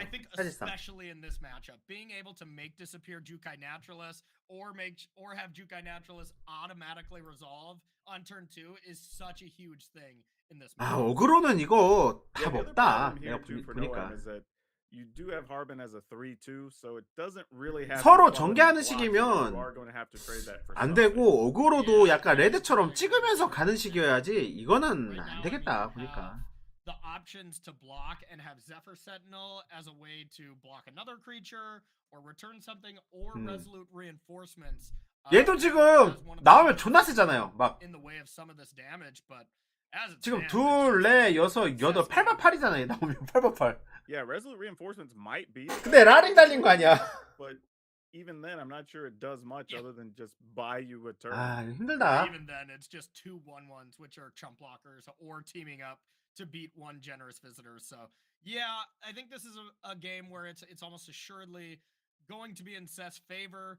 Neither deck or 그러니까 저런 덱이 딱 솔저 같은 덱이 behind very well. We've kind of seen Seth's deck 진짜 behind quite well. 이런 마인드 가질 거예요.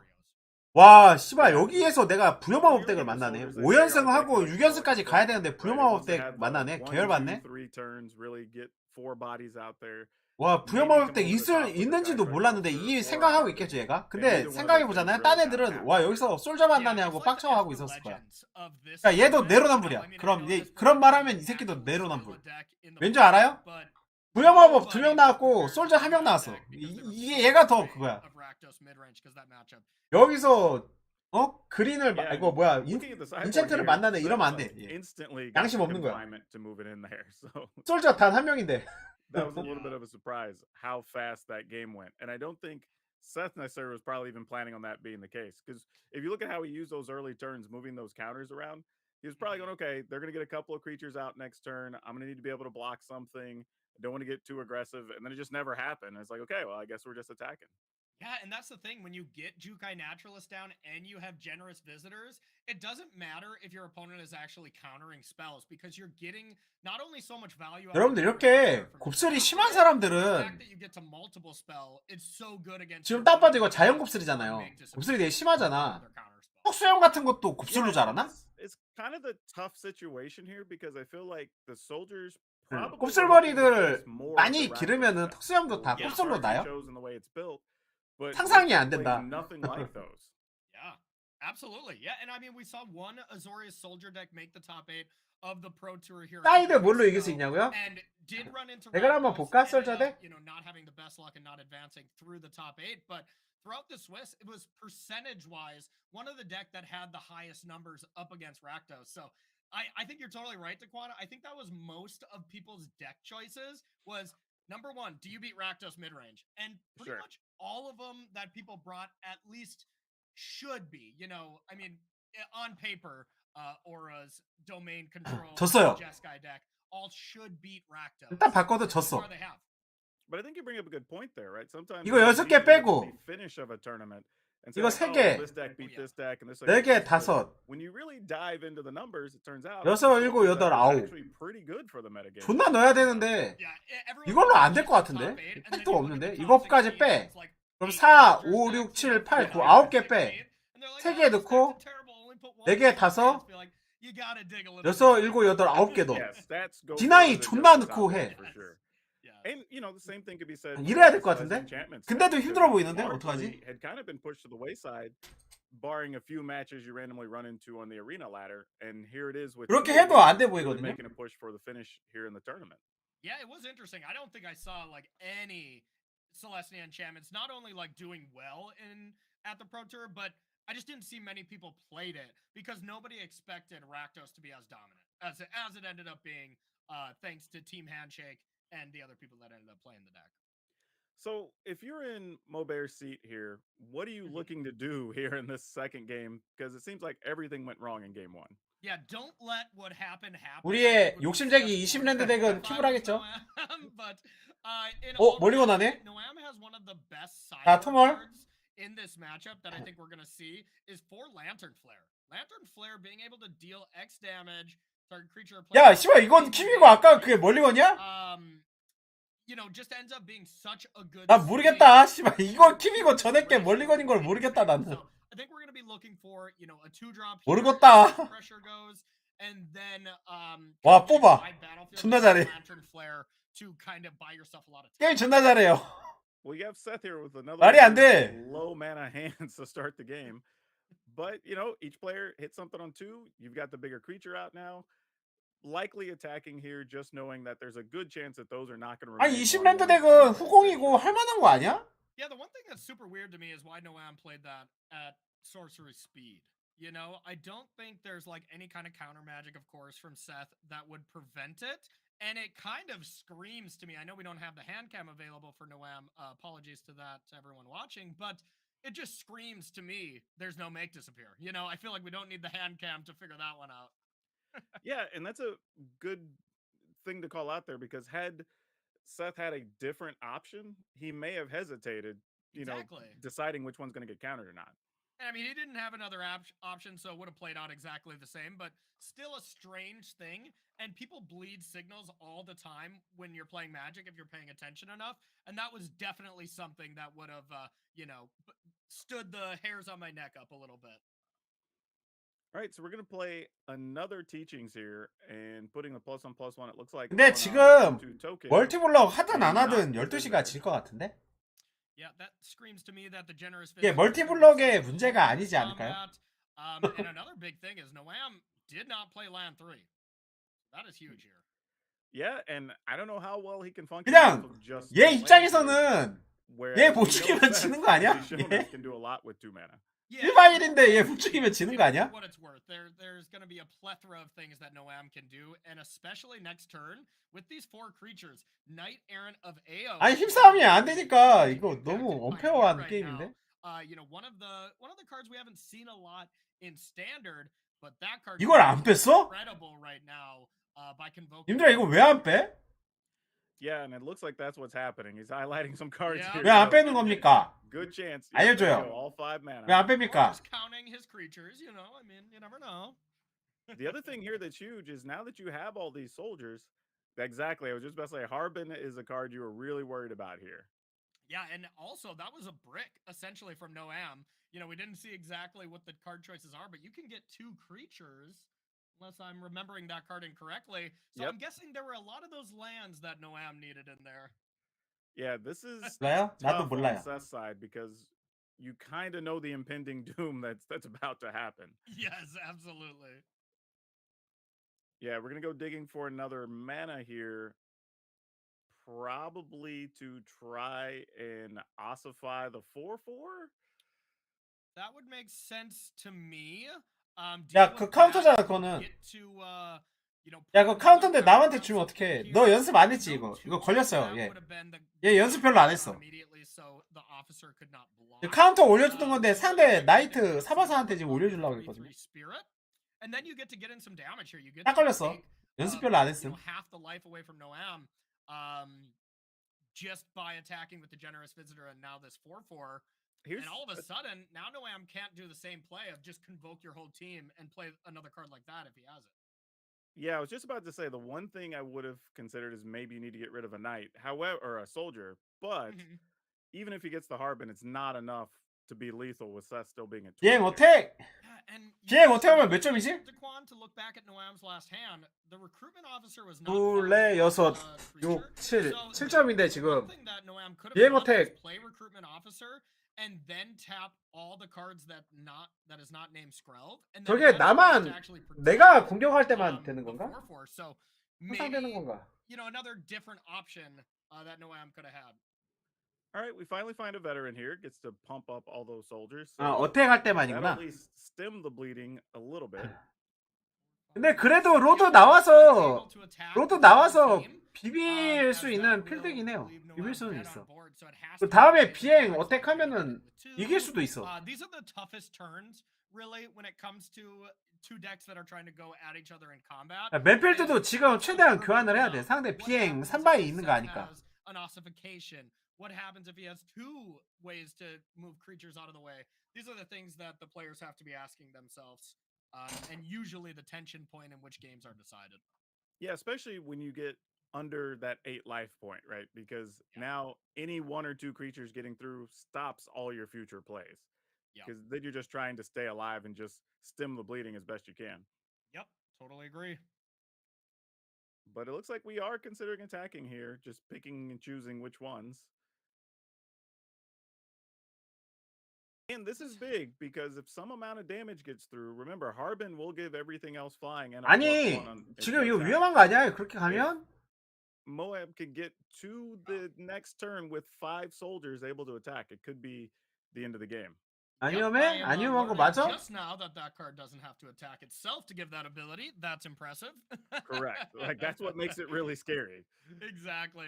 But I mean, it is going to also be pretty tough for Noam to leave that many creatures on the battlefield here.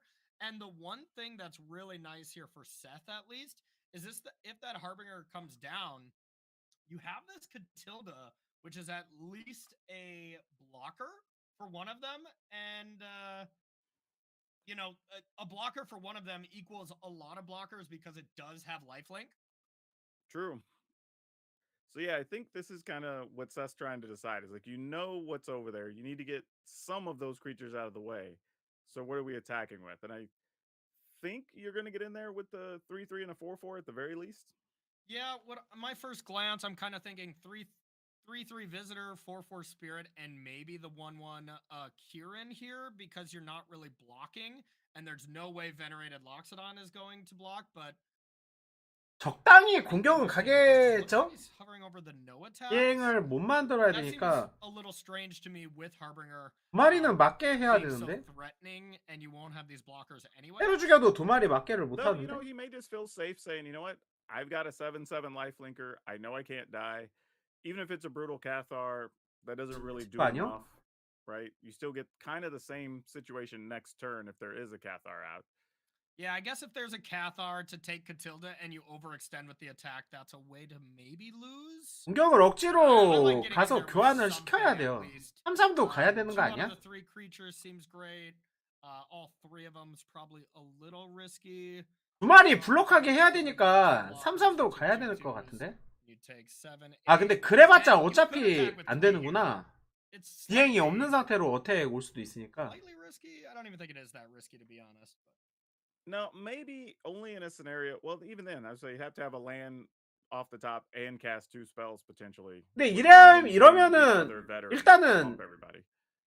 yeah, I think 6점 the 라이프 card 게임 6점. Noam really wants here is Lantern Flare, because you're able to. Yeah, Lantern Flare would be incredible here because you're able to kill Catilda and gain 7. Oh, there's a little bit of a stress point here. Yeah. 18점 하나 막히고 Seth looked a bit concerned there, like he's worried about something big. 막히는 about 거는 4짜리가 막히고 Or he was about to emote GG 8점. prematurely. We never know, you know. All right, Noam goes down to 2. That is why I would have liked. 멤필드가 이긴 거 같긴 한데 다시 생각해보자. 라이프 링크 차서 18점 되고 땅 깔리고 거기에다 1, 2에 펌핑 되는 애 나오는 거 아니면 이길 것 같은데. 5마리 어택 하면은 Quite 하나 possibly. 막히고. Yeah, that could do it. And that doesn't seem too out of the realm of what Noam could have. 12점이거든요. 6점 부족해. All right. 6점 부족해서 로드가 하나 더 나와도 안 돼. Because it assumed it would have happened a lot faster. 로드가 하나 더 나와도 안 되네. 멤필드가 이겼는데 Now, 이거? the decision is, are we going to try to play Harbin or 라링 때문에 whatever the 확실히 spell is? Yeah, so Harbinger gives it 압박감이 everything 있네. +1/+1 in flying, so being able to block the recruitment officer, gain 6. That still has Seth taking a net 6 damage. So Harbinger is 6. And there's not... It could be 7 if you scrub through the recruitment officer. Sure. But that's the max it would be. And then Noam is 100% dead on the crackback. So that is not enough here.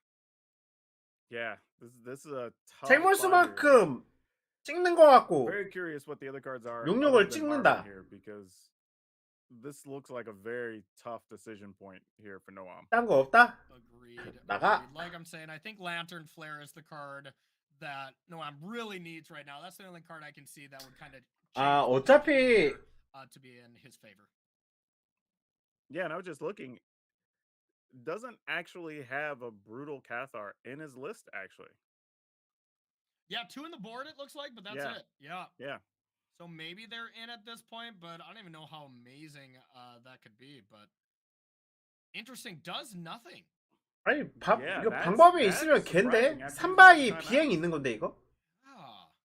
한 바위 비행이 있으니까 그냥 턴을 넘겼겠죠? Recruitment officer because the I mean Catilda was still there. Never mind. Okay, so there's just I was gonna say the only blocker was Generous Visitor, but the 6/6 flying Baneslayer Angel at home is kind of stopping that attack for sure. So there's just got to be no removal in hand for Noam, and maybe this is just posturing. Maybe. I mean, let's see. You've got 1, 2, 3. You got 6 creatures. I mean, I guess if you did find Lantern Flare, you'd just use it.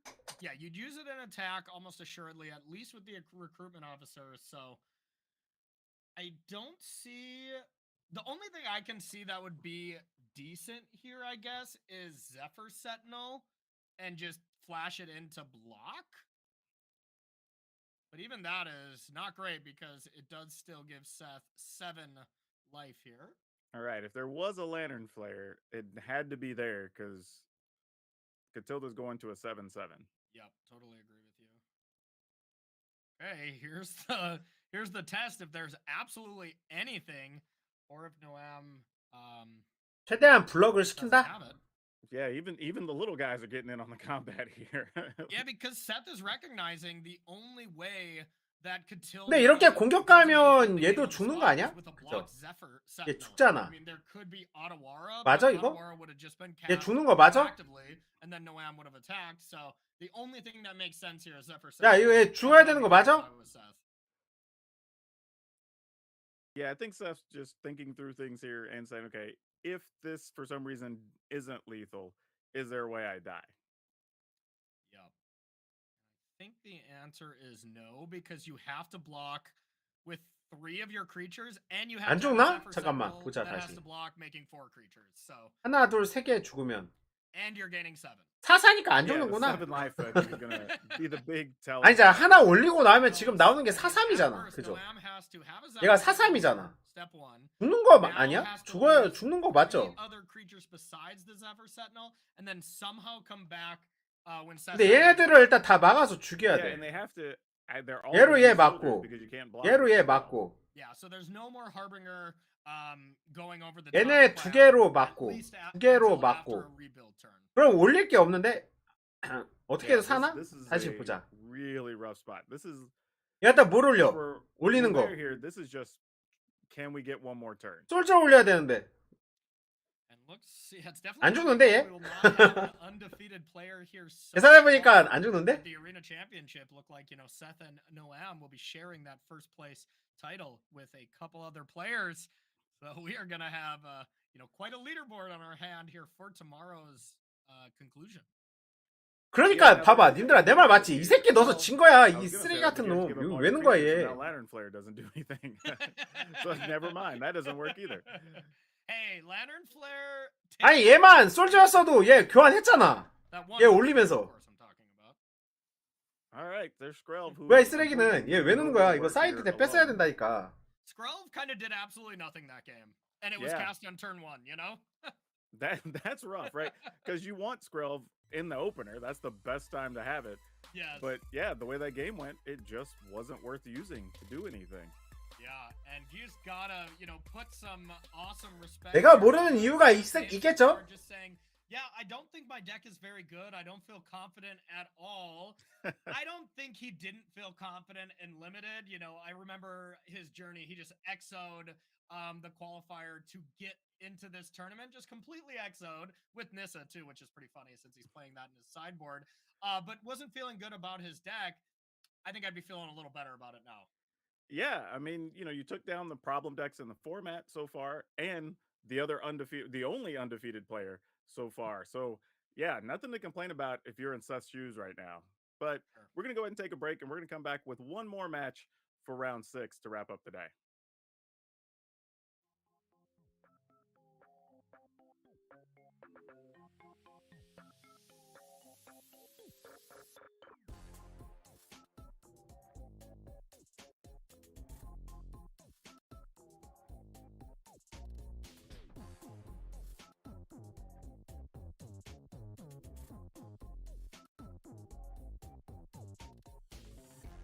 그쵸? 키키 안 보여주기 솔. 근데 얘네도 명분이 있었어. 어쨌건 전승자 테이블을 보여준 거니까 명분은 있어.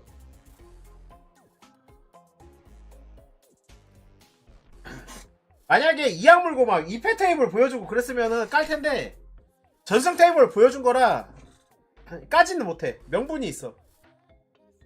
근데 이제 다크나이트 쓰러져가지고 이제는 명분 없어. 위에 있는 애 보여줘야 되는데 맨필드 3연봉 했거든요.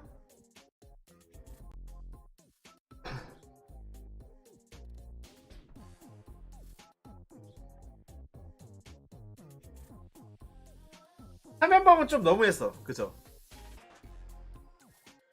아무리 플레이어가 적다고 해도 똑같은 매치를 3번 보여주는 게 어딨어.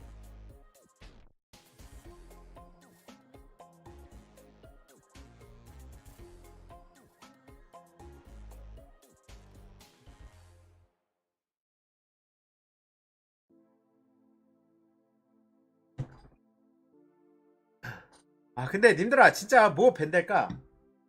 맞다. 벤서다. 나 벤서 좋아했는데.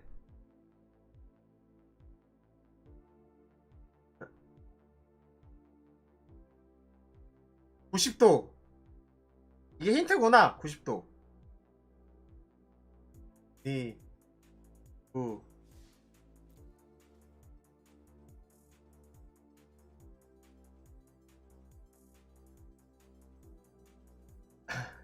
딸랑 3개만 할까? 전에 루머 나왔던 거에서 나왔던 게 이거였잖아요? 야, 전에 내가 루머에서 나왔던 거 알려줄게요. 뭐 밴한다고 했냐면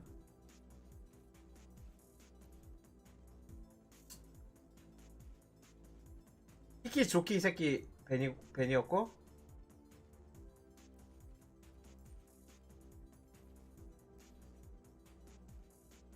밴이라고 나온 게 얘도 밴이었. 뭐야 이거 스탠다드가 아니네.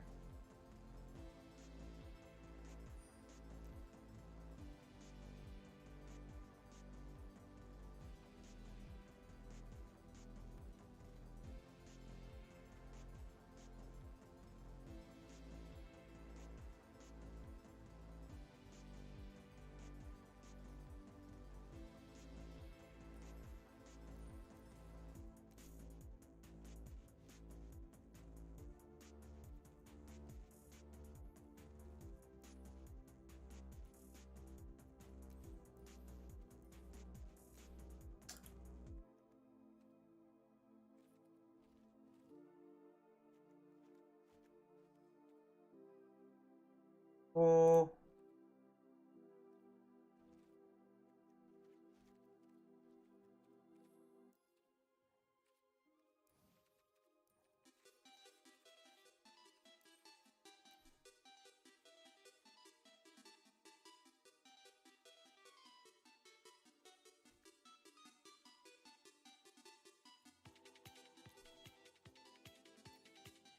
카카잔? 카카잔이 뭐지?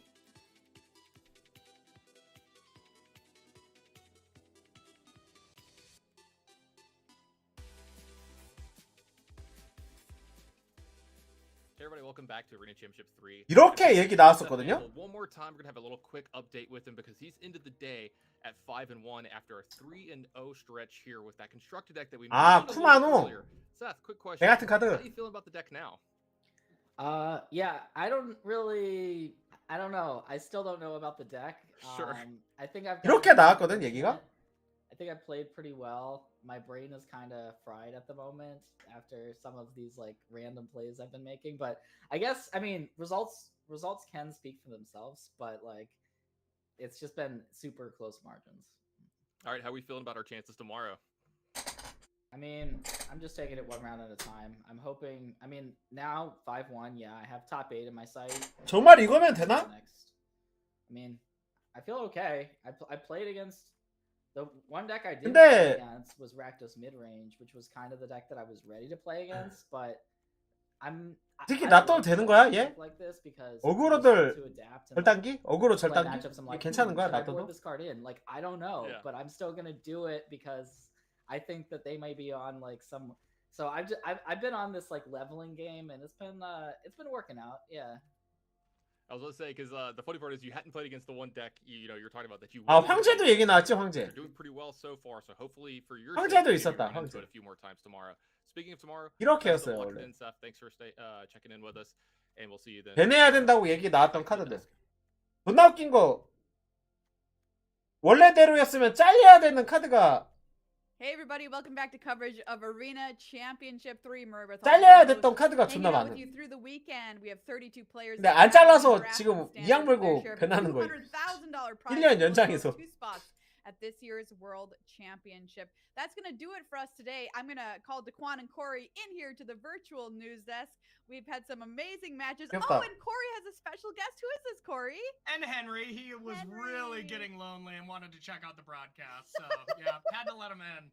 Hi, Henry. What a good boy. We've had a fabulous day, everybody. 귀엽다, Daquan, 강아지. what is your main takeaway after 저 강아지라고 해야 돼요? 강아지는 아닌 것 같죠? I'm gonna have to go to sleep with a little bit of just confusion. 얘가 강아지면 좀 더 Like 크면은 I 주인보다 thought it was 크겠는데? gonna look like 그죠? when we started, right? We thought we had this all figured out.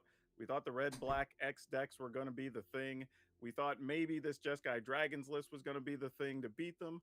Turns out neither of those things was true so far, and it might just be soldiers and 귀엽다, enchantments. 생긴 게. So we have a lot to figure out still. Yeah, super different picture than Pro Tour March of the Machine, that's for sure. Corey, what's your 어쨌건 main 얘기 takeaway 나왔던 for 건 이 정도예요. His takeaway so far is that this dog loves treats. You know, that was number one. But number two, I think that the 화이트가 적패다? 화이트가 들어가는 게 얘긴데? really do it. You know, we do have one player in third with Rakdos, and we have a player in sixth with Rakdos. 블랙이 두 개고. Outside of that, for being the most played deck, it did 여튼 not 얘기 get 나온 done. 대로 될런지를 It 모르겠어요. really didn't. And 근데 이렇게 잘리고 나면 솔직한 말로 And you know, it really proved that 이제는 BR 자체는 그리시스를 안 갈 이유가 없어 보이고 Yeah, absolutely. Daquan, you 그러니까 can get BR을 할 into 이유가 없어진 것 같아. 이러면 무조건 그리시스 쪽으로 가는 게 맞는 것 같은데? Well, we're going to take a look at the standings with our pets or without them, wherever they are. Check it out. This is where we are after one day of competition. My cat was not interested on being on camera. What a sport, Moxon. What a sport. Check this out. We now have a big shakeup here, right? We have a 4-way tie for first place. Noah Maubert, Austin Bersavich, Luciano Pellegrino, and Seth Manfield leading the pack here, all at 5-1. Corey, is this a big surprise? Well, I think the thing that's the biggest surprise of all them is the top four is all playing 4 different decks. So anybody who was just saying you can only be playing Fable here, you know, they're kind of wrong here. So we have those players doing well as you know, all the players on this screen still in the hunt. If you're 3-3, you got a chance here to go 6-3 and still make. 큰일 남. Yeah, our top 한 four 장밖에 decks here, 없음. we have Azorius Soldiers, Just 어떡하지, 님들아? Rakdos mid-range, 한 장밖에 and 없어. Curse of Celestia Enchantments, and then Antonio's also on Celestia Enchantments. Daquan, 비상, what do you 비상. take away from this, checking out our standings in those 4 different decks at the top? You know, I think this should be reassuring to players, right? I think, yes, we know there's 끝난 것 같은데 changes 요거 coming 한 for 판만 Standard 하고 over the 갈게요. next year, but this is good to know that there are still going to be 끝났는지 확실치 options for 않으니까. cards that you probably forgot about. Like looking at some of these lists, you know, like we were just talking 아, about. 나 이거 maybe 메타 게임 this 해야겠다. earlier 해가지고 today 저거 that 백재료 만들 거 좀 but 만들어 놓긴 now maybe 해야겠다. it's gonna start 와카가 finding some 없어가지고. homes now that people are seeing some uses for it. So anytime we can open up and unlock more cards effectively in standard, I think that's a great thing. Want to call out there in 13th, Johnny Gutman, currently sitting at 3-3 as well. That was a player we had our eye on from the start of the weekend. You know, 안 somebody 잡힘. who is an incredible Magic player and puts 아니, up results 잘까 in 그냥. online Magic all the time. But as said, he personally struggles with playing in pace. 근데 내일은 어떡할까? 내일도 드래프트 그냥 패스하고 할까? 드래프트 재미없는데? You know Johnny at all? Have you talked 내일도 to 그냥 him? 스탠다드 할 때 Yeah, I 킬게요. talked to him quite a bit. You know, 드래프트는 talked to him 따로 안 about 하고. Pro Tour, quite a bit after his rough day, and you know he was feeling a little rough. I should say rough. 드래프트가 별로야. He was feeling not the best. 이번 after 환경은 his 진짜. 06 performance, and you know he's just not. 그래서 그냥 드래프트는 패스하고 스탠다드만 좀 보고 And you know got a 그 다음에 little against Seth playing against 밴 되는 거 얘기 나오고 나서 And then said he didn't play. 그 다음에 스탠다드 덱을 짜건 말건 해야 될 것 같아요. Play like complete garbage tomorrow. Oh my gosh. Okay. That's unreal. Yeah. He's being a little hard on himself there, I A think. little bit. Nice to see Andrei Strosky doing so well in this tournament too. Currently sitting at 4. 일단 오늘은 여기까지 할게요. 아까 원래 1시에 킬라고 했다가 늦게 켰죠. 스탠다드부터 키려고 의미가 없는 것 같아가지고 리밋은 패스한 거고 내일도 스탠다드 할 때 키겠습니다. 여러분 들어갈게요. 빠잉.